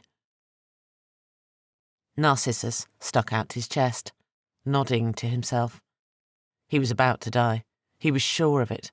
Commodus was done with his games and would simply do away with him in this dark, dank cell, forgotten by the world. "Do it, then. Kill me and be done with it. Or are you going to let your errand boy do it for you?" "And that, my dear Cleander, is why we are a god among men," he said, winking back at the swarthy prefect, before returning his attention to Narcissus. The big man narrowed his eyes, frowning into his beard. "What do you mean?" Commodus spread his arms wide, gazing around the room. "Look around you. Look at the strength you show," he said, pointing to the dead guardsmen. "Even chained to the wall, you managed to kill the men guarding you." "Well, the chains were weak," he grumbled, looking down at his hands. "As were your men." "No, it's more than that," said Commodus. "In fact, you will live for a long time." "I have tasted freedom, and I will never again submit to the life of a slave. You will have to kill me." "Defiant to the end," said Commodus. "That's why we decided that we like you." A choking sound escaped from Cleander, and Narcissus looked over to see the man's face red with rage. "Caesar, this man is dangerous, a leader of the slave rebellion. He cannot be allowed to live. He will draw others to his cause. Try to escape." "Not if I have his friends. His woman," said Commodus, smiling like a cat with an animal trapped in its grip. "We will keep his woman and his friend. Give them a life of comfort, and in return you will serve us. Won't you?"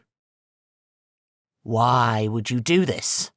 said Narcissus, shaking his head.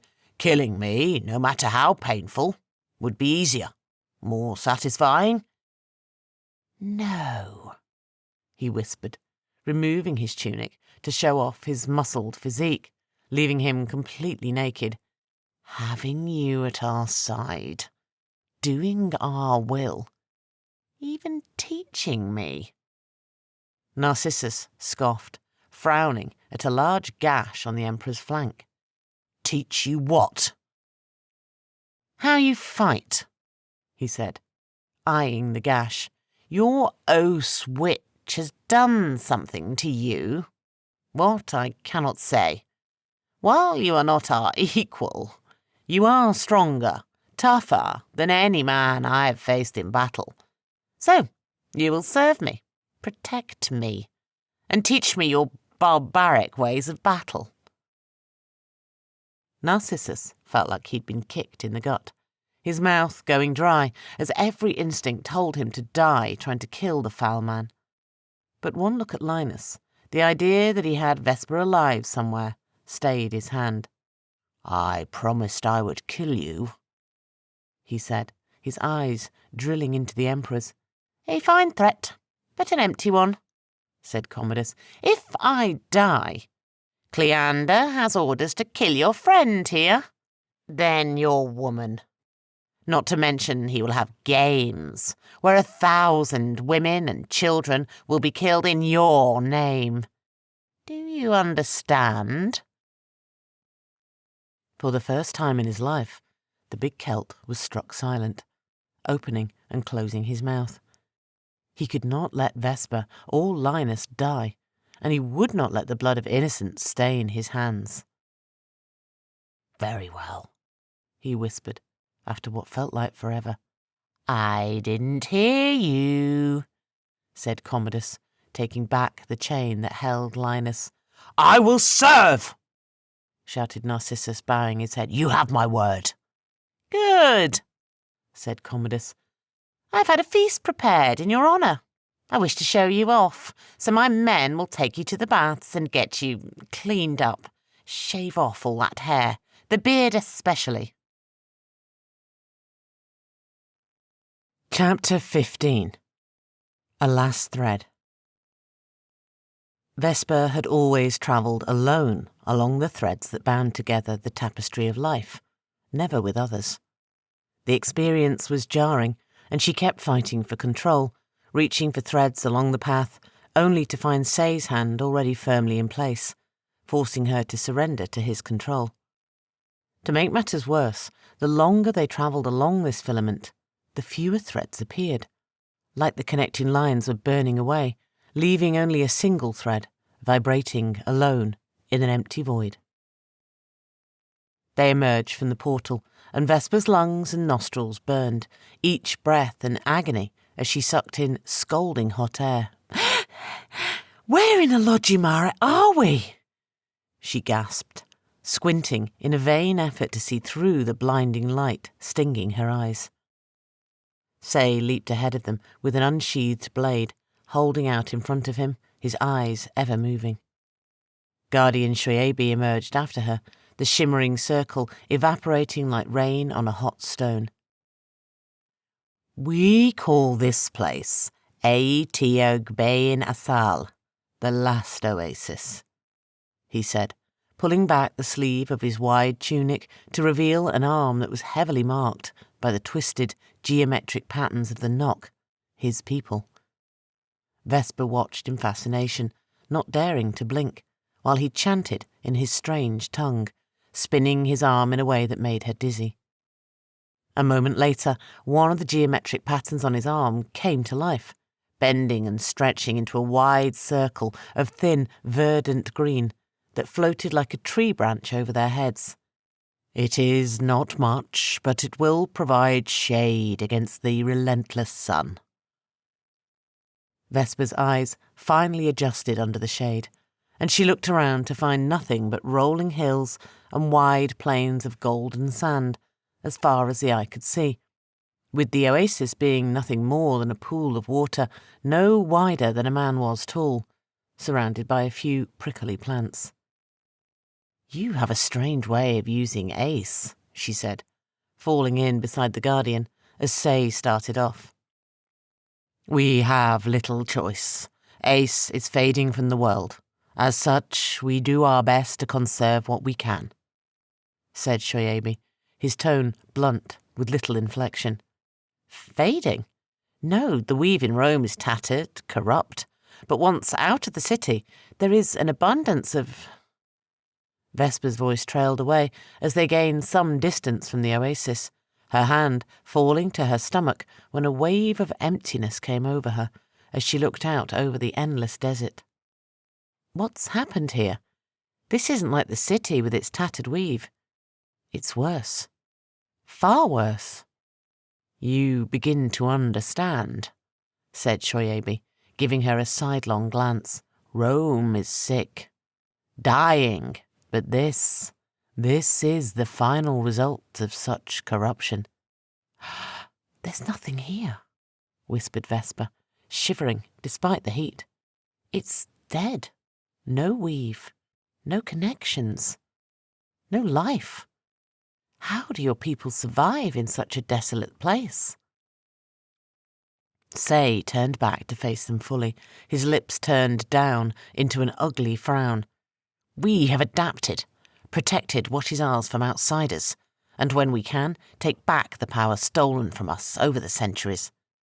"I told you I am no thief," began Vesper, meeting his accusing stare with one of her own. "Enough, Say. There are no threats here for now. You are not needed for my protection. Go ahead. Tell the council that I have found Magda's ward, and they should prepare," said the Guardian, returning his attention to her when the Seeker sped off, running at a breakneck pace despite the heat. "Apologies. He has spent most of his life defending our people from outsiders, and has known too much loss for one so young. Now, come along. It's not much further." "Why live in such a desolate place?" she asked, the emptiness growing the deeper they travelled into the desert. "You will see," he said, picking up the pace, his tone making it clear she should hold questions for later. "We are not far now." Vesper hurried after him, following in silence across the hard-packed desert sand in the blistering heat, with only Shoyabi's umbraculum for shade. She began to question her decision. To follow the Guardian and his ward with little proof was madness, or at the very least foolish. She worried about Narcissus, praying that he was well, wishing she could let him know that she was safe. They were almost to the top of a small hill when her face broke into a smile, her worries forgotten as a thrill ran through her. "A baobab," she said in disbelief. It was still miles away, but even from this distance, the great tree towered so high it almost touched the heavens, its wide branches giving life and shade to a small town spread out among its massive roots. "I thought the one in our home village was the last one of that size." Guardian Shoyabi offered her a pained smile, nodding his head. The tree that Magda guarded was the last. The great baobabs, those that have existed since creation, are no more. Only the young ones exist today, small by comparison. Vesper stopped, casting a sidelong glance at the older man. I don't understand," she said, still in awe of the great tree in the distance. The Guardian bowed his head, pressing his lips together. "It is easier to show you. Come, please." They came to the outskirts of the village, and confusion grew the closer she came to the great baobab. It was only when they were close enough to fall under its shadow that she truly understood, her brow knitting together when she craned her neck upward. Its wide trunk was covered in rot, its bark moist and flaking away in many parts to reveal the vulnerable wood underneath, while its towering branches were leafless, bare and bent, little more than skeletal claws reaching for the heavens. At the heart of its wide trunk was the worst of it, a massive crack, an open wound that spanned from stem to stern. "By Lodjimare, what happened to all of it?" Shoyabi dropped his arm, and the shelter protecting them from the sun vanished.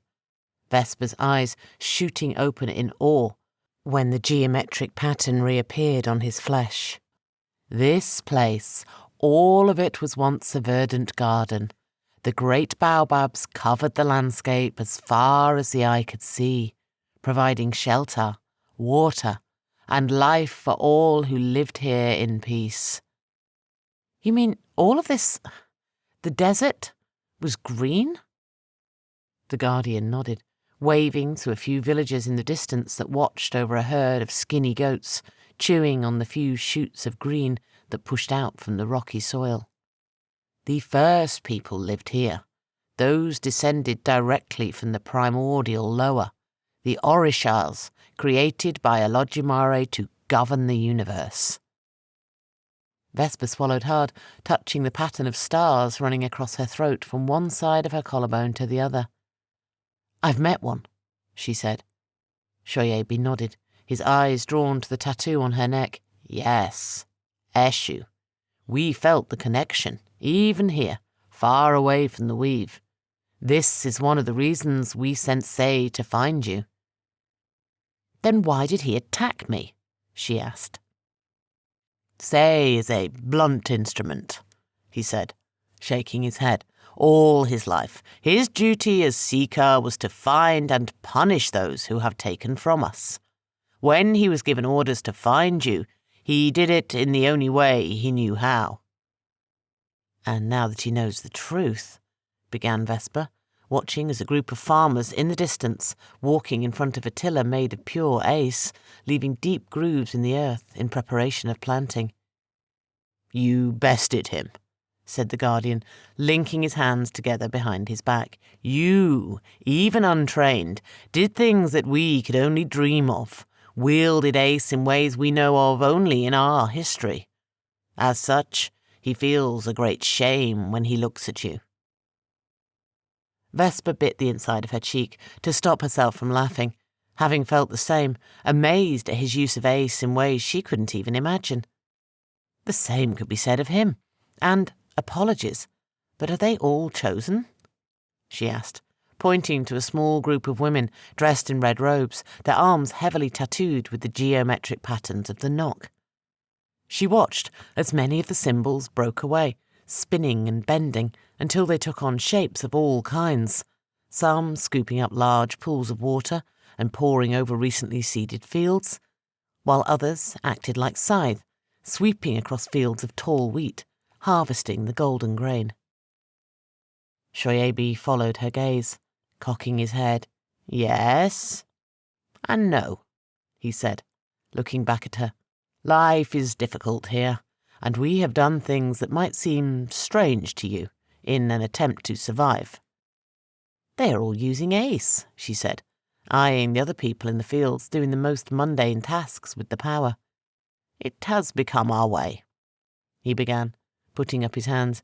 You know almost nothing of what it means to be chosen, of what you are capable of our culture. Apologies, said Vesper, returning her attention to the women. This is not what I expected. The Guardian nodded, patting her on the shoulder. I can imagine. The women are using ace, but they are not chosen. I didn't think that was possible. We have much to teach you, but to make it clear, they have no ace of their own. They do what they do with borrowed potential, borrowed power. Vesper's brow shot up, and she gave him a questioning look. That does not sound natural. Why? This is ace provided by the great baobab, nothing more.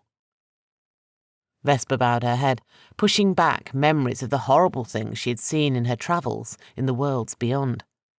The Sandawai, they do such things. Alodjimari cut them off from the weave long ago, so now, to maintain their power, they draw on corrupt forces from the worlds beyond the living, from the dead themselves. The Guardian looked away, coughing into his hand. We are not like that. We only concern ourselves with keeping our baobabs safe.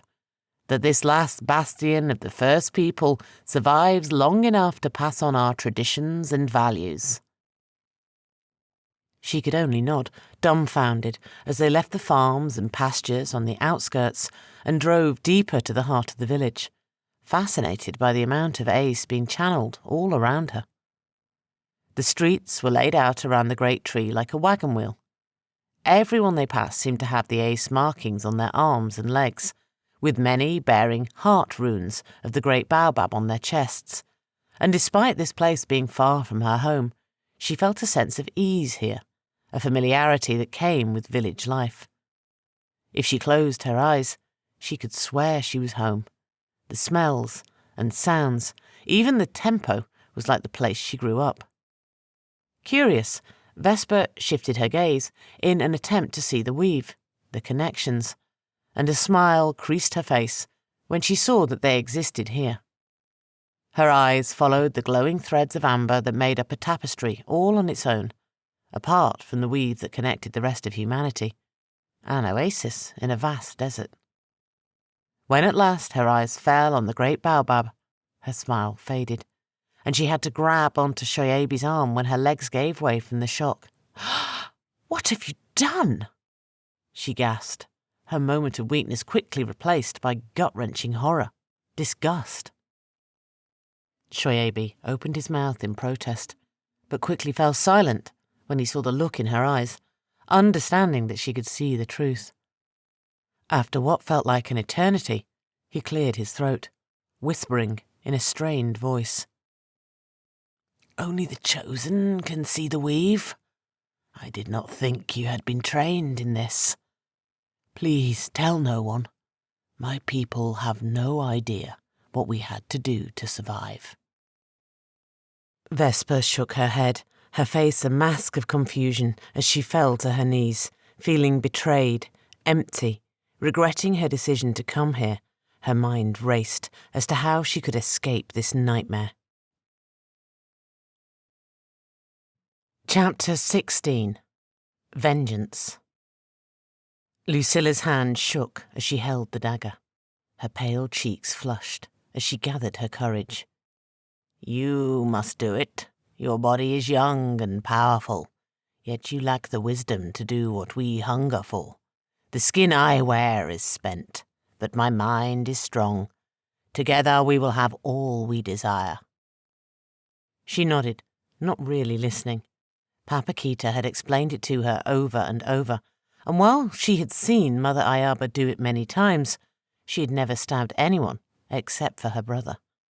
I will try, she said, licking her lips while raising the dagger above her head with both hands. She sat back on her haunches while the Sandawai Vodan lay on his back in front of her, newly carved symbols on his chest still dripping with blood, waiting. It be easy, Lucilla, like killing a pig.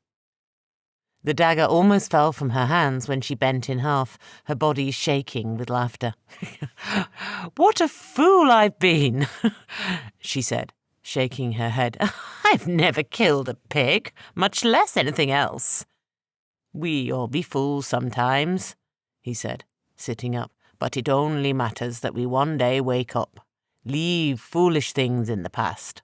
But do not let doubt consume you. Vengeance is at hand, said Papakita, sitting up to pluck the dagger from her hands, holding the tip of the weapon to his breastbone. End this body. Free my soul to join you. Together we will rain down a fury the likes the world has never seen. You make it sound so easy. With a growl, he took her hand in his, holding the weapon together around the leather-wrapped hilt, squeezing hard. It is. Take the blade. Say the words I have taught you. Put it in my chest. Lucilla sucked in a deep breath, gripping the dagger with all her strength. Very well. Lie back. I will do what must be done. Good. He returned to his back, and Lucilla raised the dagger over her head with both hands, repeating in her mind the words Papakita had given her. Shouting the words in the strange tongue, she closed her eyes, bringing the dagger down with all her might. A terrible scream filled her ears as the dagger twisted out of her hands, clattering away. Her eyes snapped open to find the Vodan cursing in pain, clutching at his side, the blade having glanced off his bony ribcage. Apologies, she shouted, while her hands shook with panic. Keep your eyes open, he groaned, grabbing the dagger from where it fell, putting it once more in her hand. I have no desire to die from 1,000 cuts. Lucilla grit her teeth, her eyes flashing with anger at the Vodan. I told you I have never killed. Then it is past time you learned, because our path to power will be bloody, he spat, lying back once more, his eyes never leaving hers. This time, keep your eyes open. I will, she said, her nostrils flaring. Lucilla let her anger take hold, her eyes never leaving the skinny man's breastbone. With a shout, she thrust the blade down with all her might, gawking in disgust when it punctured his chest with a nauseating pop, halting only when the leather hilt blocked it from going deeper. She had expected blood, even a scream, but when the burning rush flowed up her arms, her heart stopped, and she found her hands locked in place on the leather-wrapped hilt. She opened her mouth to scream, but nothing came, with only a whimper escaping her throat as the heat climbed, rising from her arms into her chest, descending down to her pelvis. Feeling like her skin was burning, flesh bubbling and sizzling, like rats turning over on a spit. It was over as quickly as it began, and Lucilla came back to her senses, hunched over Papakita's spent body, somehow looking more emaciated than he had in life, an aged skeletal husk, despite him having been alive and breathing only moments before.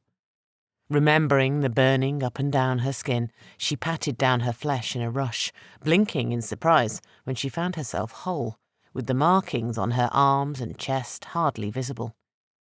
You be with me, said a voice in her head, sending her scrambling back to the cave wall just as she had calmed her racing heart, her stomach once again turning in knots. "No, no! This was a mistake!" she screeched, clutching the sides of her head while kicking her feet, feeling like something was crawling around under her skin. "Get out! Get out!" The voice fell to a whisper, muttering words so low she was forced to stop and listen. "Do not fight. Let the joining happen." The calm tone soothed her, slowed her racing heart. When memories of days she had never lived began to run through her mind, understanding dawned, her worry fading away like morning mist. She had feared losing herself, drowning in Papakita, with his mind taking over her own. Instead, she was simply more. She was still Lucilla, daughter of Marcus Aurelius, wife to Lucius Verus, and proud citizen of the greatest empire the world had ever known.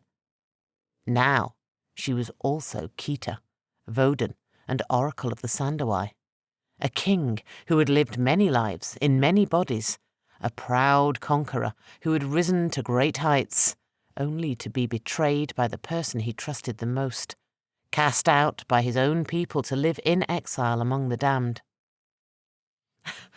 "This is wonderful," said Lucilla, all of her doubt and worry fading away, laughing in wonder as she stood, holding out her hands in front of her while flexing her fingers.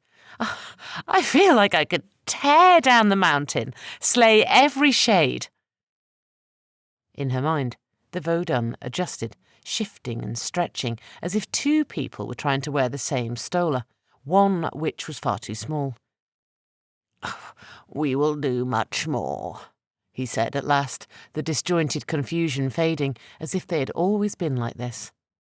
"Then let us begin," she said, through clenched teeth, her hunger for revenge growing with each passing moment. Raising her chin, Lucilla left the cave where Papakita had made his home since before she was born, where the imprisoned Voden had hunted for rats, living deep in the bowels of the mountain, spent his endless days drawing out the tapestry of his life on the cave wall, dreaming of the vengeance which was now within their grasp. Striding like an empress to the edge of her perch, Lucilla peered into the darkness, catching sight of the hordes of shades each time lightning brightened the sky. "The Aitan, the markings on my arms, they are what protected me before. Will they again?" "You know the answer. You know all the answers," he said. "It is all in you now." Lightning flashed above her once more, and Lucilla raised her arms, secure in the understanding that she was protected from the dead, sure that she could not just hold them at bay, but do more, much more. Filling her lungs, she shouted out over the barren plains, her voice booming louder than thunder. "Mother Abaya, Senator Magnus, I come for you." She leapt from the cliff with a small smile across her face, relishing in the wind rushing past her, howling in her ear. She landed in a titanic crash, stone and ash exploding all around her in a hail of destruction. She emerged from the crater unharmed to find the dead waiting for her, their cold, dead hands reaching for a taste of life. Instead of shrinking away or running, she took them, wrenching them closer in a lover's embrace. The dead wailed when she touched them, the Aitan on her arms flashing blue and white and spreading over their withered forms, turning them to dust. "It's glorious," said Lucilla, shuddering as she tore at them, consuming them, each time closing her wounds, driving away fatigue, making her stronger. "Control yourself," whispered Papakita, his voice growing more frantic each time she embraced a shade. "Lest we squander our true power." Lucilla spun in a circle, her voice a mad cackle, when the shades ran from her. "Why? The dead fear me!" she spat. "Just as the matron and the Magnus shall. The dead will serve you, so use them, not only for our strength, but as an army that will shake the foundations of the universe? Then we shall. At the Voden's urging, they set off across the vast plain to their destination, her back straight and her head held high, heart and soul bent on destruction. At first, each time a shade crossed her path, she consumed it, adding the dead to her strength. But after a time she followed Papakita's advice, binding them to her will by breaking their fragile minds until they knew only to obey her and nothing else. When, at last, they found the cobblestone path that crossed the world in between, Lucilla had amassed an army that spread out as far as the eye could see, spread out over the hills in both directions and beyond, the wailing of the dead drowning out all other sounds. "How do we find them?" she asked, not finding that knowledge in the Voden's thoughts. "Where are they hiding?" Papakita delved into their memories, hunting, searching for the answer, gasping when they found it. "They have built a construct," he rasped, his words coming quick, Lucilla's blood racing, their desire for revenge making her blood boil. At first, she didn't understand, but a moment later, the knowledge was there, the intricate details of the world in between. With enough power, one could carve an offshoot of the cobblestone path, building a refuge atop the bones of the dead. "The lives required to build such a thing, it's beyond comprehension," said Lucilla. "How could anyone be so cruel?" "She has made bargains with the lower that the great god Olodumare banished long ago, before the age of the Sandawai. Lower that require payment in death and destruction for the boons they grant." "Can we defeat her?" she asked, stumbling while putting a hand to her chest, her brow creased with worry. In her mind, the Voden fell silent, her feelings of dread amplified by his own. "Apart, no," he said, "but together, with an army at our backs, she will fall." Nodding in agreement, they set off once more down the path, with the dead in tow, their keen wails echoing across the vast plains. In her mind, Papakita raged, his desire for revenge growing with each step. They came upon the construct suddenly. One moment the cobblestone path stretched on beyond her sight, vanishing in the gloom. The next it branched off. One way continued into the darkness, the other gave way to a gravel path that gently rose toward a sickly green hedge, a terracotta roof of a large domus peeking out just above it. "Is she there?" asked Lucilla. "And what do we do if she is not?" "We will do what she did to us," he said. "Tear down her stronghold, destroy everything she holds dear, force her to face us." "To destruction," whispered Lucilla, raising a hand above her head, the dead's haunting wails fading to silence, the deathly quiet sending shivers up and down her spine. Her mind was not fully merged with the Voden, and some small part of her was full of doubt, questioning that madness of attacking a creature hundreds of years old who had dealings with creatures that existed before the dawn of humanity. But she relished in the notion that it was her choice, that live or die, it would be her who decided her fate. Without fanfare, she let her hand fall, and the dead surged forward, their keening howls leaving her dazed for a heartbeat. "By the gods!" she said, her jaw falling open as the faceless shades pouring ahead of her exploded in a flash of grey-blue ash against an unseen barrier, their forms crackling like lightning and then vanishing. She slowed her pace, worrying with each step. The damned were meant to draw out defences they were not aware of, overwhelming with sheer numbers. But the barrier held, not weakening with their onslaught. She was about to pull back, calling off the attack, when she had a flash of insight. The dead did not belong here. They were from the outside, but Lucilla was a different matter.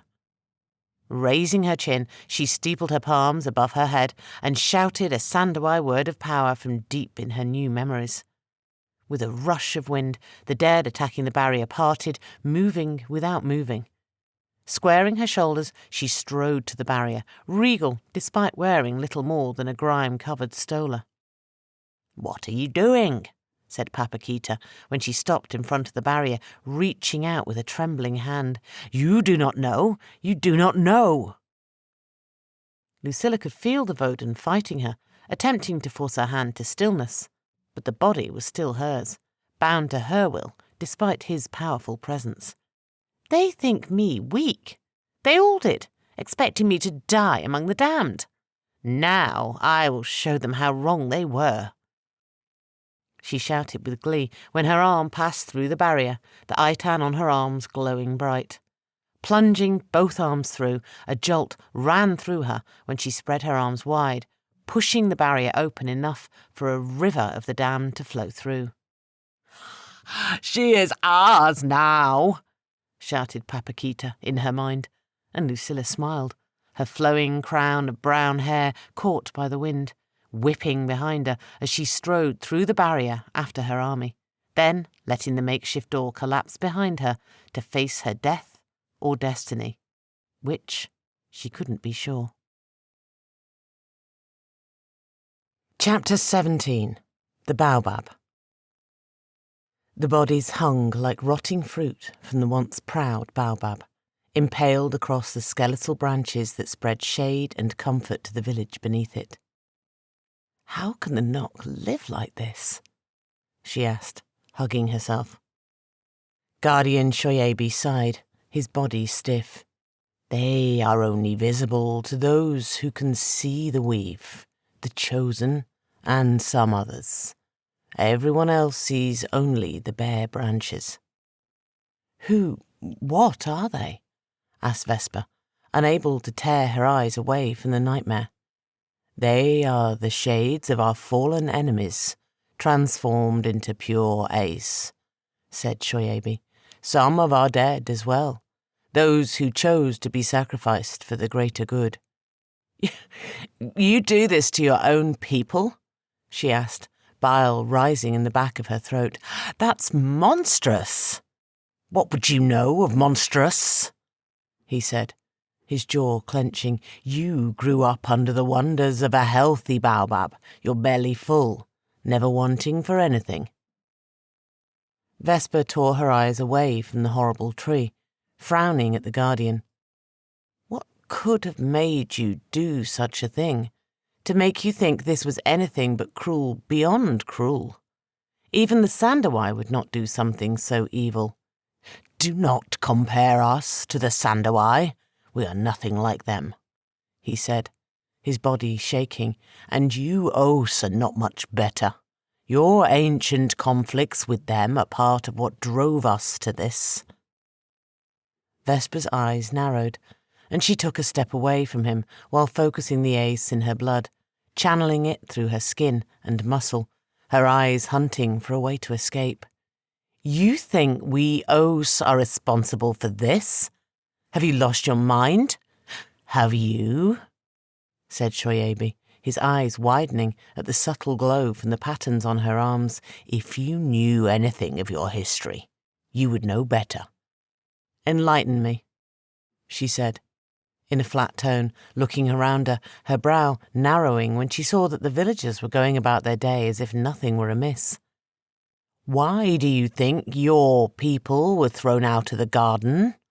The constant warring between you and the Sandawai drew all the First Peoples into your conflict, forcing us to take sides in a battle we had no desire to fight." "I don't believe you."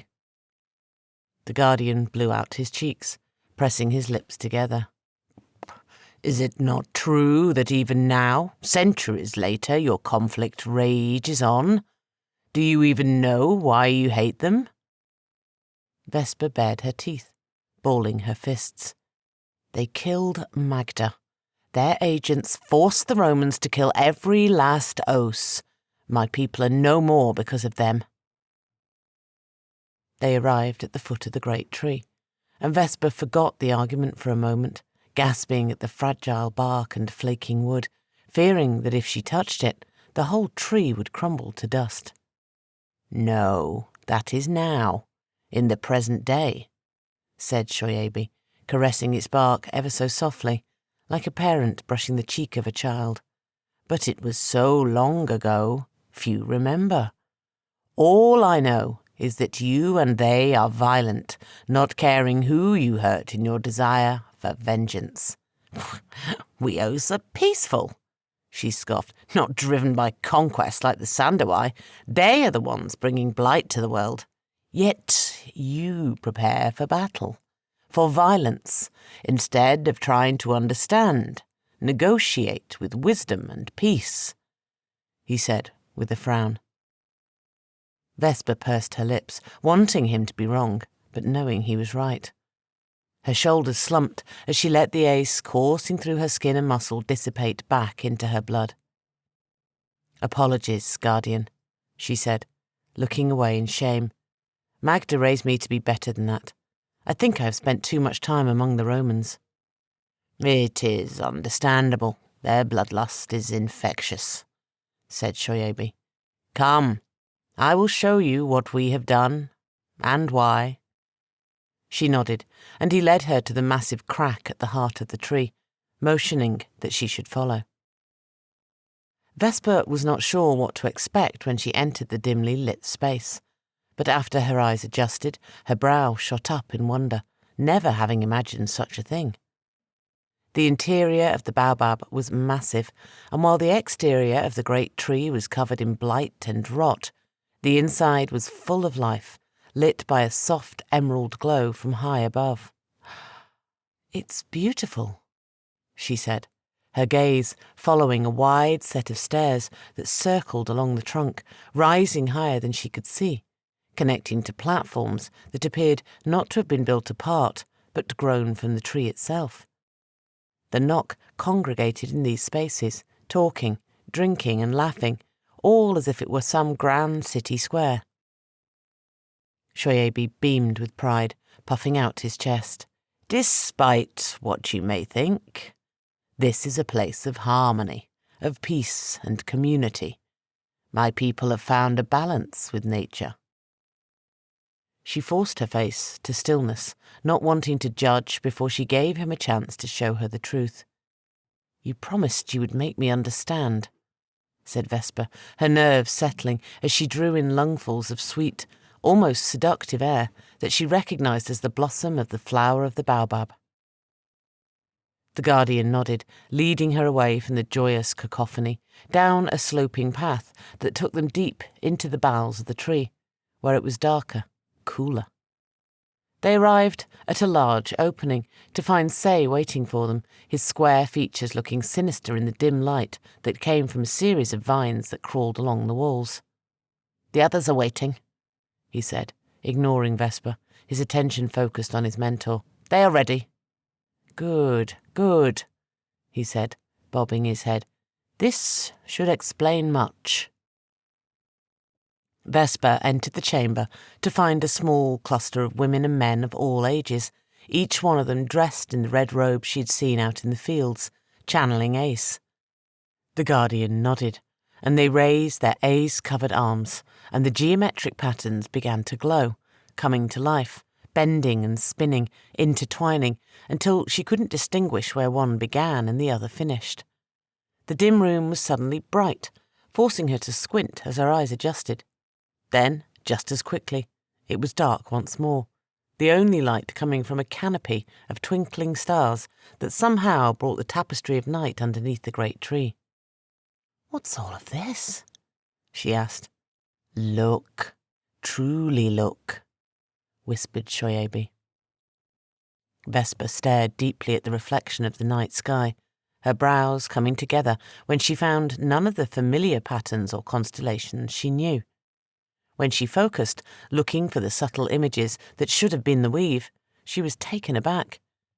"This is not the history I have seen in the night sky," she said, looking for herself, her aunt, and her family, not finding them in this unfamiliar tapestry. "This is different. The connections do not go beyond this place." Shoyabi nodded. "What else do you see? Follow the threads." Vesper's eyes flicked back to the Guardian, and then back at the tapestry, her stomach turning with worry at what she might find. She did as she was told, following the threads that connected mothers to daughters, fathers to sons, going from family to family, following the bloodlines back through the distant past, at last understanding when she came to the beginning. This is impossible, this tapestry. The lives it connects do not go very far back. Even after the Os and the Sandawai were cast out of the garden, the doorway to hate among the first people stayed firmly open. It was an infection that we could not cure, and with that door open, something came through.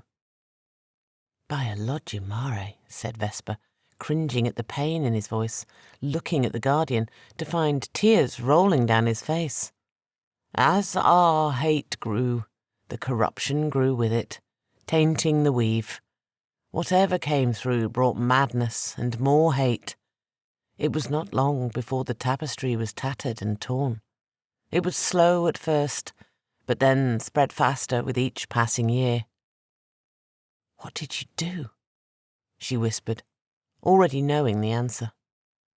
Guardian Shoyabi sighed, squaring his shoulders. Most of the great baobabs were all but gone near the end.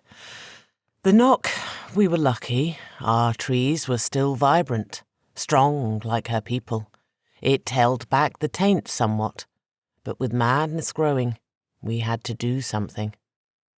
Vesper returned her attention to the projection of stars above her, focusing on the beginning of the tapestry, her mind delving deeper and deeper, seeing the events unfold as if she were there.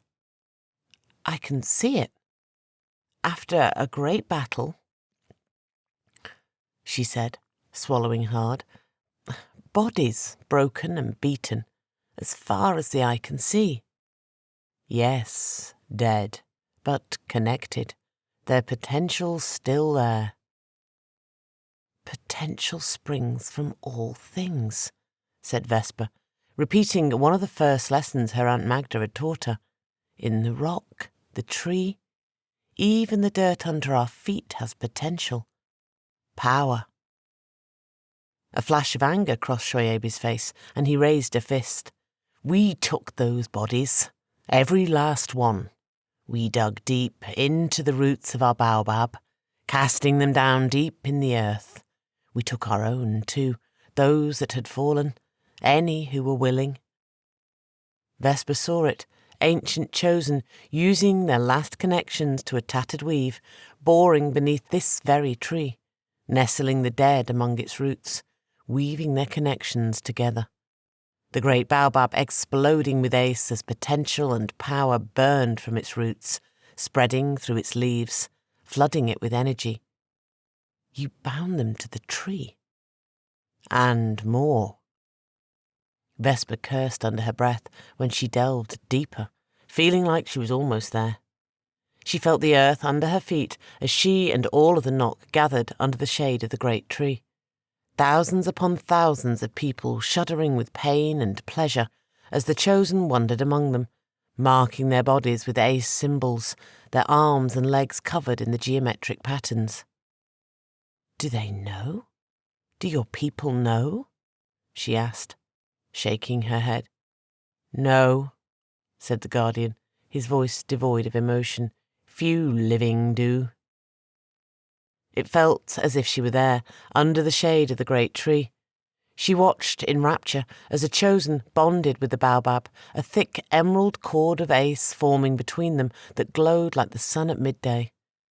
The cord stretched out as he then wandered around those kneeling before him, his touch connecting them to him, to the baobab, to each other, and nothing else. "Do you understand now?" asked Shoyabi. Vesper put a hand to her chest, the missing connection to Narcissus more profound with the revelation. "You created your own weave, cutting yourself off from the rest of humanity." "Yes, and it worked for a time," he said. "The remaining first peoples died off. We thought it a victory. The darkness that had plagued us vanished. disappearing along with what was left of the weave. The garden followed not long after, leaving the desert you see today. And now, she said, eyeing the fraying threads of the current day, seeing the turbulent times coming. Shoyabi bowed his head, looking old and beaten down. Now our baobab is dying, and every single man, woman and child you saw will die with it. Then you lied to bring me here, snapped Vesper, her eyes narrowing. Why? Not entirely, I promise. You will receive training. It is my responsibility to be your guardian. But there's more. The guardian bit his lower lip, his voice falling to little more than a whisper.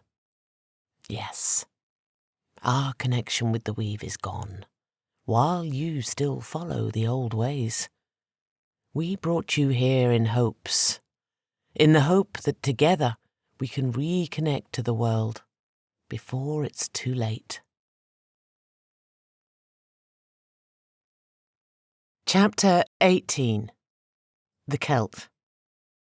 Now you look like a proper Roman, a man of distinction, worthy of being doctore to Caesar himself.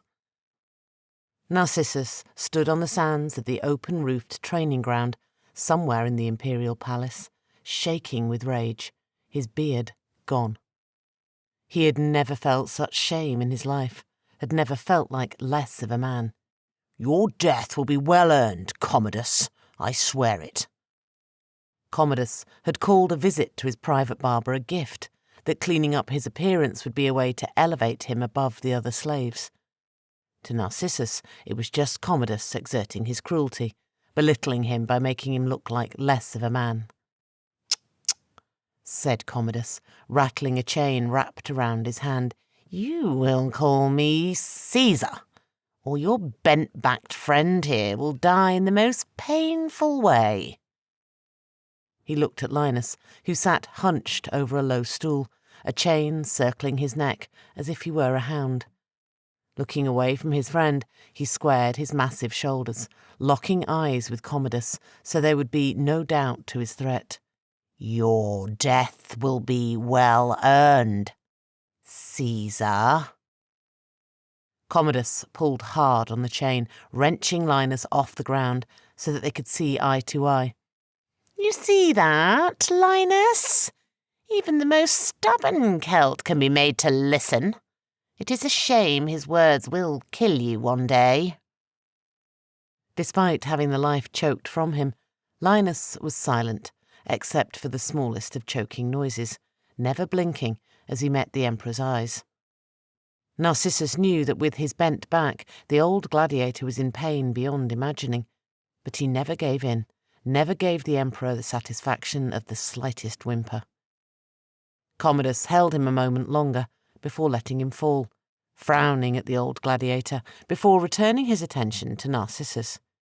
You should be grateful for my kindness, that in my mercy I let you speak to me in such a way. Any other slave would be punished in the most painful manner, he said, his eyes flicking back and forth between the two men. But it doesn't matter. I shall punish your woman instead. It won't be long until she grows to enjoy my touch. Spittle rolled down Narcissus's bare chin, his face red and splotchy, as he took a single step forward.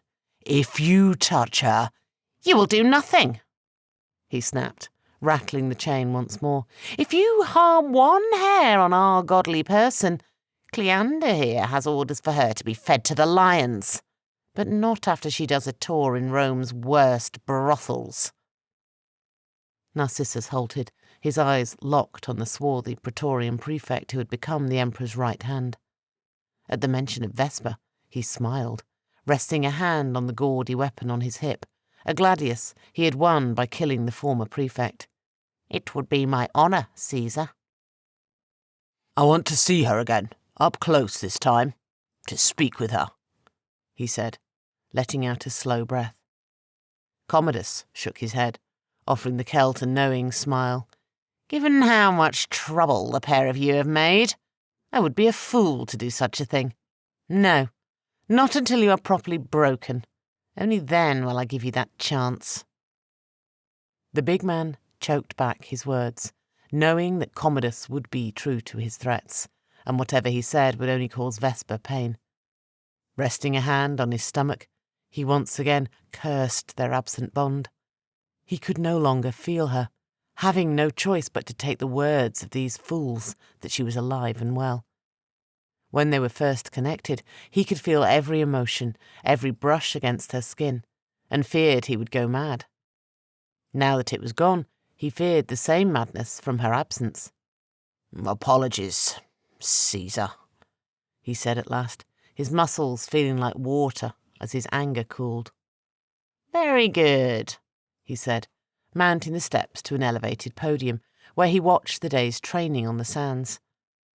The open courtyard was at least the same size as the training grounds of the Ludus Magnus, with sloped seating for guests built into one side, just below where the emperor sat.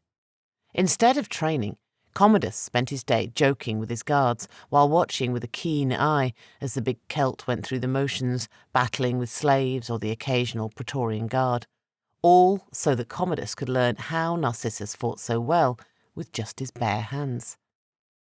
When he had his fill of watching, Commodus himself would join in the training, never against Narcissus, fighting with some poor soul, applying what he'd learned from watching the big Celt.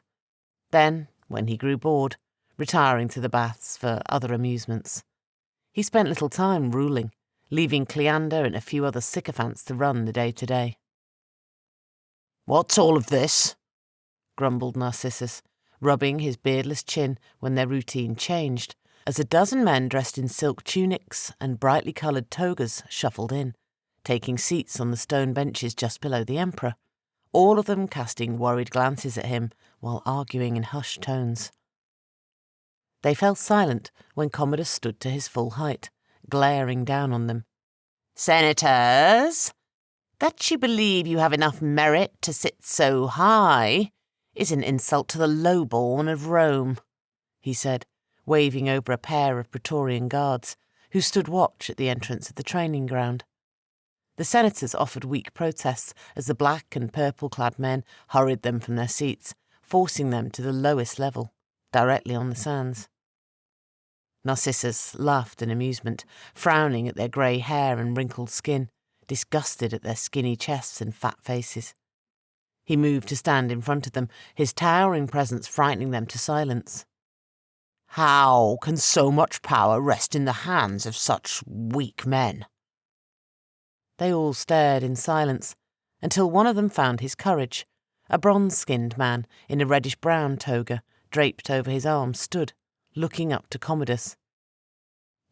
"Caesar," he began with a snort, "I am a senator of Rome, not some common plebeian. How dare this barbarian have the gall to address me so? I demand that he be flogged." The emperor sat down, taking the time to settle in his seat, while the senator's nostrils flared. "Senator Sabinus," he began, a feral smile growing on his face while the senator held his toga in a white-knuckled grip. "Narcissus may be a slave, but he is my slave. In my eyes, this places him well above you. In fact, we agree with his words. You are, in fact, a weak, useless man." "Insolent boy! I have served the Empire since before you were born," began the senator, only to fall silent, swallowing hard when Commodus stood, taking a step down from his perch. "Senator, you are here to witness my greatness, so you will behave with respect. I do not wish to make examples of you," he said, starting to remove his tunic, just as a Praetorian guard appeared with the golden lion's mane, the costume he often wore when he appeared in the arena, while another man brought him the massive club he often fought with. Throwing the club over his shoulder, he strode down the stairs, the senators' faces flushing when they saw that the emperor wore only a golden loincloth to match the lion's mane he had been favouring these last few months. Narcissus stepped back to give Commodus space while he took a few practice swings, the senators flinching back each time the massive club whistled in their direction. Watching the weapon with eyes as wide as saucers, Senator Sabinus rose on unsteady legs. "Caesar," he began, coughing into his hand, "you cannot just kill us. To do so would not be in the best interests of the Empire. The Senate administers—" Commodus sprung forward, slamming the club into a training post near their seats, splintering the tall wooden rod driven into the sand. "You were saying something," he said, returning his attention to the dark bronze-skinned senator, who fell into his seat as if he had fainted, the other men forced to hold him up. "What do you intend?" asked Narcissus in a low voice, approaching Commodus as if he were a rabid dog. "You see these men?" said Commodus, his broad chest heaving as he pointed to the senators. "They are not warriors like us. They're parasites who've spent decades getting fat and rich, profiting from my father's wars while they have never swung a sword or dug a ditch. And now that I have stopped their wars and brought peace to the Empire for the first time in a century, they want my head. But I'll show them. They will learn what it means to challenge me." Narcissus nodded along, keeping his face still. "What will you do with them?" he asked, not wanting to be included in whatever madness he was planning. It was often like this with Commodus. One minute he would threaten murder, the next he would speak like they were staunch allies. "I intend to put what I've learned from you to good use. Now sit and watch." "As you wish," said Narcissus, doing as he was told, taking a seat off to the side by himself, far away from the frightened senators. Commodus threw away his club, flexing his well-muscled arms in anticipation of fighting with just his hands and feet. "Bring out the first set," he shouted, nodding to one of his guardsmen. The big Celt cursed under his breath when a heavy wooden door swung open at the rear of the training grounds, and a group of men in heavy iron chains shuffled forward, many of them raising hands to shield their eyes from the sun, squinting like they had been too long in the dark. The group stopped in the centre of the training area, and Commodus walked up and down the line, squeezing an arm, poking them in their chests, or forcing open their mouths while he inspected their teeth. "Unchain them. These will do." A tired-looking legionnaire in worn armour and a tattered red cloak emerged from the wooden door, unlocking the chains, then vanishing once more through the door, until at last returning with an array of rusted weapons that he threw on the sands. "Survive and see another day," he said in a harsh tone, shrugging at the unchained men. The slaves darted forward, arming themselves with what they could. Warped spears and bent blades, many of them notched and splintered from previous battles, dried blood still visible on the dull blades. "Kill me and go free," shouted Commodus, spreading his arms wide while turning in a circle, while the men cast nervous glances at one another. A pale, thick-chested Gaul with a filthy beard and grey-streaked hair exploded into action, holding a rough-hewn spear with enough expertise to mark him as a soldier of some sort. He attacked Commodus with deadly purpose, threatening with a series of quick thrusts that the Emperor just managed to dodge, flashing a brilliant smile to the senators when the Gaul warrior spun on his back heel, clipping Commodus on the chin with the blunt end of the weapon, to little effect. He came at him again, feinting to the right, and then aiming for the Emperor's belly. Commodus caught the spear in one hand, the Gaul's eyes popping open in surprise when his weapon was snapped in half.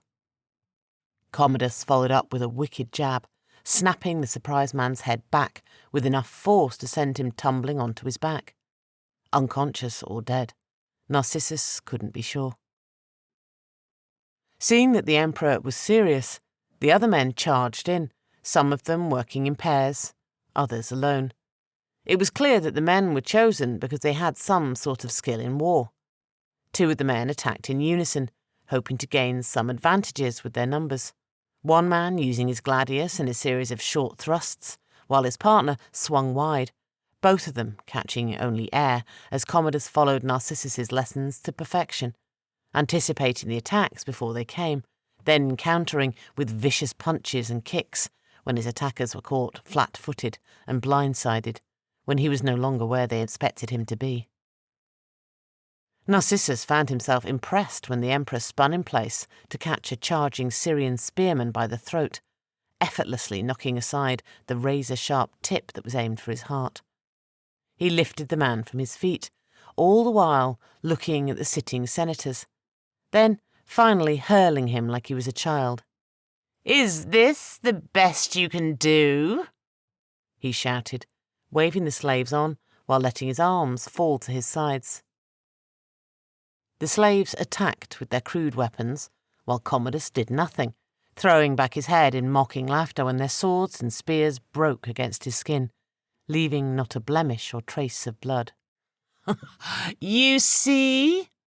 he shouted, turning to face the senators with his arms held wide, while the slaves beat on his back.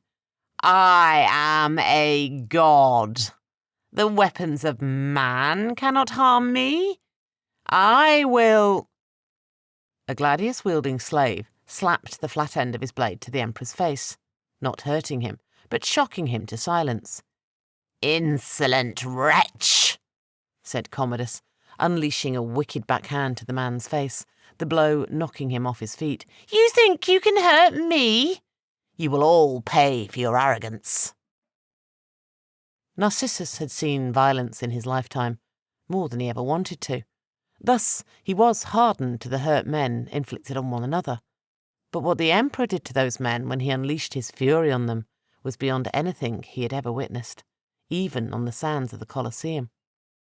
He looked away, swallowing hard when the echo of breaking bones reached his ear, his face flushing with shame while the slaves screamed for mercy, begging and pleading for death. The training grounds fell silent for a heartbeat, and Narcissus thought that it was over. But when he opened his eyes, he found the emperor striding toward the senators, his hands covered in gore. "Look at me!" he shouted, pulling Senator Sabinus to his feet, staining his toga with blood. "You had the nerve to challenge me in the Senate, and now you don't have the courage to see my glory, to learn my greatness." The senator cringed, spittle coming from his mouth, as he fell to his knees, while raising his hands defensively over his head. Please, merciful Caesar, I beg your forgiveness." "If you wish my forgiveness, you must do one thing for me." "Anything," said Sabinus, his body shaking. "You will convene the Senate, as you are now, no delays. You will tell the other senators what you witnessed here today, confess your fears, your doubts. If you do this, I will allow you to keep your estate, your position. I will even leave you permission to play at being rulers of Rome." The shaking senator glanced back towards his peers, all of whom hurriedly nodded, their wide eyes never blinking. "This very day, Caesar." "Good, good," he said, letting the senator go, forgotten, while he wiped blood and gore from his chest and well-defined stomach. "Well, this deserves some time in the baths, don't you think, Narcissus?" The big Celt froze, his stomach clenching, when Commodus raised an expectant eyebrow while looking him up and down. The senators halted their leaving, each one of them stopping to watch. The rattle of chains from the podium broke the silence as Linus stood up from his bench. "Apologies, Caesar," he said, clearing his throat. "Narcissus is too proud to speak of such things, but his tastes do not lie in that way. He has eyes only for Vesper. One woman? Are you a madman?" "It is the way of both of our peoples," said Narcissus. Commodus tapped his chin, his eyes narrowing when he locked eyes with him. "I could force you," he said, letting the threat hang in the air. Narcissus sucked in a deep breath, shifting his stance in preparation. "Not while I live." They locked eyes, and Narcissus was sure he would carry out his threat. But then the Emperor's eyes took on a milky sheen, and a heartbeat later his smile returned, as though the threat had never happened. "You are a brave man. I will not spoil you with my base instincts. Retire to your rooms. I will find my amusement elsewhere." The training ground was silent, except for the rattle of chains, as a Praetorian guardsman brought Linus to him, Commodus vanishing down a wide hall moments later. When he was gone, Narcissus fell back onto his seat, burying his head in his hands, amazed that he still lived, swearing to himself over and over again that the Emperor would die at his hand, no matter the cost. Chapter 19.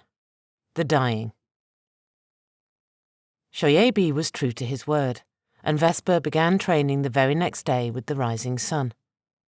She had expected to be learning about the weave, about Ace, and the true nature of the world, perhaps even going on some wild adventure, jumping to exotic places like his apprentice, Say. Instead, the Guardian took her to a green field, cordoned off from the village, about the size of the Colosseum. Here she found one section covered with straw men lined up to be used as targets, and large rocks, many larger than a pack mule, piled into a neat pyramid. The rest strangely reminded her of home, with wildflowers, pungent spices of all kinds scattered among low bushes, and small trees filled with exotic fruit, hanging heavy from the branches. "You do not look impressed," said a lanky man, striding toward them wearing a long, colourful tunic that hung past his calves. Vesper nodded while looking around the near empty field. "Apologies, I expected something more exotic." "Look deeper. Your eyes can deceive, but the heart never does," he said, with a beaming smile, offering her his hand. "I am Oroku. It is my duty to lead you to the wisdom and peace of the great god." "Oh, of course," said Vesper, taking his hand, a smile coming to her face as he shook it excitedly. She couldn't help but stare. He was different from the other Nock she had seen in the village. He was light-skinned, with a narrow face and hawkish eyes that never seemed to blink, while his tight-knit hair was matted and long, falling rope-like past the centre of his back, his nose pointed and narrow. Good. It has been too long since we have had some new blood, some fresh ideas," he said, frowning at Shoyabi. "Gratitude, began Vesper, only to fall silent when Oroku pursed his lips, his eyes opening wide like saucers. "The ash of the Os," he whispered, his words full of awe. "Together with the mark of Eshu? I never thought to see such a thing in my life," he said, his eyes drifting toward the stars tattooed across her collarbone and throat. "Ash? Yes, they are the symbols of power, of lineage," he said, lifting the sleeves of his tunic to reveal an interlocking teardrop pattern covering his arms, flowing to his upper chest. "They are different for each of the first people." "You are not of the Nock," she said, having a flash of insight when she looked back and forth between him and Shoyabi. "Oroku and his people are allies, friends." "Do not start with your lies, Shoyabi," said Oroku, rolling his eyes. "The girl would learn the truth soon enough, anyway. My people, the Berbers, are subject to the Nock. Not that we can be called a people any more. We are a remnant of a remnant, a dying ember that will soon fade from the world." "Enough," said Shoyabi, his nostrils flaring. "Vesper is here to join with the others, to learn our ways in hopes that she can help us, not listen to your grievances." Oroku frowned like he'd swallowed something bitter. "You mean help you?" he accused. Feeling like the two men were about to come to blows, Vesper stepped between them. "Master Oroku, I have so many questions. I'm not sure where to start," said Vesper, smiling at him once more. It is just a Roku, and while I applaud your desire for wisdom and peace, we must wait for the others," he said, finally returning her smile, his voice calm despite the hard look that passed between him and Shoyebi. Vesper started to look for others, making their way to the cordoned-off area, when her hackles rose. A cool mist appeared from nowhere, rolling across the green field, vague humanoid shapes appearing in the fog, surrounding her. Instinctively, she summoned a gladius and shield, holding the blade in a reverse grip to better use it in close combat. She opened her mouth to ask Shoyebi what was going on, when the shapes materialized fully, and Vesper cursed under her breath, banishing her armaments when she realized they were like her, young people here for training, each of them with a guardian at their side, hovering around them protectively. "Who are they?" she asked Oroku in a low voice. "They are like you," he said, nodding to each of the guardians in turn as they appeared. "Apprentices, the chosen of the Nock." "What about the chosen of the Berbers? Your children?" Oroku's smile faded, his voice cracking when he spoke. "As I said, my people are a dying ember. Now, line up with the others. We shall begin today's lessons." She couldn't help but feel alone as they lined up, with the guardians standing at the ready behind their apprentices. Not knowing what to do, she stood dumbfounded before Shoyebi pushed her along so she could fall in line. "Am I your apprentice?" she asked over her shoulder to the guardian, who stood behind her with a stone look on his face. "Of course you are," he said matter-of-factly, dismissing her question with a snort. "Our training will give you much-needed discipline, control. You will no longer be wild and wasteful." Despite the early morning heat, a chill ran through her as she eyed the others. Just by the way they held themselves, the way they dressed, she couldn't help but worry that she would not hold up against them.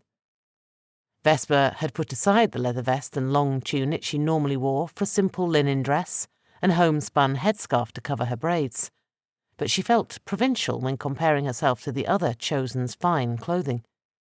The boys wore wide-sleeved agbada robes that fell past their ankles, grey and sombre, but with complex patterns running down their chests, while the girls wore robes of similar length but were more colourful, sky blue, deep oranges, and striking red silks covered in gold and silver geometric patterns along the sleeves and bosom.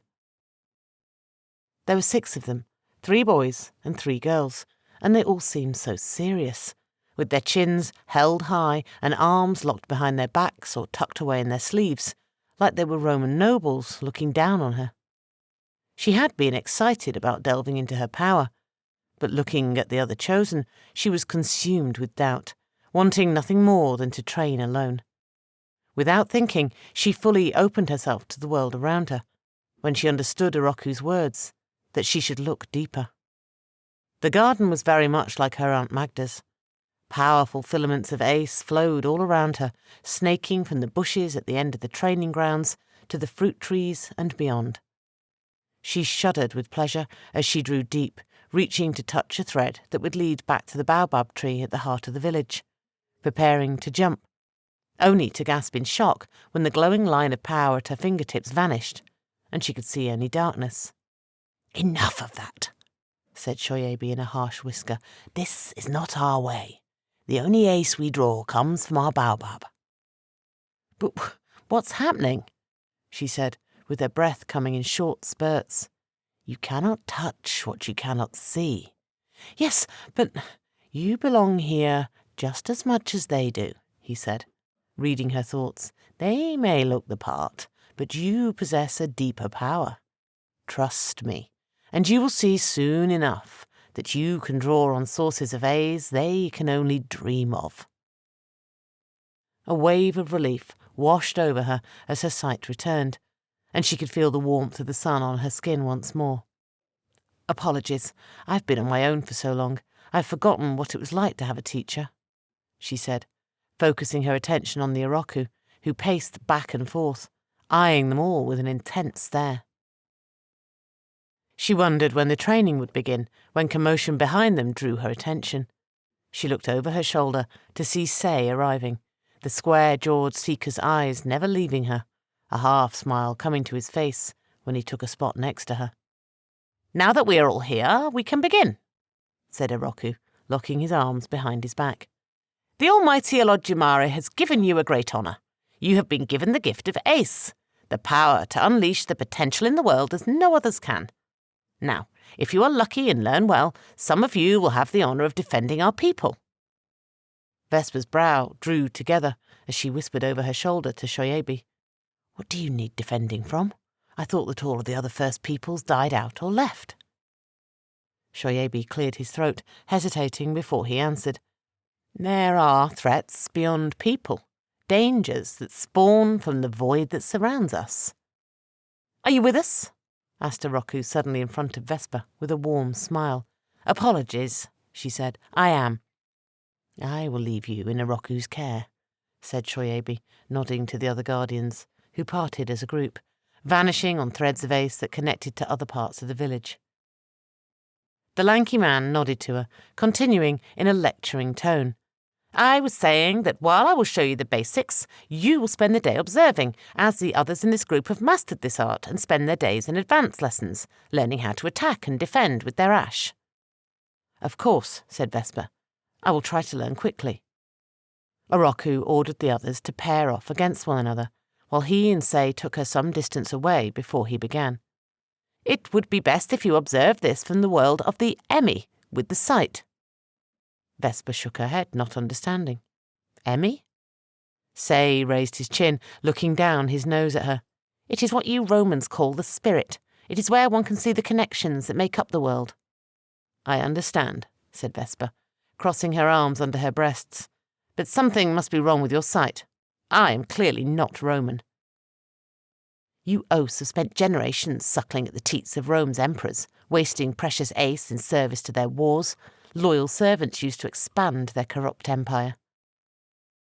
Vesper's first impulse was to lash out, to attack with insults of her own. But then she recalled Shoyabi's words, that Sei was a blunt instrument, and that she had shamed him by being victorious in their brief battle. Instead, she smiled at him as one would a small child throwing a tantrum, turning her attention to Oroku. "Please, begin your lesson. I am eager to learn." Oroku smiled, his eyes twinkling with amusement.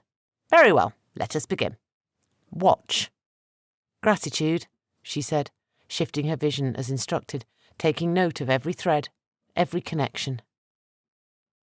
The emerald line that connected the lanky Berber to the baobab grew thicker than her arm as he directed the potential to a tear-shaped symbol on his arm, the pattern coming alive, growing as if it were a seed springing from the earth, reaching for the sun. Oroku cleared his throat as the pattern began to take shape, that of a simple, glowing sphere that she had seen once before. "Anything can be constructed this way. Simple items are the easiest. You only have to have the will to hold the image in your mind." Vesper smiled when he tied off the thread, locking the ace used in the pattern when the image of the sphere returned to his flesh, now a tool to be called on when needed. "Whatever I can imagine?" she asked, her mind filling with ideas. Oroku nodded. "It is easier with simple objects," he said, showing her the many images on his flesh. "But it is said that those with the proper will can create anything. Now, watch. I will do it once more." "No, I understand how it is done," she said, opening herself to the flow of ace in her blood, drawing on small amounts from the garden surrounding her. Closing her eyes, she directed the power through one of the many concentric patterns dotting her arms. "Arrogant nose," muttered Sei, shaking his head, "thinking to master our ways after a single lesson." Ignoring him, she formed the image of a gladius in her mind, picturing its steel blade, razor-sharp, the tip of the fine weapon strong enough to pierce bone, armour, and more. She could almost feel the smooth leather of its hilt, with the bright metal of the crossguard glowing in the morning sun. The image was almost complete when she cocked her head, a thought running through her mind. Letting the ace dissipate to nothingness, she opened her eyes. "Does it have to be a normal item?" she asked, her gaze darting between the two men in front of her. "As I told you, it's not so simple," said Sei, with a smirk on his face. "I have done this often enough. in my own way," said Vesper, hints of annoyance creeping into her tone. The seeker rolled his eyes, but Oroku's response was different, smiling and nodding with approval. "It can be done, but often by those with many years of experience." Vesper's belly bubbled with excitement as a memory burned through her mind, a memory of a battle and how she'd won. "I have fought with the Sandawai more than once," she said, keeping her eyes open this time as she resumed the process of pouring ace into one of the concentric patterns, the ash on her arm, the image of her gladius made of pure light forming in her mind. At every turn they have drawn power from beyond the weave, a dark place that is cold, empty, an infinite void. "They were much the same before the knock exiled them. Alodjamari's punishment drove them to dark places," said Oroku in a hushed tone. "Keep silent, old man," said Sei, sneering at him. "Many times when I battled them, I could see their connections to this dark power. It is not so different from the threads that make up our weave," continued Vesper. "The times when I managed to defeat them, I summoned a gladius made of light, using it to cut their connection to the void." Sei began to pace back and forth in front of them, his nostrils flaring. "Do you think us fools?" he rasped, the veins in his neck throbbing. "The ancient texts tell of such things. We have followed them, only to learn that one must have a connection to the void to do it, and only the Sandawai know such things." A flash of light burst into being as Vesper finished forming the gladius, while all around the training ground the other students stopped, their eyes locked onto what she had summoned. The gladius was unlike anything she had created before. Its blade was a brilliant, polished steel with concentric patterns that matched those on her arms, spread up and down its length, with motes of light glowing a cool amber even in the morning sun. "I did it," she said, her voice shaking while beads of sweat rolled off her temples. "Tie it off," said Oroku, "quickly." She did as she was told, spinning together the threads of ace she had used to construct the weapon, locking them into an infinite loop that held the potential in the pattern she had imagined. "By Alodjamari, I wish Narcissus could see this," she said, returning the weapon to the simple pattern on her arm, and then summoning it again immediately. "May I?" said Oroku, taking the weapon from her hands, his voice full of reverence. "Do you really think such simple tricks will save us?"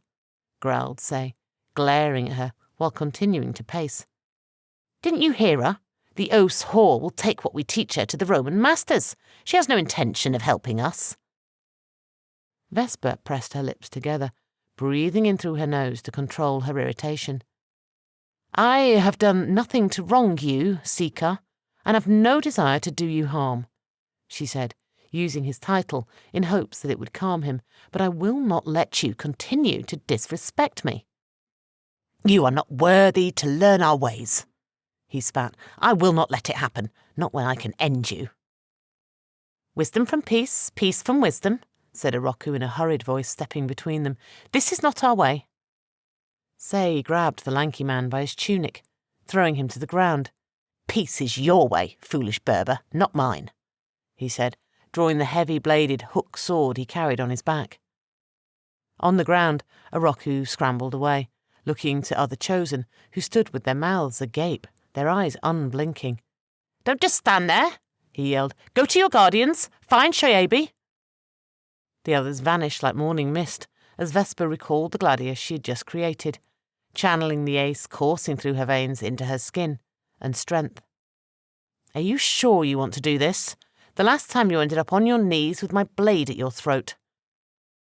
"I was told you were an untrained child," he said, spinning his blade, "but this time I'm ready for you.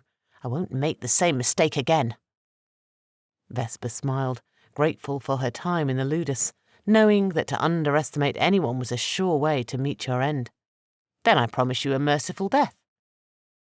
The young seeker's face twisted with rage as he lunged for her, his heavy blade hissing as he swung it in wide arcs back and forth, aiming for her belly, while Vesper retreated slowly, step by step, pulling her gladius in tight to deflect his relentless attacks, their weapons sparking blue and white with every clash.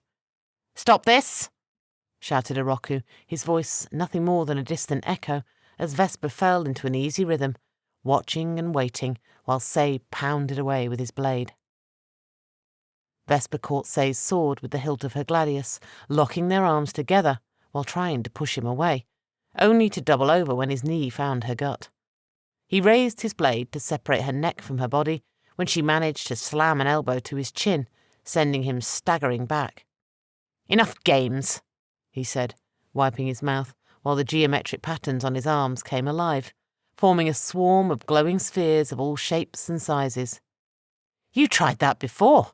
It didn't work so well," she said, reversing the grip on her gladius to deflect the spheres as she did last time, in the same breath pulling together threads of ace from the garden to form a shield, raising it high to defend herself.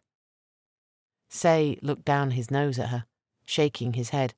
"You fight like a Roman," he sneered as his arm shot out, a hail of spheres streaking toward her. A storm of sparks exploded all around Vesper, driving her back as her shield absorbed the brunt of his assault while she ducked behind it, gritting her teeth through the heat and shock as burning remnants fell on her dark skin. Another wave came at her, and Vesper pivoted, intending to use her sword to deflect the attack, only for Say to vanish from her sight. "This is how you intend to fight? Like a coward?" she said, spinning in place with her shield and gladius pulled in close, keeping one eye on the floating spheres that spun on some invisible axis not far away. Her mocking words drew him in, and Say appeared behind her, his heavy blade aimed for her head, while a flurry of spheres came at her from the front. Vesper went to one knee, Say's attack passing harmlessly overhead, while she crouched behind her shield, her arm going numb as she braced against the wave of spheres. Reversing her grip, she stabbed behind her, only to catch air as the seeker vanished once more, and Vesper caught a glimpse of him at the heart of the garden, the ace on his arms glowing orange and amber, while his face was a mask of concentration. Narrowing her eyes, she shifted her gaze to the world beyond, cursing under her breath when she saw the connection between him and the baobab, which had grown as he drew on more of its strength. "Run! Run!" screamed Oroku, stumbling to his feet, tearing at her arm to drag her away. "What is he doing? He intends to burn us all!" Taking advantage of the distance between them, Vesper reached out, grasping at the thick cord of ace that stretched between Say to the great baobab, gooseflesh running up and down her body as she cut him off, shaking with nausea from taking hold of so much rancid potential. "This is over!" she shouted, running toward him after he fell to one knee, slamming his fist to the dirt. "It is not over," he said, shaking his head as she came closer. "I promise you." Vesper approached with caution, holding her breath as she stood above him. "Why do you hate me? I have done nothing to you." "You exist!" he shouted, balling his hands into fists. "You are an affront to every lie the Guardians told me, to the sacrifices I have made, to the loved ones I have lost." He finished, his voice full of bile. She was taken aback, finally understanding. Shoyebi had deceived her from the moment she met him, his lies taking her away from Narcissus and Rome in a desperate attempt to have her help in saving his dying people. But Say had lived with him for a lifetime. "Blame the Guardians, those who deceived you, not me." Say met her eyes, a chill running down her spine when he smiled at her.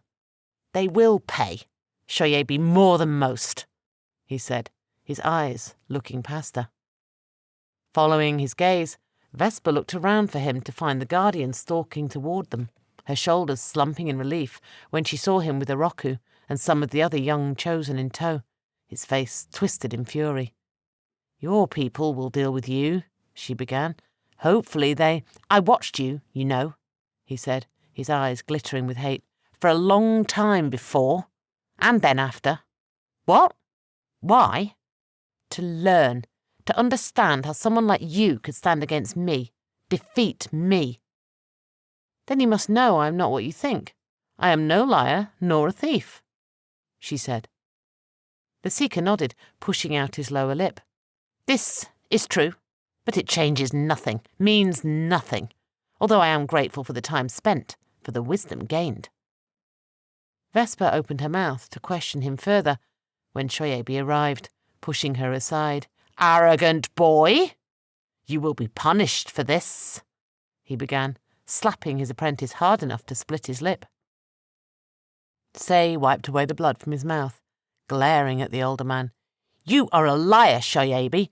All of you are liars!" The guardian raised his chin, his nostrils flaring. "No matter how many times I think you have learned your lessons, you disappoint me. Your failures are never-ending." "You will be the first to die, old man," he said, bowing his head while burying his hands in the dirt of the garden. It happened faster than Vesper could react.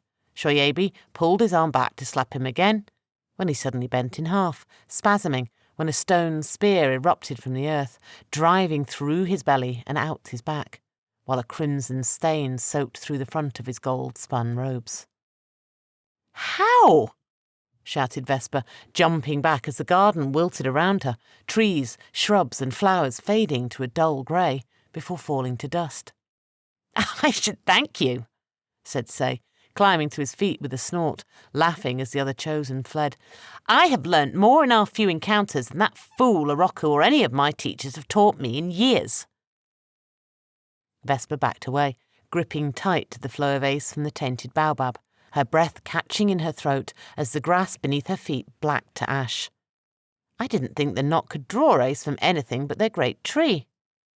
"This is the lie I have lived with," he said, grabbing Shoyabi by the chin so that he could look into his eyes.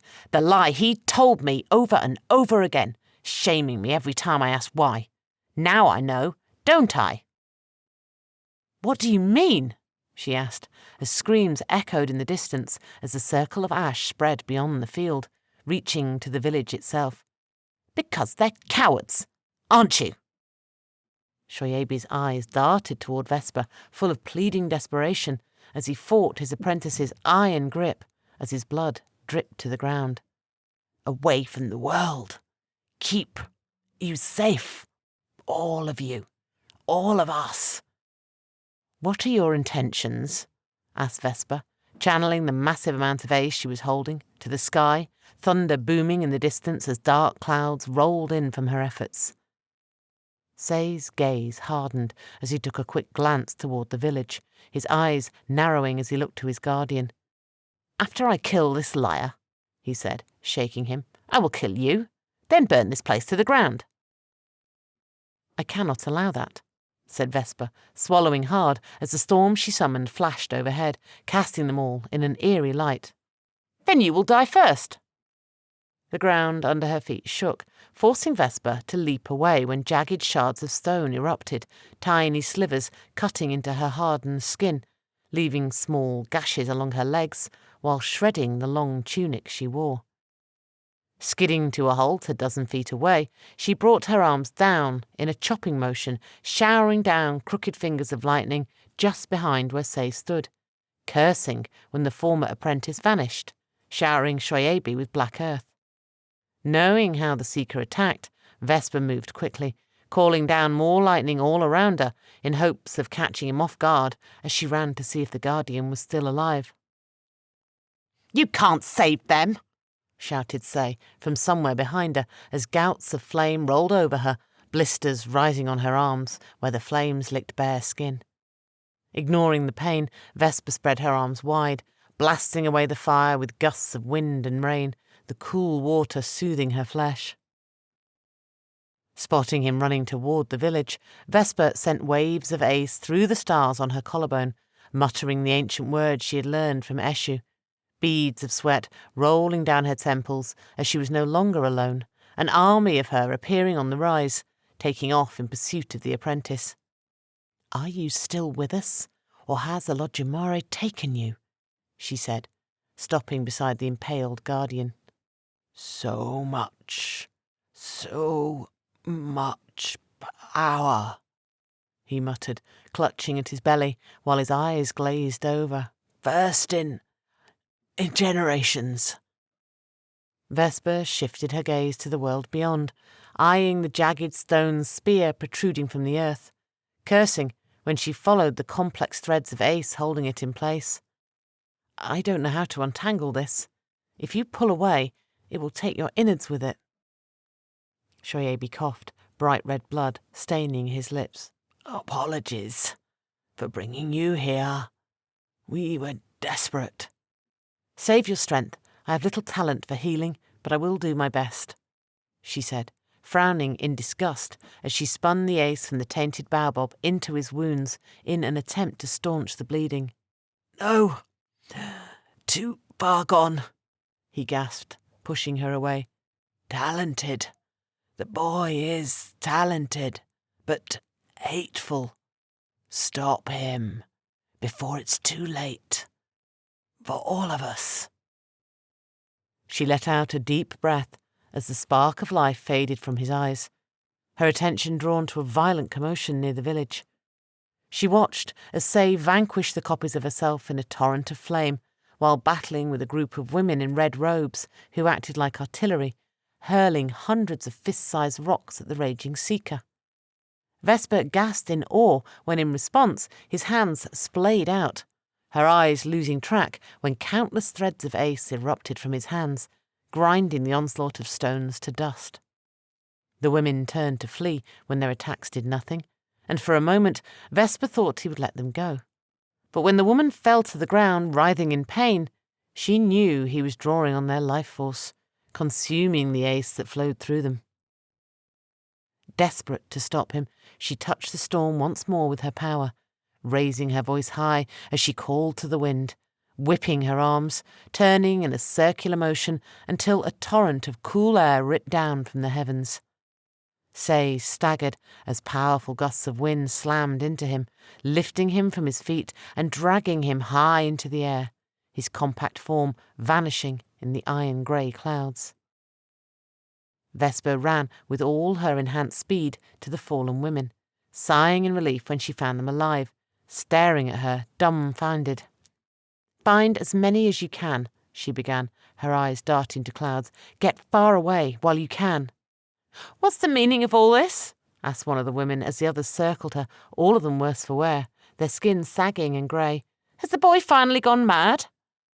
It would appear so, she said, clutching at her head as her grip on the storm was torn away, the tornado that had thrown Say to the sky gusting to nothing more than a soft breeze, while the temperature around them dropped quickly. Run! Vesper had a final view of the women in red, fleeing in terror, when her sight vanished after a flash of brilliant white, the deafening boom of thunder filling her ears, before everything fell silent. Vesper came back to her senses with the taste of dirt in her mouth, her teeth grinding together as the bitter taste of copper filled her mouth, small arcs of electricity still coursing through her. Groaning, she sat up from the cloying earth to find the village in chaos, lightning striking among homes, black smoke filling the sky, as the world around her burned. In the distance, she caught sight of Say entering the great split in the withered baobab, and despite the pain, she rose to her feet, wiping away beads of sweat rolling down her temples, never having felt so broken in all of her young life. Every muscle in her body burned like fire, her bones brittle, about to snap. Vesper braced herself, straightening what was left of her shredded tunic as she took off toward the tree, her stomach turning in knots when she passed the broken bodies of men, women, and children, haphazardly flung about like forgotten toys. When she had fallen to the lightning strikes, the sour thread of ace she was holding had dissipated, and now the tree looked sicker, with large clumps of bark falling away as she approached the crevice. Vesper's breath caught in her throat when she entered the dark interior. The sickly sweet odour of rotting fruit filled her nostrils. Say! She called out, scanning for any sign of him. The tree looked very much the same from the interior, with strings of emerald green lights circling along the interior, except that the platforms, filled with vibrant people only hours before, were void of life, the silence deafening. A haunting shriek from somewhere above her filled the air, and Vesper flinched back in terror when a guardian in gold-spun robes plummeted to the unyielding ground not far from where she stood, the bone-crushing impact silencing him as a pool of blood expanded beneath his broken body. Seeing no other choice, she climbed, her legs burning as she ran from platform to platform, following Say's trail of death and destruction. The dead were everywhere she looked, with the common folk killed by simple cuts, the Seeker having held his true anger for the guardians he came across. Those bodies were beyond mangled, the sum of his rage spent on breaking every bone, disfiguring each face. After an eternity of climbing, she caught sight of a flash of sunlight, not long after arriving at a final platform that led to a wide opening that looked out over the village and to the desert beyond. Shifting her vision to the world beyond, she walked onto a narrow perch to find Say with his arms spread wide, a myriad of threads flowing into his compact form while the skeletal branches of the baobab fell away from the dying tree. "Say, stop this," she said, summoning her gladius, holding out the glowing blade in front of her. "Not another step," he said. "You cannot hurt me. I hold enough ace to burn you where you stand." "That may be, but why hurt all of these people?" "I understand about Shoyabi. He was a liar and cruel," she said. "But the rest? They're innocent." "Not so innocent," he said with a sneer, pointing to the branches with his chin. "My people were worse than most. Look at what they did." Vesper had seen the writhing shades in the distance when she and Shoyabi had approached the village, but seeing them up close, her muscles turned to water as she shook with fear. "They were your enemies. They would have killed you given the chance," she said, thinking back to one of her Aunt Magda's many lessons. Her aunt had told her not to show mercy to a Sandawai warrior, that if given the chance, the kindness would not be returned. "If it was just our enemies in these branches, the knock would have died out long ago," he said, with a bitter laugh. "No! Shoyabi and his forebears hung anyone who defied them in these branches." "What?" "Yes! Those peace-loving Berbers like Oroku, lawbreakers, any who did not follow their ways, my family included." Vesper's stomach turned, bile catching at the back of her throat as she eyed the dead. "Your family?" "Chosen. Those strong with ace made fine additions to this tree of horrors," he began, his smile growing when top branches fell away, both of them staggering as the tree bent back and forth. "A horror I will end today." "Then why be a part of it for so long?" she asked. "Why not leave? We can leave now." Say's form, glowing a sickly green, parts of his flesh burning away. "To be what? Some Roman slave like you? No. This life, these people were all I knew. Until I met you." She was taken aback, like someone had kicked her in the face. "But you hate me," she whispered, clutching at the opening as the tree swayed in the wind, the creaking of splintering wood setting her teeth on edge. "Yes, I hated you more than you could know, but you showed me the way." "What way?" she asked, panic setting in when more branches fell. "You would have made a fine seeker. Most would have fled, like those cowards out there. But you are brave to the point of stupidity." "What are you doing, Say?" she shouted as his clothes burned away, revealing an image of a baobab on his chest, similar to the one she once possessed, but bare, tainted, and twisted, with the souls of the damned lost among its branches. "You should run. Save yourself," he said, his head falling back, the glow from his body forcing her to raise a hand to shield her eyes. Casting a quick look to those fleeing in the distance, at the bodies scattered about the burning village, Vesper pressed her lips together, knowing she was out of time. "Why do this? Why waste the time to bring me here?" Say's body vanished in a swarm of emerald sparks that swirled all around them, his smiling face being all that remained of his physical body. "You were the catalyst, the great hope, and my path to end this injustice. Gratitude for the end to my pain." Chapter 20. The Void. Say vanished in a swarm of emerald light as the tree heaved a final time, and Vesper leapt, her arms flailing as she plummeted to the rapidly approaching earth.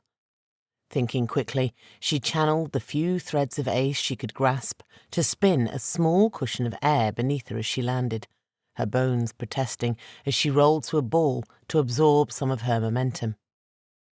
"By Lodgy Mari, what's happening?" she said, coming to a halt on her back, looking up in horror of what was left of the baobab.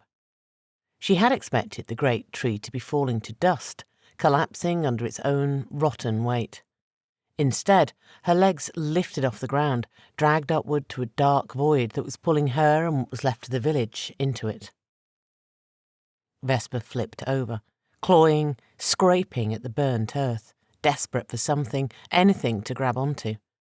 Her heart raced in terror the more the void tugged at her, and by some fluke her hand fell on a thick root that was intact. Holding on with all her strength, she took deep, calming breaths to control her fear, knowing that panic would kill her just as quick as the debris whipping around her. Searching the horizon for those who had managed to flee, she cursed under her breath when she realized many of them had fallen and now were being dragged back despite being far away from the calamity. Eyeing the void from the world beyond, Vesper bit her lip, seeing that Say had somehow shattered the weave created by the knock, releasing a torrent of ace that collapsed into a blighted void, threatening to take her and everything else with it. Reaching deep into the well of ace coursing through her, Vesper delved into the ground beneath her feet, calling forth dormant seeds to sprout creeping vines that grew around her ankles, crawling up her legs to hold her in place against the unending pull of the void. Peering into the growing maelstrom, she racked her mind for a way to escape, or at least keep the destruction contained to the immediate area. The ace on her arms took on a bright glow as she probed, sending thin weaves of power into it, only to have them ripped away by the hungry maelstrom. Cursing in frustration, she raised her arms to try once more, only to gasp in shock when the vines binding her to the ground tore away, the tips of her toes scratching at the earth as her feet left the ground. She flailed, hunting for anything to latch onto, almost accepting that this was the end, when the tips of her fingers brushed against warm flesh. Twisting in the air, she laughed in relief. "A Roku!" she gasped, shaking her head in wonder when she saw that he was surrounded by a softly glowing sphere that floated just above the ground, shimmering like a teardrop. "Take my hand, quickly," he said, his long, matted hair writhing like snakes. He pulled her to the ground, and a tear-shaped bubble grew large enough for the both of them. "By Lodgy Mare, where did you come from?" The Berber was pale, with cuts and bruises covering his arms, while a jagged scrape stained his temple with dried blood. "A stone had an argument with my skull. As luck would have it, I have a hard head. I woke up moments ago to this. What happened?" She shook her head, not really having time to explain it all. "Say's vengeance," she said finally. Oroku gave her a knowing look, pressing his lips into a thin line. "This was a long time coming," he shouted over the roaring wind. "After the boy's parents were cast into the baobab, he was never the same." Vesper nodded, her eyes locked to his. "Can we use this to get us out of here?" she asked, eyeing the glowing sphere. He shook his head, frowning up at the churning maelstrom. "I tried to pull away, but its pull was too strong. Then I saw you and thought that if we could work together, there might be a chance." "I am not ready to die," she said, ducking to avoid her head being torn from her shoulders as debris whipped by them. "Do you know how to stop this?" "The void is a tear in reality, impossible to fill." Vesper stared deep into the void, her mind burning for a solution. It looked very much like the ragged holes she had seen in the tapestry many times before, an infinite well of darkness with no end. "We must close the door, patch the hole, at least long enough that it collapses." Oroku smiled at her, shaking his head. "It is a fine idea, but impossible. We lack the power to make it a reality." A chill ran through her as she raised her chin, pointing to the void. "There is power in there, More than enough to do what we need to do. Are you mad? That is certain death. It is certain death if we stay here. We must find the core of it, wall it off, she said, eyeing the glowing teardrop that was protecting them. Can this construct keep us safe? Perhaps, he said, licking his lips. Without the baobab, I cannot draw on additional ace to make it stronger, but with you helping me, maybe? Sometimes you have to run before you can walk, she said, taking his hand. What are you going to do? Oroku took her hand, touching it to his heart. It is an old Berber tradition for chosen to bond those they love to them, similar to how the knock... Vesper's eyes shot open, a smile coming to her face despite the chaos around them. I have done this, although I don't remember how. Then I shall show you, so that you may know the way to keep those you love close to your heart, he said. She watched wide-eyed when Oroku opened his palm, singing a single word while making a cutting motion with his other hand. A thin line of crimson began on his open palm that he then held out to her. This bond will be temporary and will fade with time, but can be made permanent by creating a loop, as we did with the ace weapon this morning. Vesper didn't dare blink as Oroku formed the bond between them, memorizing the intricate pattern that made her gasp in amazement when it was done. Did you see? Yes, she said, a surge of joy running through her, knowing that she could bond with Narcissus once more. Now, let's finish this. The tear-shaped bubble grew as Vesper combined her potential with Oroku, shimmering emerald and gold as it rose toward the collapsing void.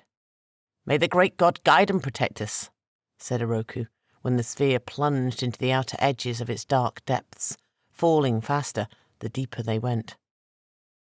The sphere buckled, its shape bending as if a great weight were being pressed against it, but still holding.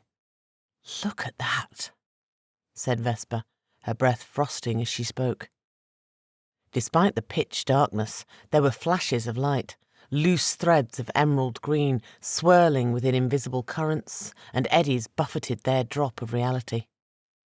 Closing her eyes, Vesper reached out with her will, gently touching at the small threads of power flickering all around her, caressing and cajoling them until she shuddered with pleasure as she filled herself with ace, growing stronger with each passing moment, while the concentric patterns on her arms and chest banished the darkness with a bright white burst of light.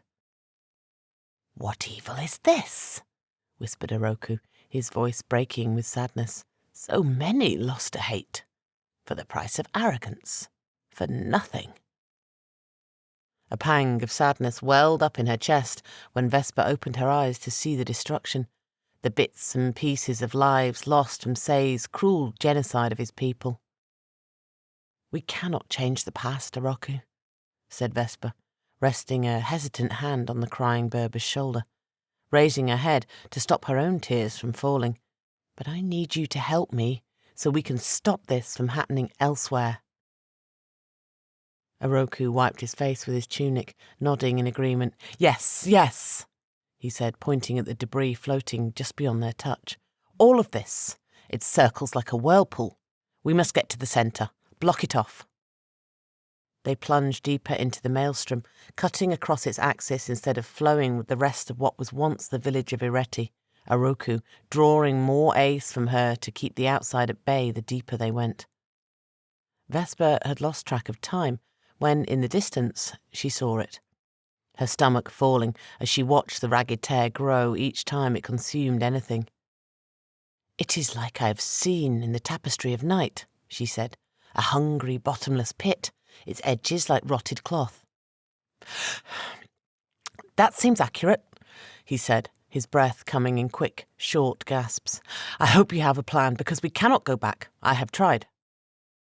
Despite the horrors around them, Vesper smiled. I do, she said, putting a hand on his shoulder. This and us. Oroku shrunk in on himself, shooting her a terrified look. Are you mad? This construct is like all the others, pure ace tied together in an infinite loop. It just needs to be large enough to block the whole thing. He swallowed hard, shaking his head. That is a very simple idea, too simple to work. I have little experience with Ace, nothing compared to you and the others I met here, but I have learned that simple ideas are often the best. Very true, he said, his smile returning. What do we do now? Vesper took his hand, squeezing hard when she felt his anxiety through their temporary bond, hoping he felt her racing heart was full of hope. We make this construct bigger, much bigger. Then we fall down the well and hope we block it up. Oroku's brow shot up, and he squeezed her hand back when she began sending waves of Ace into their bond, their tiny sphere growing exponentially with the more power he sent into it, growing so that it was larger than the baobab that once was here, larger than the village itself. Wisdom and peace, peace and wisdom, he whispered as the sphere was about to touch the void, giving her one last smile before the world around them vanished to darkness, and there was nothing more. Chapter 21. The Triumvirate. Lucilla watched in awe as the damned flooded past her, up the gravel pathway, a charging mob of souls rushing toward the domus, where she had escaped not too long ago. The moment they passed the grey-green hedge that hid the building itself, the damned began to shimmer, solidify, a rainbow of colours washing over them. What's happening? She whispered as an ashen grey-blue soul transformed before her eyes into a middle-aged centurion with a bronze chest-piece, a massive hole in his chest, and a tattered red legionnaire's cloak. Another one, a woman in a thin stola, had skin so blistered and burned that Lucilla looked away, unable to bear the horror. In her mind, Papakita rasped in his halting Sandawai cadence. This place is close to the world of the living. The damned reflect what they looked like just before their deaths. She nodded as her army began to rip apart the domus brick by brick, tearing into the few servants that managed a meagre resistance, men and women she recognised from her time trapped here. Where is she? The garden, the seat of her power, at the back of the domus, said Papakita, urging her forward. At the mention of the garden, Lucilla's blood boiled.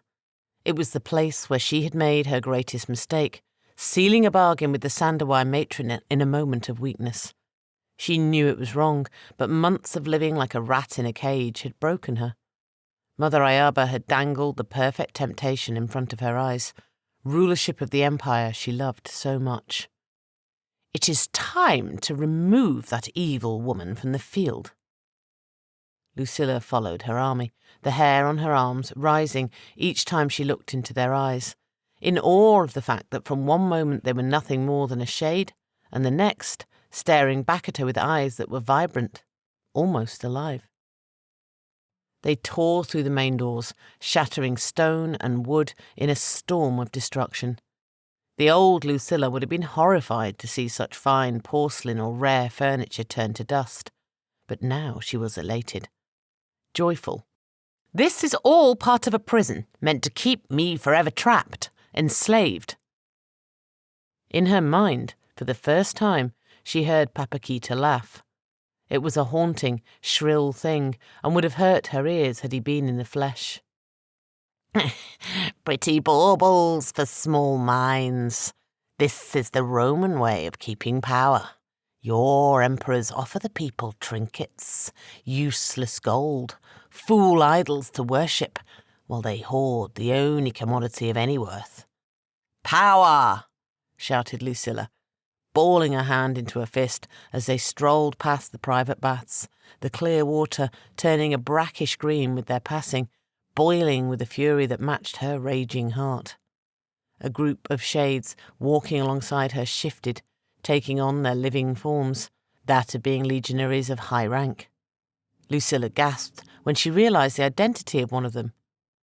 An aquilifer, the legionnaire whose tall staff typically bore the golden eagle of the Roman people atop it, the very symbol that drove fear into the heart of Rome's enemies. Power begets power.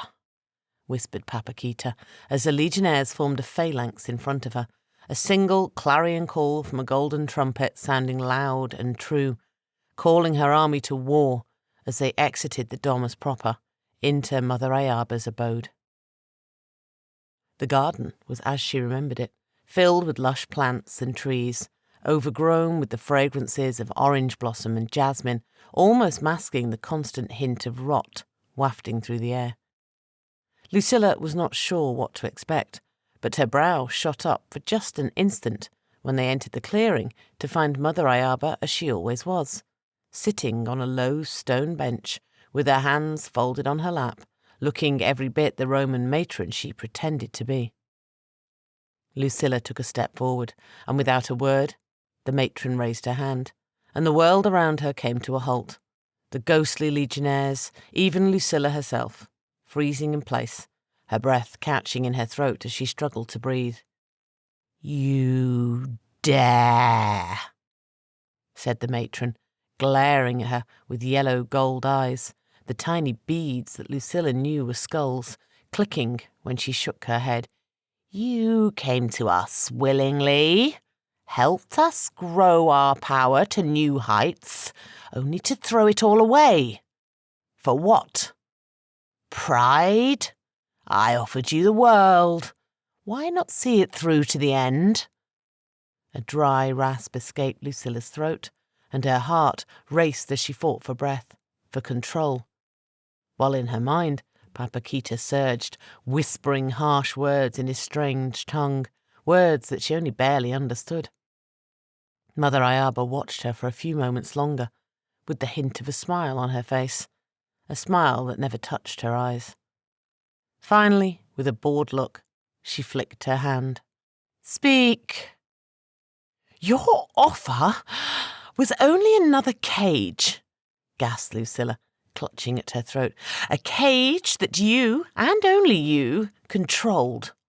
I offered you power." Lucilla managed to look over her shoulder as pinpricks ran up and down her arms to the bottom of her feet.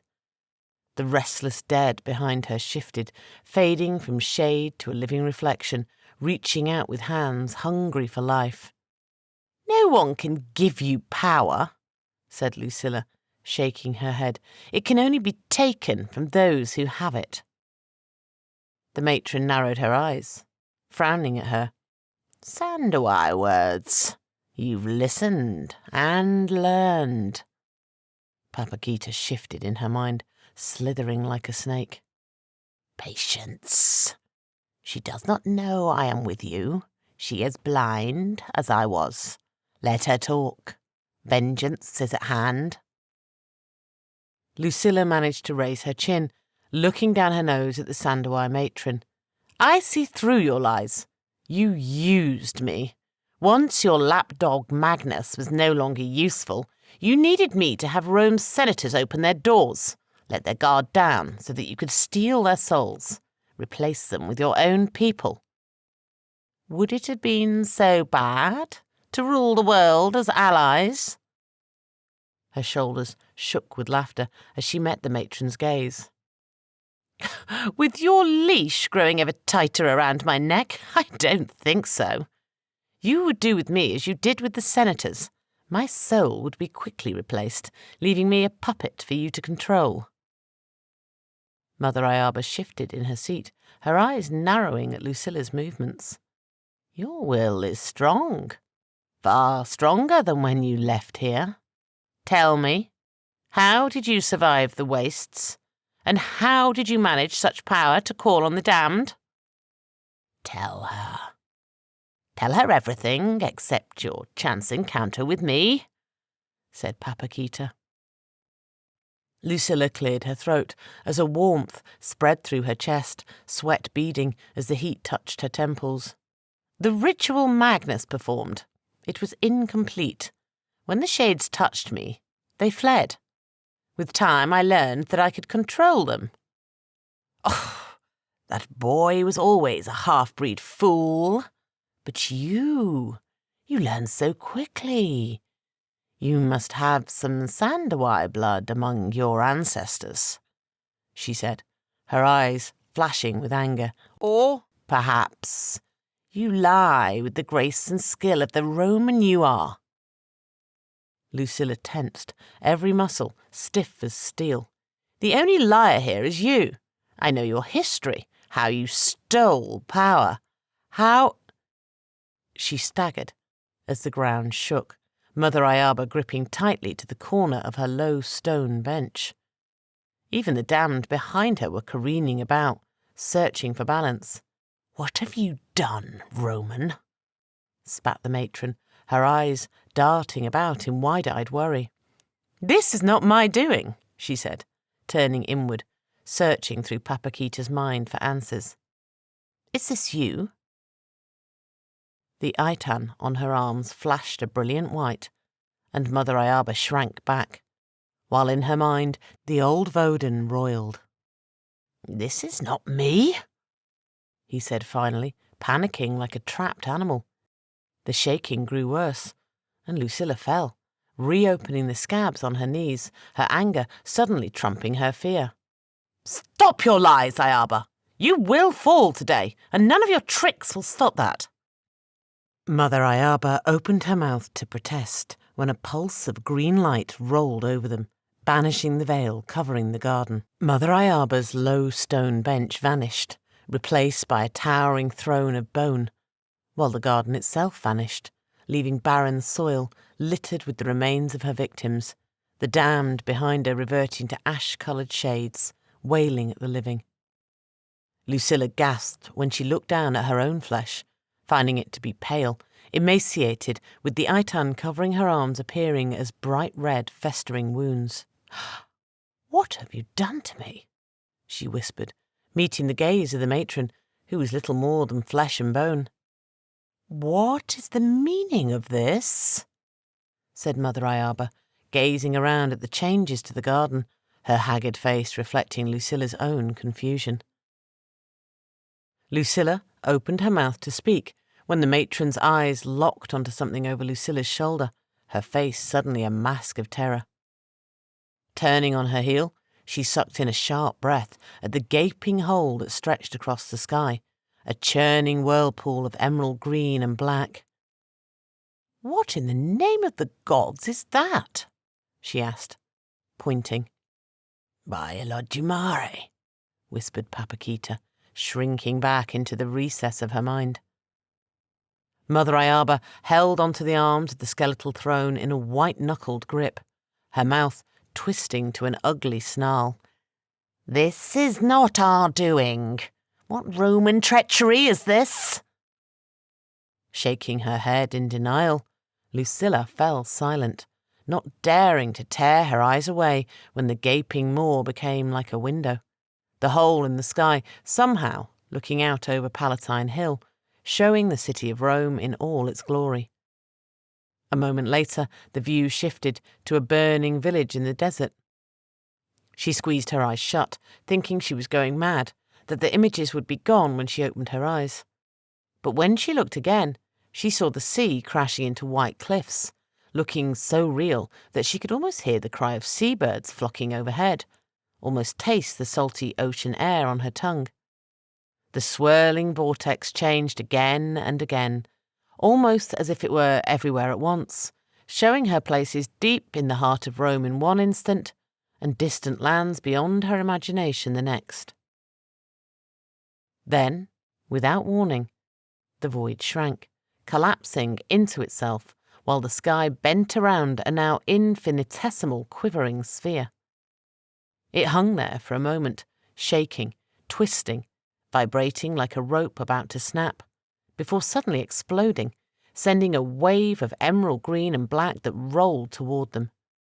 Lucilla turned to run, just as the wave crested over her, flowing through her with such force that she was knocked back, her entire body tingling. Lucilla came back to her senses to realize she was no longer alone with Mother Ayaba and the dead. There were hundreds, thousands of disembodied forms swirling around them, their hollow voices wailing in torment, pleading for salvation.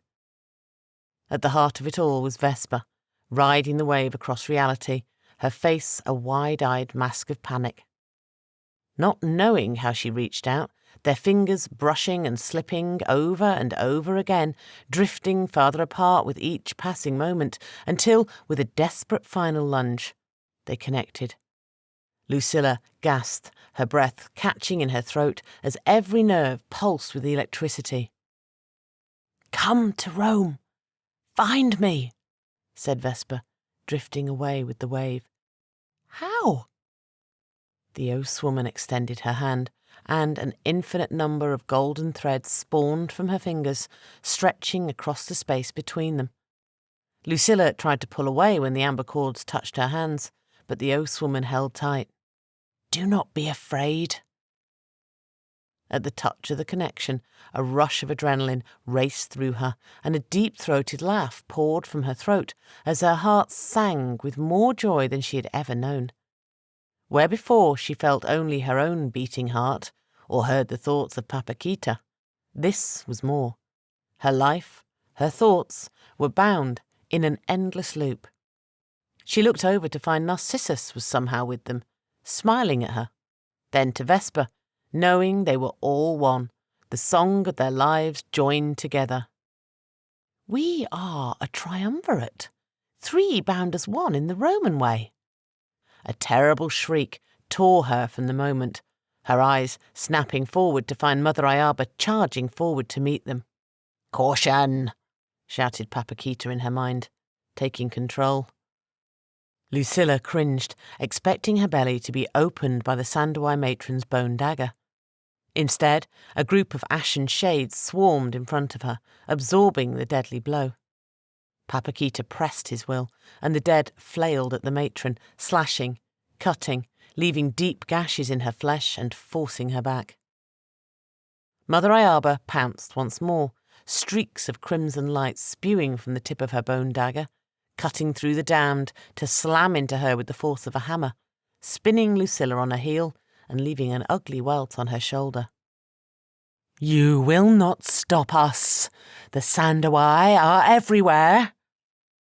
"She cannot hurt us, not when we are so protected," said Papakita, urging her on. "You are blessed by Elodjimare. The damned are our strength. Use them." Lucilla nodded, spreading her arms wide, calling the dead to her, the pulsing light on her arms glowing brighter each time one passed through her to attack the Sandawai matron. "I know your people, and I will destroy them," said Lucilla, "just like I will destroy you." Lucilla knew nothing of the fantastic abilities Vesper and the matron possessed. Weapons were foreign to her, but she knew power, standing, and fear. In this moment, fear was the only thing in Mother Ayaba's eyes. The Sandawai matron showed her teeth, her normally calm face twisted into a snarl. "I have lived more lives than you can imagine, but even if you best me, Magnus will soon be well in place to rule over your corrupt empire." Lucilla raised her chin, ignoring her threats. "Your plans will be for nothing. Your people will be for nothing," she said, inching closer. "I know what to look for now. My triumvirate will find every Sandawai hidden in the empire, take you apart, brick by brick." Mother Ayaba narrowed her eyes, putting both hands on the dagger. The stream of crimson grew thicker, but Lucilla felt nothing. "You are too young, too stupid to know such things." "Tell her now. Give me her fear. Give me my vengeance," shouted the old Voden, seething in her mind. The Sandawai matron drew her dagger back to stab at her when they finally stood face to face. Lucilla only smiled when the hordes of dead circling them held tight to the other woman's arms, trapping her in place. Leaning in close, Lucilla confessed, her words coming out as a joyous whisper. "I met Papakita out in the wastes, and we are here to deliver his vengeance." "The dagger," said Papakita, shouting with glee in her mind. "Put it in her chest." "Lies!" she screeched, fighting to pull away when Lucilla pried the bone dagger from her grip, flipping it over to bury the vicious weapon deep into Mother Ayaba's heart.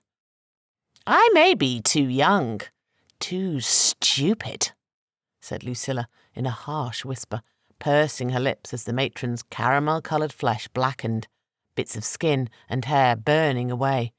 "But he is ancient, and with his knowledge I will drive your people from this world."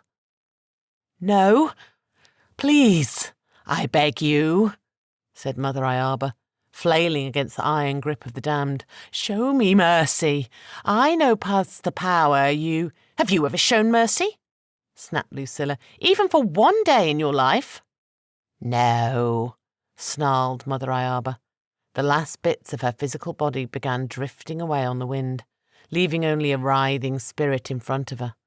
"And I will not start today."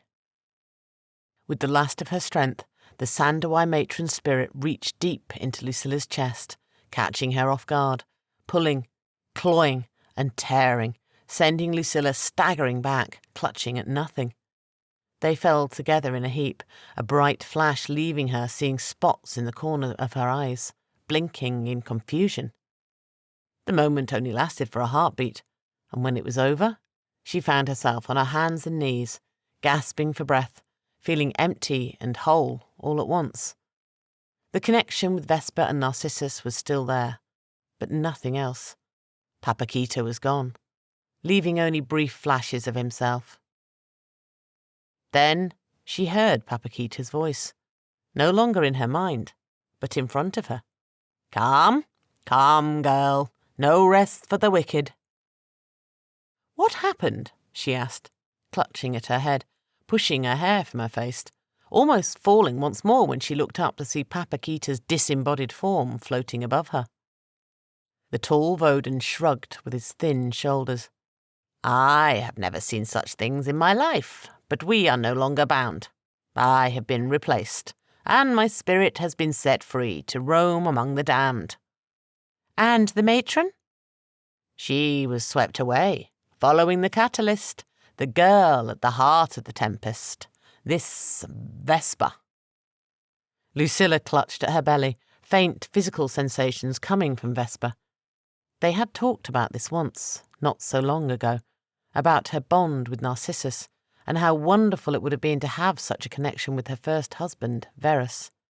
"She is in danger," she said suddenly. "I can feel it. Something else has found her. Something to do with my brother, Commodus. She won't survive alone. I must go to her." Papakita looked over to the matron's throne of bone, his lips turning down. "Our brief connection has strengthened me, but I am more spirit than man now. I cannot leave the world of the damned now, but hopefully, with time, I will find another path home," he said, his voice bitter. "But that does not mean I cannot help an ally, especially one who has given me the gift of vengeance." "How?" "With your strength and the strength of your allies, we can send you home." Lucilla looked up at him, raising a fine eyebrow. "And you? What happens to you?" "I have waited this long. I can wait a little longer, especially if I know that my ally awaits me among the living." She nodded, terrified of what this man could do in the world of the living, but secure that he had kept to their bargain, that he could be trusted, despite his people. "I give you my word. I will find a way to bring you back. But now I must find my friend, and with her I will deliver vengeance to a common enemy, my brother." "Blood for blood, honor for honor," he said, beginning the ritual to take her home, back to the land of the living, to whatever horrors awaited her. Chapter 22. Beasts. The lion's sleek muscles rippled under its fur as it stalked in the shadows, the golden mane around its neck billowing in the hot afternoon breeze. A great roar echoed from the beast's deep chest as it exploded into motion, its massive paws, larger than a man's head, tearing into the sands, hunting for a grip, as it accelerated. The majestic animal reached the side of a large wooden palisade, its razor-sharp claws leaving deep gashes in the wood as it scrambled for purchase, managing to climb halfway up the high wall before falling back to the sand, roaring up in frustration. The arrow pierced its deep chest below the muzzle, and the Roman crowd shot from their seats, cheering, laughing, arms raised in victory as if they had murdered the beast themselves. Hapless whimpers cut through the din of the bloodthirsty crowd as the lion struggled to stay on its feet, weak growls pouring from its throat as it shambled into the shade of the tall wooden structure, its golden fur stained red as the last spark of life faded from its eyes. "Citizens of Rome!" shouted a small man from the podium at the front of the Emperor's box, the semicircular shape of the Colosseum amplifying his deep voice, so everyone could hear even over the hoots and shouts. "I give you Commodus, Imperator, Augustus, Caesar, Princeps Dominus Noster, the slayer of 100 lions." Striding along the palisade, Commodus threw his arms up in victory, basking in the adoration of the Roman people with a grandiose smile on his face. Their cheers grew, turning into gasps when he notched another arrow, aiming at a group of senators sitting in a lower tier of seats meant for those of higher station. Commodus held the arrow long enough for a hush to fall over the crowd, the plebeians and slaves casting hungry looks for the blood of the highborn. The Emperor let the arrow fly, the men of the Senate ducking low as the arrow went wide. "Apologies, senators," shouted Commodus, laughing with the crowd. "The light of Apollo blinded me for a moment." "I have never been witness to such a crime," said Narcissus, crossing his arms across his massive chest, standing in the cool shade not far behind the auditor. "He feeds the bloodlust of the people, Doctore," said Linus, the heavy iron chain around his neck rattling on the stone floor as he shifted on his low wooden bench that Commodus forced him to carry wherever he went. "You should at least have the courage to battle the beasts on the sands, not peppering them with arrows from a distance. This is the coward's way," said the big Celt, his hands drifting to his face to rub a beard that was no longer there. "He is here to silence his critics," said the old gladiator in a low voice, frowning as he twisted in his seat, casting hateful glances at Cleander, who was his permanent shadow. "Not that it matters. New rumours surface every day. The latest is that Commodus has lost his mind and is a drooling idiot, taken care of by his many attendants, his wife having moved permanently to their country estates." "The senators of Rome play a cruel game. It will be slaves and beasts that will pay the price for the Emperor's anger, not them," said Narcissus, as Commodus let loose another arrow, frowning when another terrible whimper of a roar reached his ear. "I have never met a man so fond of cruelty. He smiles like a child each time he kills one." "Give me a sword and shield," shouted Commodus over his shoulder, his bronze skin slick with sweat, glowing in the sunlight as he adjusted the lion's mane that had become his signature. Cleander nodded to a legionnaire, and the man rushed forward, handing an ornate gladius and fine shield to the Caesar of Rome. "And release the birds. I will face them on the sands to better entertain the crowd."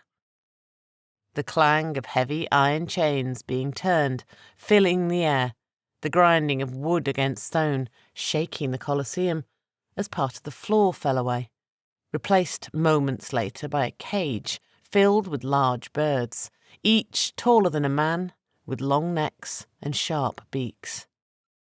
Narcissus bristled, shaking his head as Commodus descended the palisade with weapon in hand. "Oh, Gladius, to fight ostriches? Now I have seen it all." Linus came to his feet, cursing in pain as he stretched his bent back, before shuffling forward for a better view. "This is madness," he said, as the cage door flew open and a dozen of the tall birds raced out, some running away in terror, while others shoved their beaks into the hot sand, digging holes to bury their heads in the sand despite their massive size. Commodus wasted no time, charging the ones burying their heads, chopping them off, then ripping them from the ground as the bodies flailed around him, many running headless.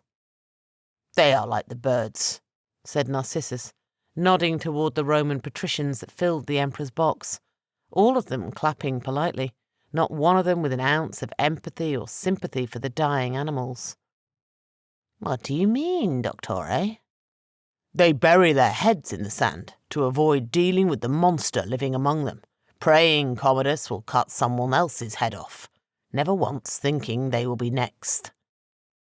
"A pity he has Vesper," said Linus, "else I would gladly fall on my sword to give you a chance to remove the head of that beast."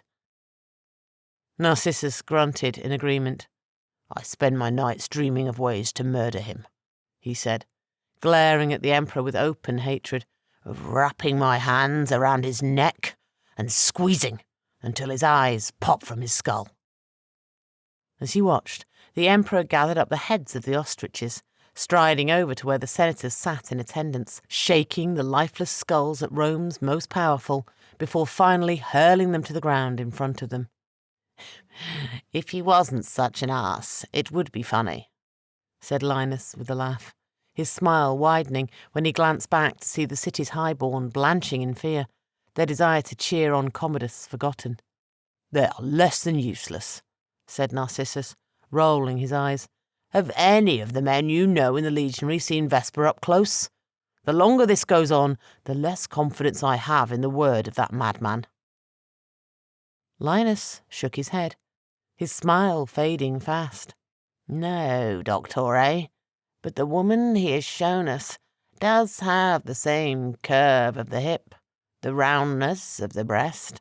I know, but—" A burst of laughter from the crowd pulled his attention, and he looked down on the sands just as Commodus hurled the headless corpse of an ostrich among the senators, staining their fine tunics and togas blood red. "I will continue my inquiries," said Linus, as the laughter died down, Commodus raising his arms in victory one last time before climbing the palisade, waving from the podium moments later, before handing his sword and shield to a waiting attendant, then returning to his seat. "Wine!" he shouted, wiping sweat from his brow. In the time it took to draw breath, an older man, with a bulbous nose and long, curly hair, was at the emperor's side, holding a pitcher beading with perspiration. Commodus took the cup offered by the slave, eyeing him up and down with a frown as the wine was poured. "By the gods, you're ugly." The slave's eyes snapped open like he'd been slapped, his ears and face reddening in shame. "Apologies, Dominus," he said at last, licking his lips. I don't—" "Get this dog out of my sight," snarled Commodus, throwing his wine into the man's face, then crushing the silver cup. "And have him whipped for having the gall to come into my presence with hair like some barbarian." Cleander grabbed the slave roughly by his arm, pulling him with enough force that the pitcher of wine slipped from his hands, falling with a horrible metallic clatter, spilling wine over the emperor's feet. "Apologies, Dominus," shrieked the weary slave, tearing away from the Praetorian, falling to his knees to wipe away the wine with his simple tunic.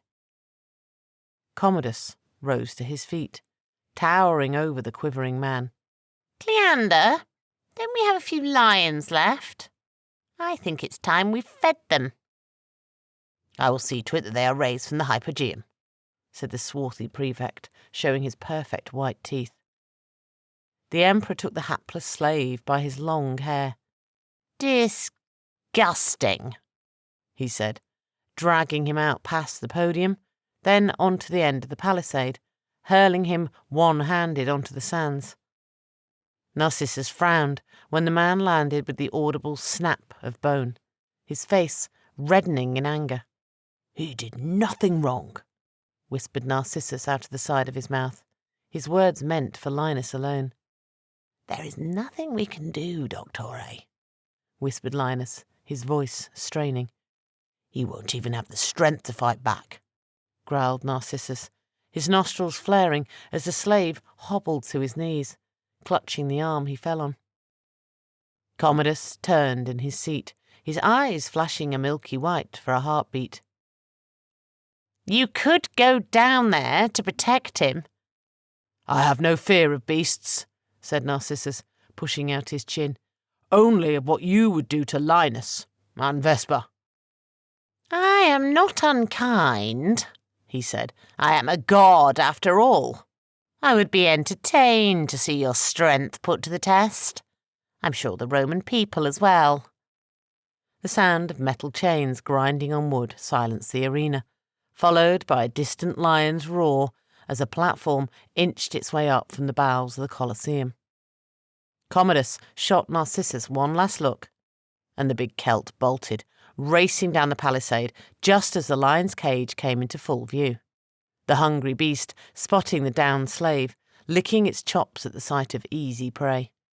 He doubled his speed when the cage door swung open, his long legs matching the lion's four-legged stride as he raced to be first. The beast was almost on top of the fallen slave, its jaws stretched wide for the kill, when Narcissus slammed his bulk into its flank, knocking it off course, so it landed a few feet away, kicking up sand and dust as it skidded to a halt, baring its fangs. Can you run? asked Narcissus over his shoulder, corralling the slave behind him while staring down the beast, not daring to look away. Eyeing the massive cat, he cursed when he saw its ribs and filthy coat, sensing that the beast had not been well tended to, even starved so that it would immediately attack whatever was placed in front of it. I will try, Dominus, he said, in a pain-filled whimper. Then run! The lion, seeing its prey escaping, bolted, trying to race past Narcissus, only for the massive Celt to sink his meaty hands into its mane, using its momentum to swing it around, hurling the roaring beast against the wall of the Colosseum. Against his better judgment, Narcissus turned his back, hurrying after the limping slave, lifting the man bodily as he ran past him to throw him over his shoulder. He was almost to the ladder of the wooden structure when he heard a distant roar, quickly followed by the scrape of thick claws ripping up the sand, growing louder and closer with each breath. His hand touched the first rung when instinctively he spun to his left, dodging just far enough to avoid the lion's great weight as it slammed into the wall, splintering the dry wood. The lion twisted in the air, landing with grace on all four paws. Apologies, said Narcissus, kicking out, landing a heavy boot to the lion's muzzle before it could recover from its missed attack. Reaching up to the highest rung, he pulled himself and the slave up, drawing his legs in close when he felt the brush of claws just beneath them. After a few moments of desperate climbing, the echo of a frustrated roar reaching his ear, and he looked down to see the lion whimpering, its bony flanks heaving. The crowd in the Colosseum broke out in cheers as he stood to his full height, many of them chanting his name, no doubt remembering his days as a champion gladiator. Narcissus felt a tug on his leg, and he looked down to see the slave hugging his leg, tears rolling down his face as his shoulders shook. Gratitude, Dominus. I owe you my life. I am no Dominus, snarled Narcissus, pulling away from the man. I am a Doctore, a trainer of gladiators. And a warrior, worthy of praise, said Commodus, coming to stand at his side. Narcissus frowned when the Emperor took his hand, raising it in victory along with himself as the crowd cheered them on. Praise for what? Saving a fool slave who should know better? Commodus put an arm around his shoulder, guiding him back to the Emperor's box. You save him, only to scorn him? We can throw him back if you like. The big Celt pressed his lips together before shaking his head, frowning back at the whimpering slave who stared at him like a broken man. Look at him. He's filthy, and would make a poor meal for the beasts, he said, with a shrug. The Emperor threw back his head in laughter, clapping him on the shoulder. A fine point, and a fine display. Truly, you must be born of the gods, like myself. Gratitude, he muttered, forcing his face to stillness, playing along in the hope that Commodus would relent and leave him in peace. What now? Now we enjoy the spoils of victory, he shouted, waving one last time to the crowds as he went deeper into the Emperor's box, serving himself wine from one of the many beading pitchers tucked away on corner tables. I will retire to my rooms, then, began Narcissus, moving to leave, only for Commodus to shake his head vigorously. No, he said, waving over a slave to pour wine for Narcissus. Today you will drink with me, so I don't have to spend another waking moment with these weak sycophants. It will be good to spend time with another warrior, with a near equal. Well, of course, Dominus, said Narcissus, his eyes narrowing in suspicion as he sipped his wine, not liking the tart sweetness of the vintage. Good, he said, turning to face the patricians who were in attendance for today's games. We will retire to my chambers for some small amusements. Cleander, send someone ahead to make sure everything is to my tastes. No mistakes this time. Narcissus groaned inwardly, hiding his anger in his cup as he took another sip. He knew very well what went on during the Emperor's amusements and wanted nothing to do with them, given the last time Commodus made the offer. It was for them, and them alone. Clearing his throat, he slammed his wine down on the table, meeting the other man's eyes with a hard look. I told you before, this is not my way. My desires are only for— Calm that barbarian temper, said Commodus, waving over a round-faced courtesan with wide hips and heavy breasts, whose sheer blue stola left little to the imagination. I know your hunger is for your oath's witch and nothing more. Marcia here will see to my pleasures. Very well, he grumbled, casting a weary glance at Linus, before following a cheerful Commodus, who led the way to his chambers with a growing retinue of patrician sycophants following in tow. They arrived at Commodus's vast chambers to find an army of slaves waiting for them. Young men and women with supple bodies and pretty faces circulated the many rooms, serving fine wines and offering exquisite dishes laden with exotic foods prepared to perfection, much of it still hot, the myriad of aromas making his mouth water. In every direction he turned, Narcissus found amusements. Dancers swayed to the gentle plucks of a harpsichordist, while a pale boy with rose-painted cheeks sang a sweet ballad, his voice so perfect that some of those listening wept in open admiration. Moving deeper into the labyrinth of rooms, Narcissus found more musicians, more dancers. The rooms were hot with the crush of bodies, more than had been with them at the Colosseum, and more arriving with each passing moment. Part of him wanted to scream at them, force them from the Emperor's rooms, knowing what a monster the man was. But the longer he watched, the more he understood. The Romans who suckled at the Emperor's teat ate and drank with abandon, laughing and dancing as if there were no tomorrow, living without a care for what went on outside of the palace.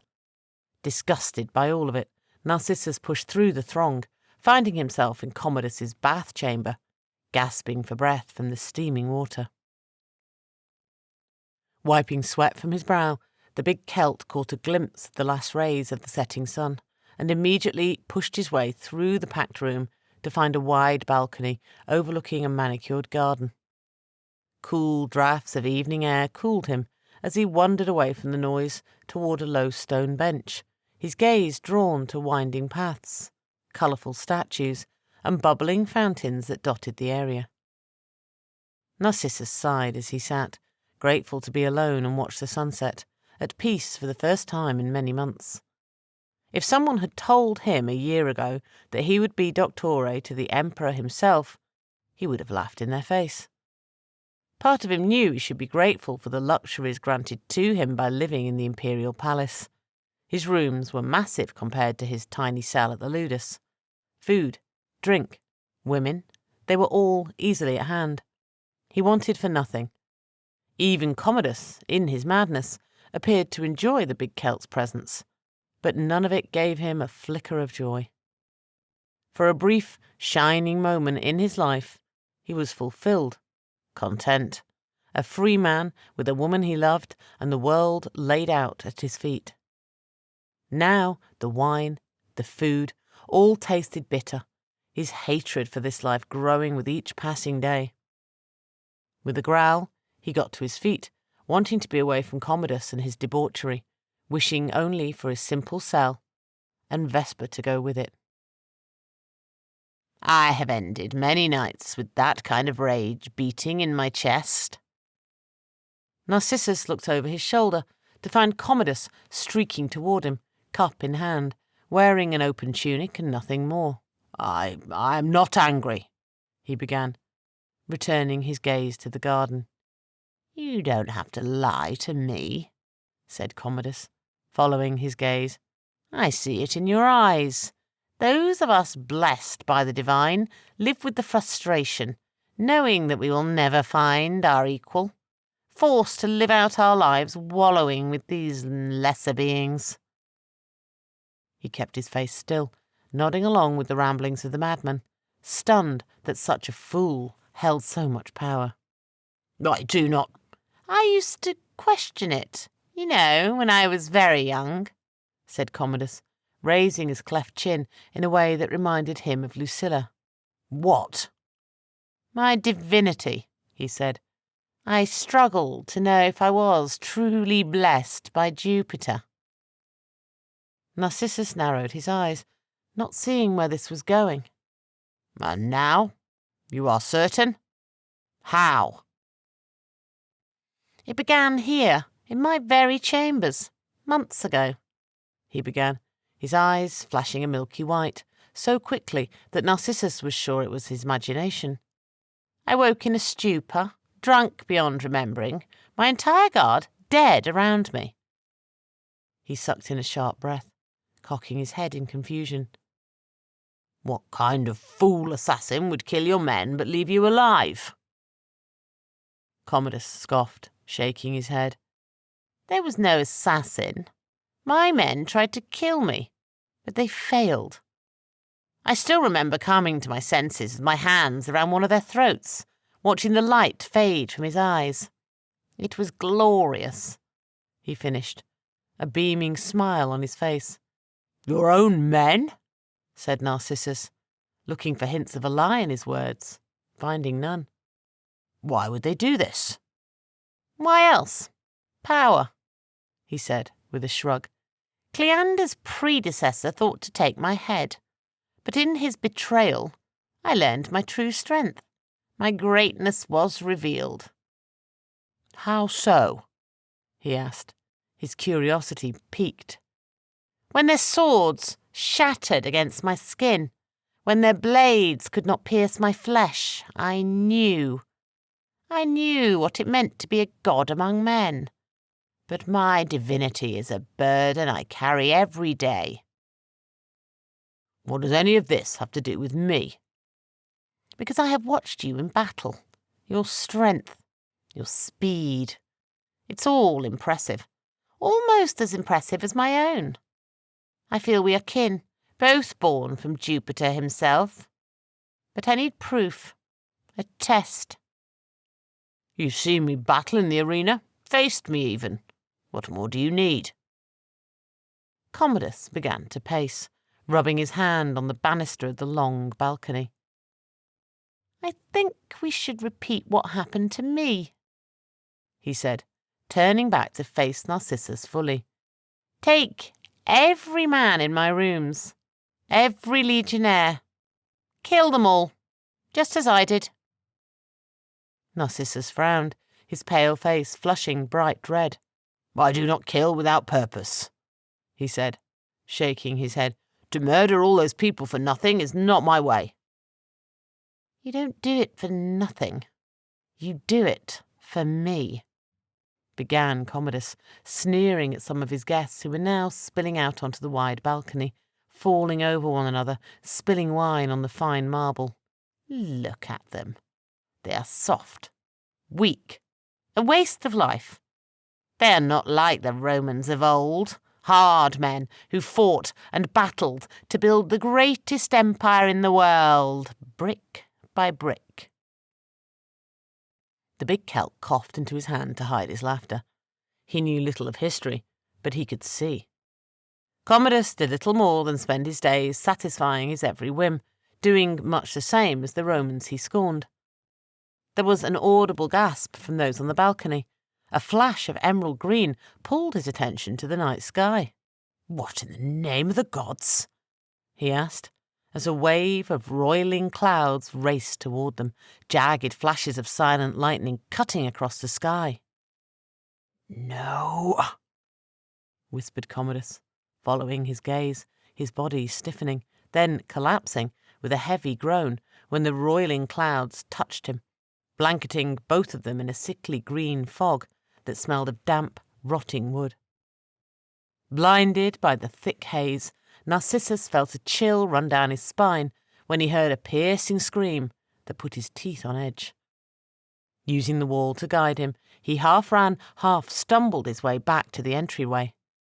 He almost made it when another wave of screams echoed through the fog, and he staggered back as a vile odour filled his nostrils, causing him to retch, his belly threatening to empty from nausea. A heavy blow struck him in the chest, blasting the air from his lungs, followed by another to the bridge of his nose that left him dizzy, with spots dancing in the corners of his eyes. "Face me!" he shouted, staggering as blow after blow peppered his face. With a roar, the big Celt swung his fists blindly, his powerful haymakers catching nothing but air, while whatever was attacking him landed wicked blows to his nose, cheeks, and throat, leaving him breathless. Changing tactics, he tightened up, pulling his arms close in front of him to protect his face, while lashing out with his knees and elbows in hopes of catching his attacker off guard. In response, he found himself lifted bodily, slammed against the wall with enough force that his body fell limp, coughing up bright blood from his lungs as he slumped to his haunches.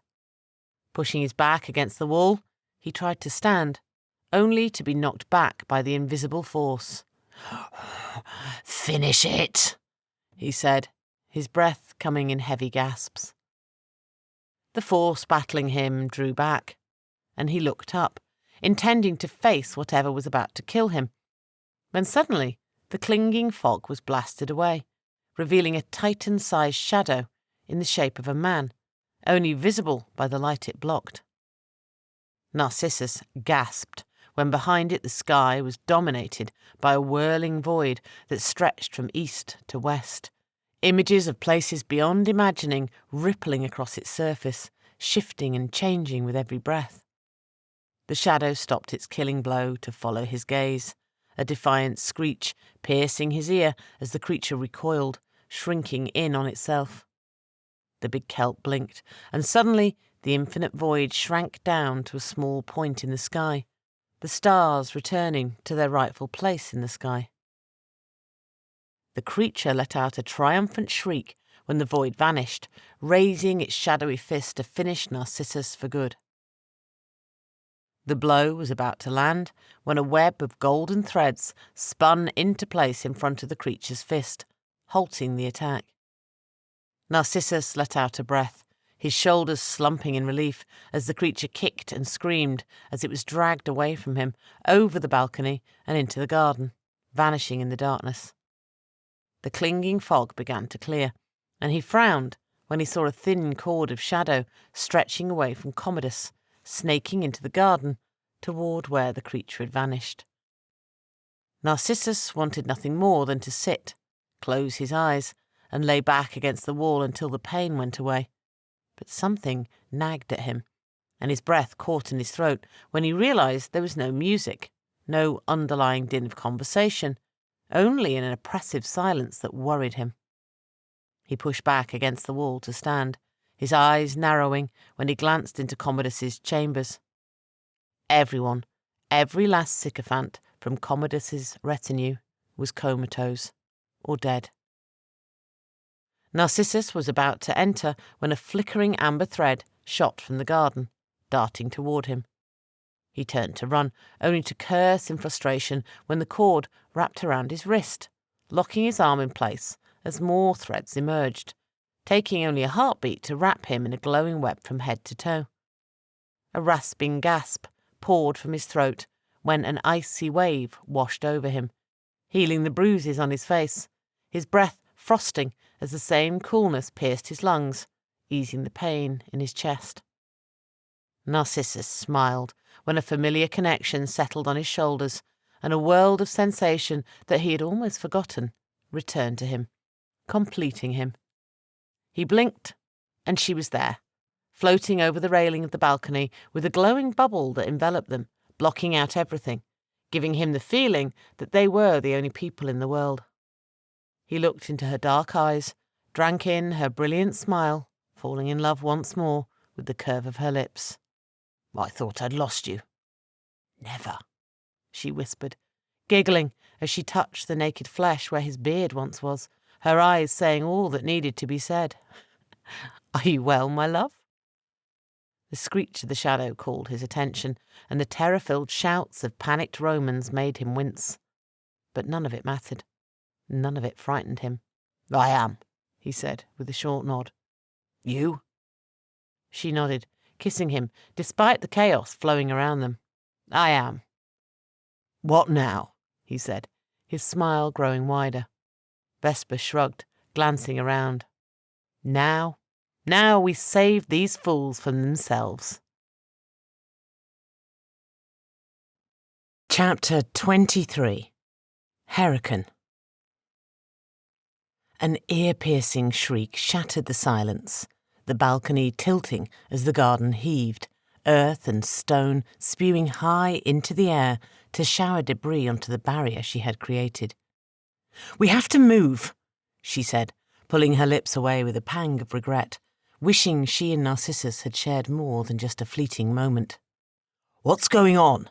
he asked, as he stood to his full height. Vesper began to answer when a sphere of pure ace emerged from the darkness of the garden, a Roku meeting her eyes with a look of terror on his pointed face. "It's a long story," she began, looking up at the towering shadow on the Berber's heels, the monster tearing away the last remnants of the amber net she had crafted to restrain it. "But let's just say that for a moment our world, and the worlds beyond, were one. Every spirit, every lower in our reality was drawn toward the void where they truly belong, breaking any bonds they had to the flesh." "Commodus?"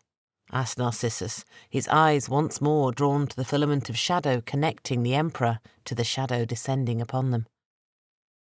Oroku was on them suddenly, his sphere of golden amber enveloping them, shielding them just in time against the shadow's titanic attack. Vesper flinched, eyeing the cracks forming and then vanishing with each blow. "We suspected since the battle with Sautorus that something was going on with him," she said, the ace on her arms flashing bright as she took the Berber's hand, adding her strength to their shield. "But nothing like this. I have never seen a lower so powerful." She gritted her teeth, bracing for another of the shadow's attacks, only to narrow her eyes in confusion when the creature moved past them, plunging deep into the Emperor's chambers and spreading out, the rooms barely visible behind a darkened haze. "What's it doing?" asked Narcissus, when the shadow descended on the fallen bodies. Vesper began to shake her head, only to suddenly gag when a fetid odour touched her nose, her stomach heaving as her eyes watered from the smell. "Oh, biologimari, it's hunting for easier prey," she whispered, her voice full of horror, as the bodies fell apart, melting like wax, until only putrid pools of dark liquid remained. "It was him." Narcissus blanched, nodding hard. "The incidents? The ones we investigated with Lucilla? Was it Commodus all along? I think so, said Vesper, remembering the smells, the vanished bodies, the scenes of madness they had witnessed over the last year, most of them a mirror to the one happening in front of them. Or at least part of it. Oroku bent in half, retching with violent heaves until nothing else came out. What creature of nightmare is this? He said, wiping his mouth on his sleeve as the sphere backed away when the shadow spilled once more onto the balcony, creeping ever so slowly toward the Emperor's inert form. Do we let it kill him? Asked Narcissus, taking her hand in his. Vesper eyed the shadowy cord, connecting Commodus to the creature as it drew closer to him. Look at it, she said, wrinkling her nose when torrents of red and black rippled up and down its form, which was now thicker, slower, giving it the appearance of a beast that had eaten its fill. I don't think it means to kill him. It looks satisfied, like it's returning home. You mean it is bonded with him? Joined to his flesh? Asked Narcissus. There are stories, began Oroku, his voice trembling, of ancient Loa who hid in the world, living life after life, fueling their power with the ace of mortals. Then let Rome reap what it has sown, said Narcissus. I have suffered enough for this empire, given up too much. I'm done. Vesper pressed her lips together, torn between her sense of duty to protect life, to keep to the pact made long ago between the Oss and Rome. But Commodus was a monster, a cruel man who took pleasure in the pain of others, herself included. He has the blood of my people on his hands, and I'm tired of protecting a man who, in his ignorance, broke a pact that protected Rome from the very thing consuming him now. I can do better for the world, far away from him. Let Commodus deal with the mess he has created. She was about to direct Oroku to take them away from the palace and the city itself, when Commodus bounded to his feet, scrambling away from the stalking shadow, his eyes wide with fear. Get back, beast! Do you know who I am? Caesar of Rome, son of Jupiter. You cannot have me. The stalking shadow came to a halt, the edges of its shape warping, twisting in ways that made Vesper's stomach bubble with fear. You are nothing without me, said the shadow, its voice a piercing needle in her ear. You wish to be a god? I have made you a god. Not like this, pleaded Commodus, falling on his haunches and raising his hands defensively as the creature came closer, the cord connecting them growing thicker. Not trapped in the bowels of my own mind, a prisoner. Coward, muttered Narcissus, frowning like he'd eaten something bitter. A whiff of death drifted from Commodus's chambers, forcing Vesper to once again look at the carnage, eyeing the pools of black liquid left by the creature.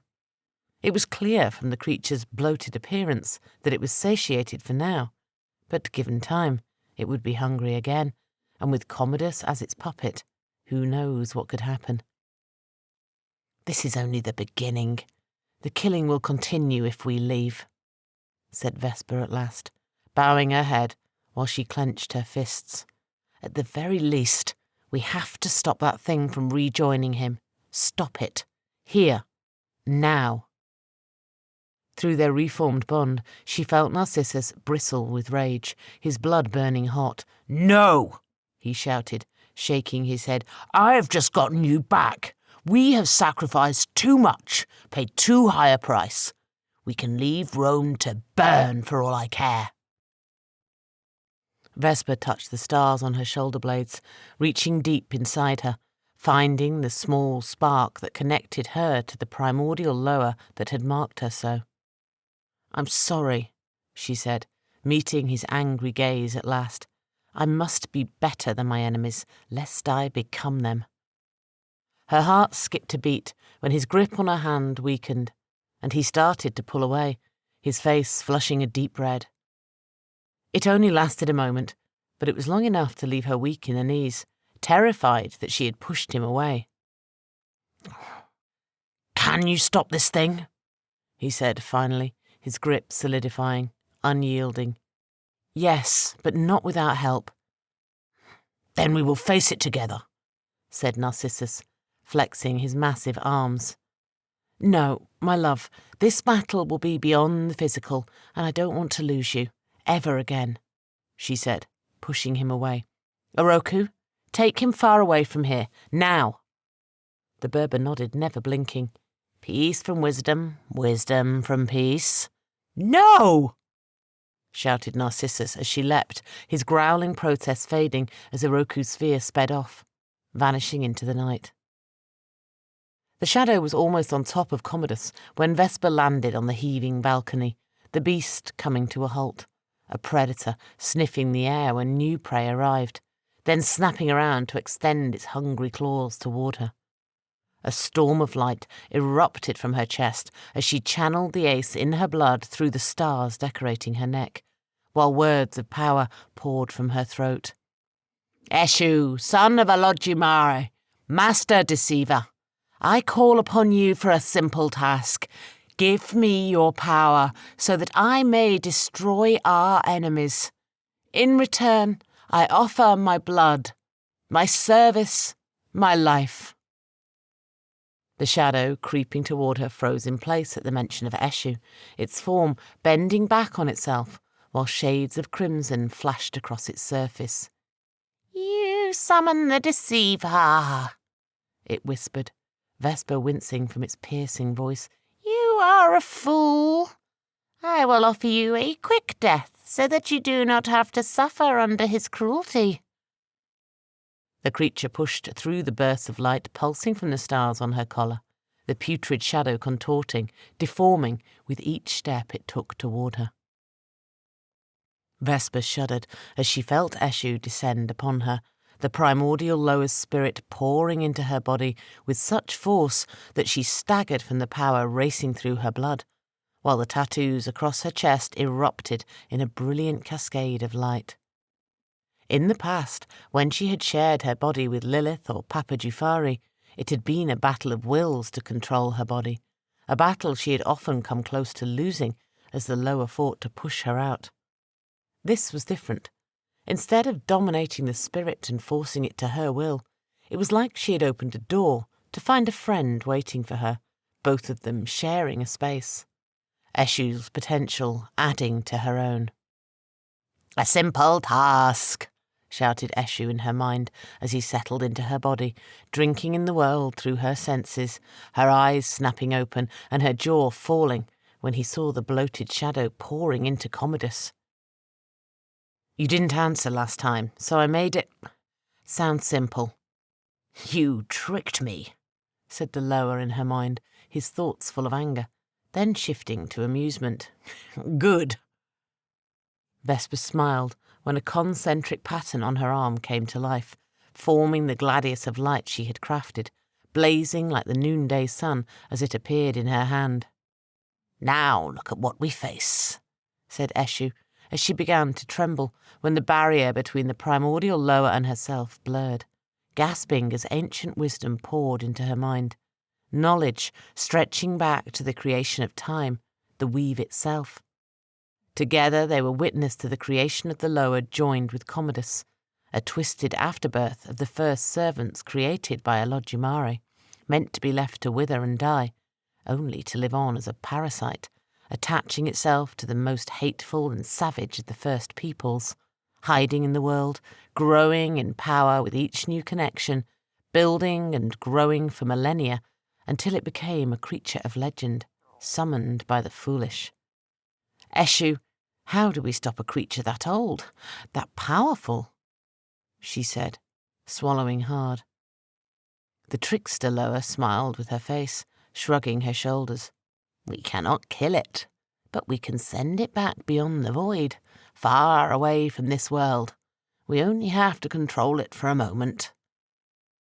The shadow had almost completely joined with Commodus, with only a few writhing threads of shadow flickering around him when she stepped forward, calling it out in bold tones.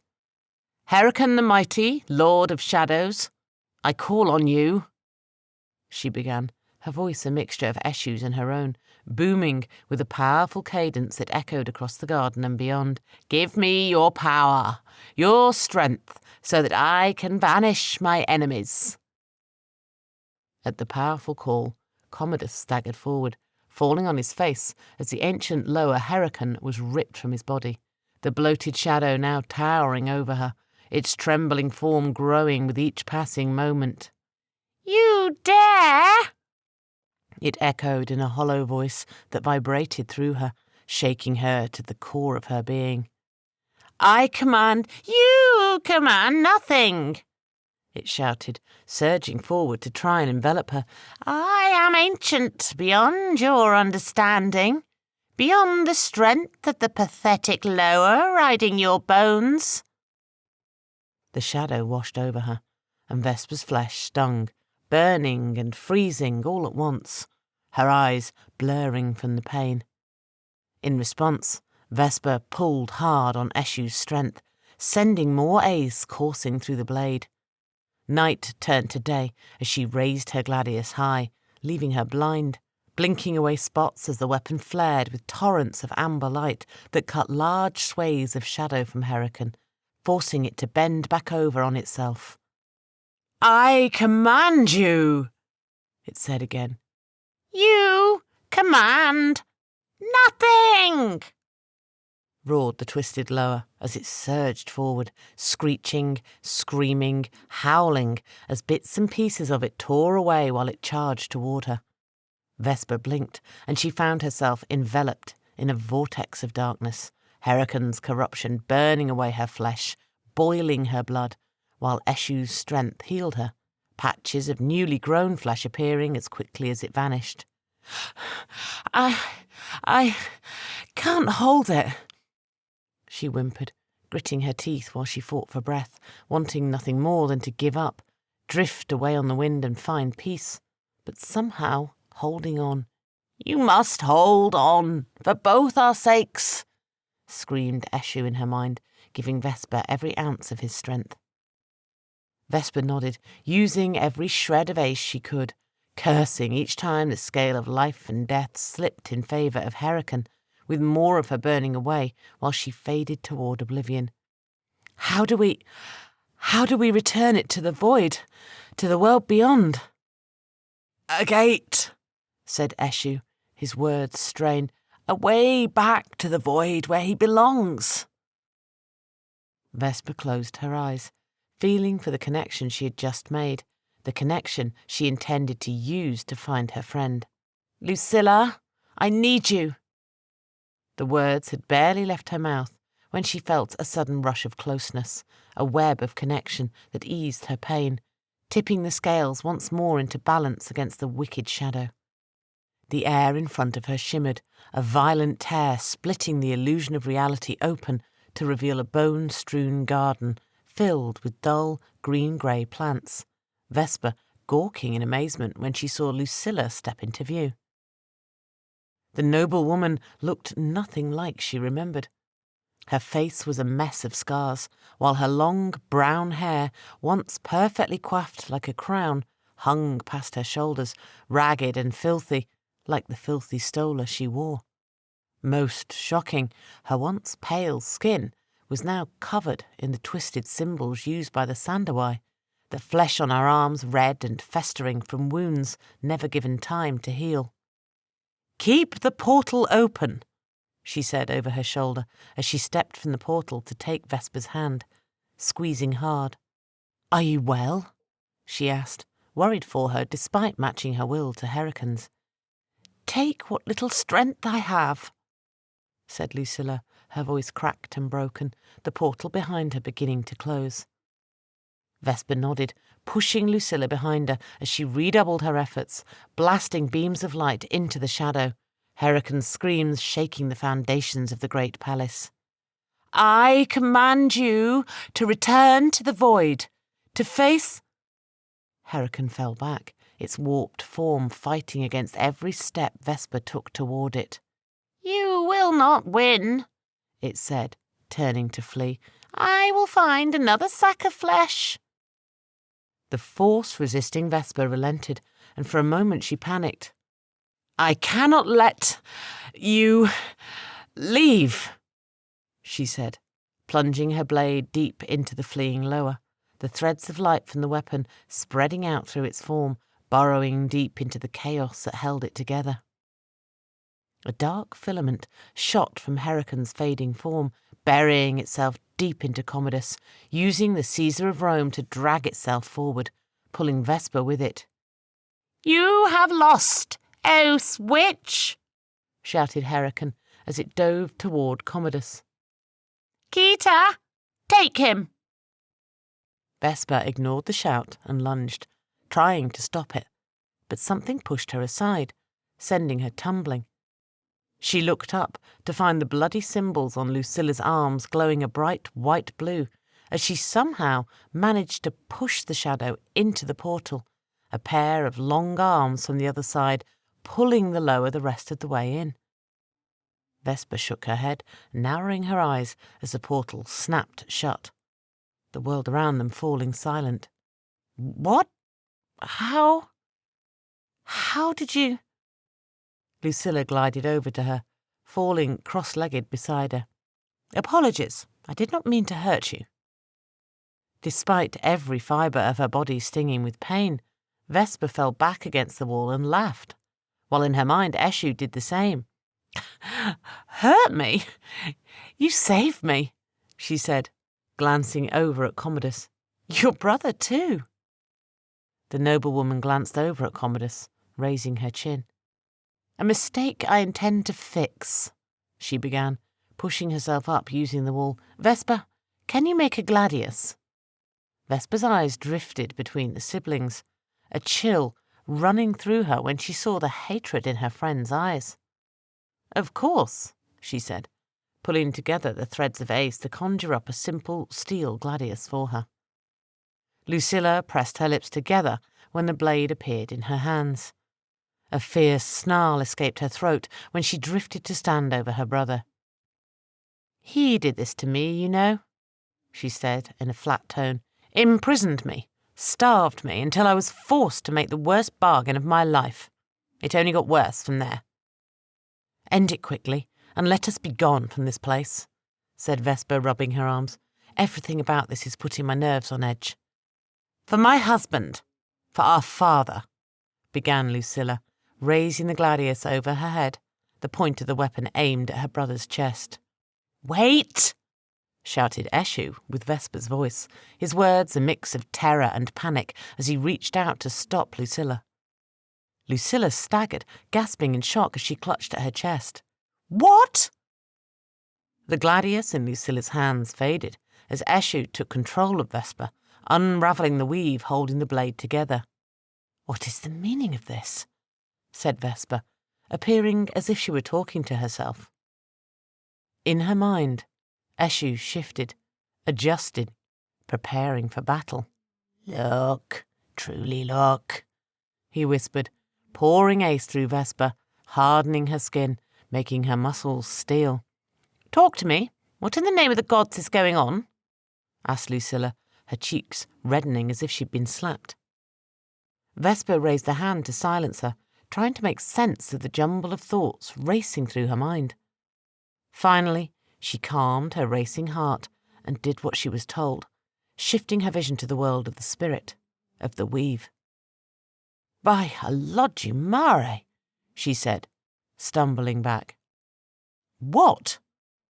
"Heracon, it's still there," said Vesper, cocking her head as she stared, or at least still connected to him somehow. A thick cord of shadow stretched out from Commodus, vanishing a few feet later, giving Commodus the appearance of a marionette dancing on some puppeteer's string. "A fine trick," said Eshu with Vesper's voice, walking around Commodus to inspect the dark connection. "If we cut the cord, it will re-summon the beast, tearing a hole in our world to let it run free, unrestrained by the physical. A nightmare for the world." "What do we do?" asked Vesper, resting a hand on Lucilla's shoulder while the other woman began to sob, her body shaking as she slumped to her knees. "As long as this fool lives, Herakan is locked away," said Eshu, speaking in her mind now, his words for her alone. "But the moment he dies, the world will suffer, as the Dark Lower tries to consume it all to grow its power. So it would seem you have no choice." Vesper shook her head, pressing her lips together. "No," she said, pacing back and forth, the weight of what she had to do pressing hard on her shoulder. Lucilla gave her a questioning look. "What?" She stopped, looking up at the stars, taking in a deep breath. "For the moment, we have to keep your brother safe. If he dies, the beast goes free to ravage, to feed, and the world will look like the chambers behind us." "No," she whispered, shaking her head. "Until the time comes, we must be a shield to Commodus. Keep him safe, no matter the cost, or the world will die with him." Epilogue. Magnus wandered the shattered remains of the garden, cursing with each step, his jaw hanging open in awe at the destruction. When Mother Iaba had ordered him to Rome with the task of organising the senators they controlled, the last thing he expected was to return home to find the Sandawai matron gone, with their home in ruins. Delving deeper into the garden, it was clear a great battle had taken place here. How, he could not imagine. Their stronghold here was meant to be invincible against living armies. Arriving at the heart of the garden, his brow shot up in shock when he saw the illusion of Mother Iaba's simple bench was gone, her towering stone throne visible for all to see. He removed his red-painted mask, letting the garish skull clatter to the stone path while he reached down to find the matron's obe, the bone dagger that was a powerful tool in channeling her power. But, more importantly, it was a symbol of her dominance of the Sandawai people. Magnus smiled to himself when he ripped off his toga and then the tunic beneath, exposing his skinny chest. "Blood for power, power for blood," he repeated over and over, not hesitating as he cut deep gashes over his heart, the bone dagger drinking it all in, not a single drop falling to the ground. When he was done, he plunged the dagger in his belly, a shout of triumph escaping his lips despite the piercing agony. The hurt only lasted a moment, subsiding with each breath, until finally the blade slid from his stomach, his pale flesh whole and untouched. Bounding to his feet, he could already feel the changes, amazed at how light he felt, like he had put down a great weight that he had been carrying for his whole life, relishing in his newfound strength. His vision was the strangest, and when he looked out, he could see back and forth along the weave, and if he focused, could catch glimpses of the living world, even at the heart of Rome itself, despite, or due to, the corruption that engulfed the city. He couldn't be sure. Pushing it all from his mind, he mounted the steps to the throne, trembling as a rush of sensation threatened to overwhelm him when he sat. Touches of flesh on flesh, smells fantastic and foul, words spoken in languages foreign and familiar, caressing his ear, as connections to the other Sandawai stretched across the world reached him. Gripping the arms of the throne, he cleared his throat, speaking in a powerful voice that reached all of the first people hidden throughout the world. "Hear me, brothers and sisters," he began, his blood racing with each word. "I, Magnus, Chief Voden of the Sandawai, call for you to pledge your blood, your life, your loyalty, now and forever, until the true death." Magnus smiled, leaning back on his throne as their words came to him, his power growing with each pledge, with each oath. He would rule the Sandawai now and finally bring his people into the light, to rule not only Rome, but the world. The end. Vesper will return.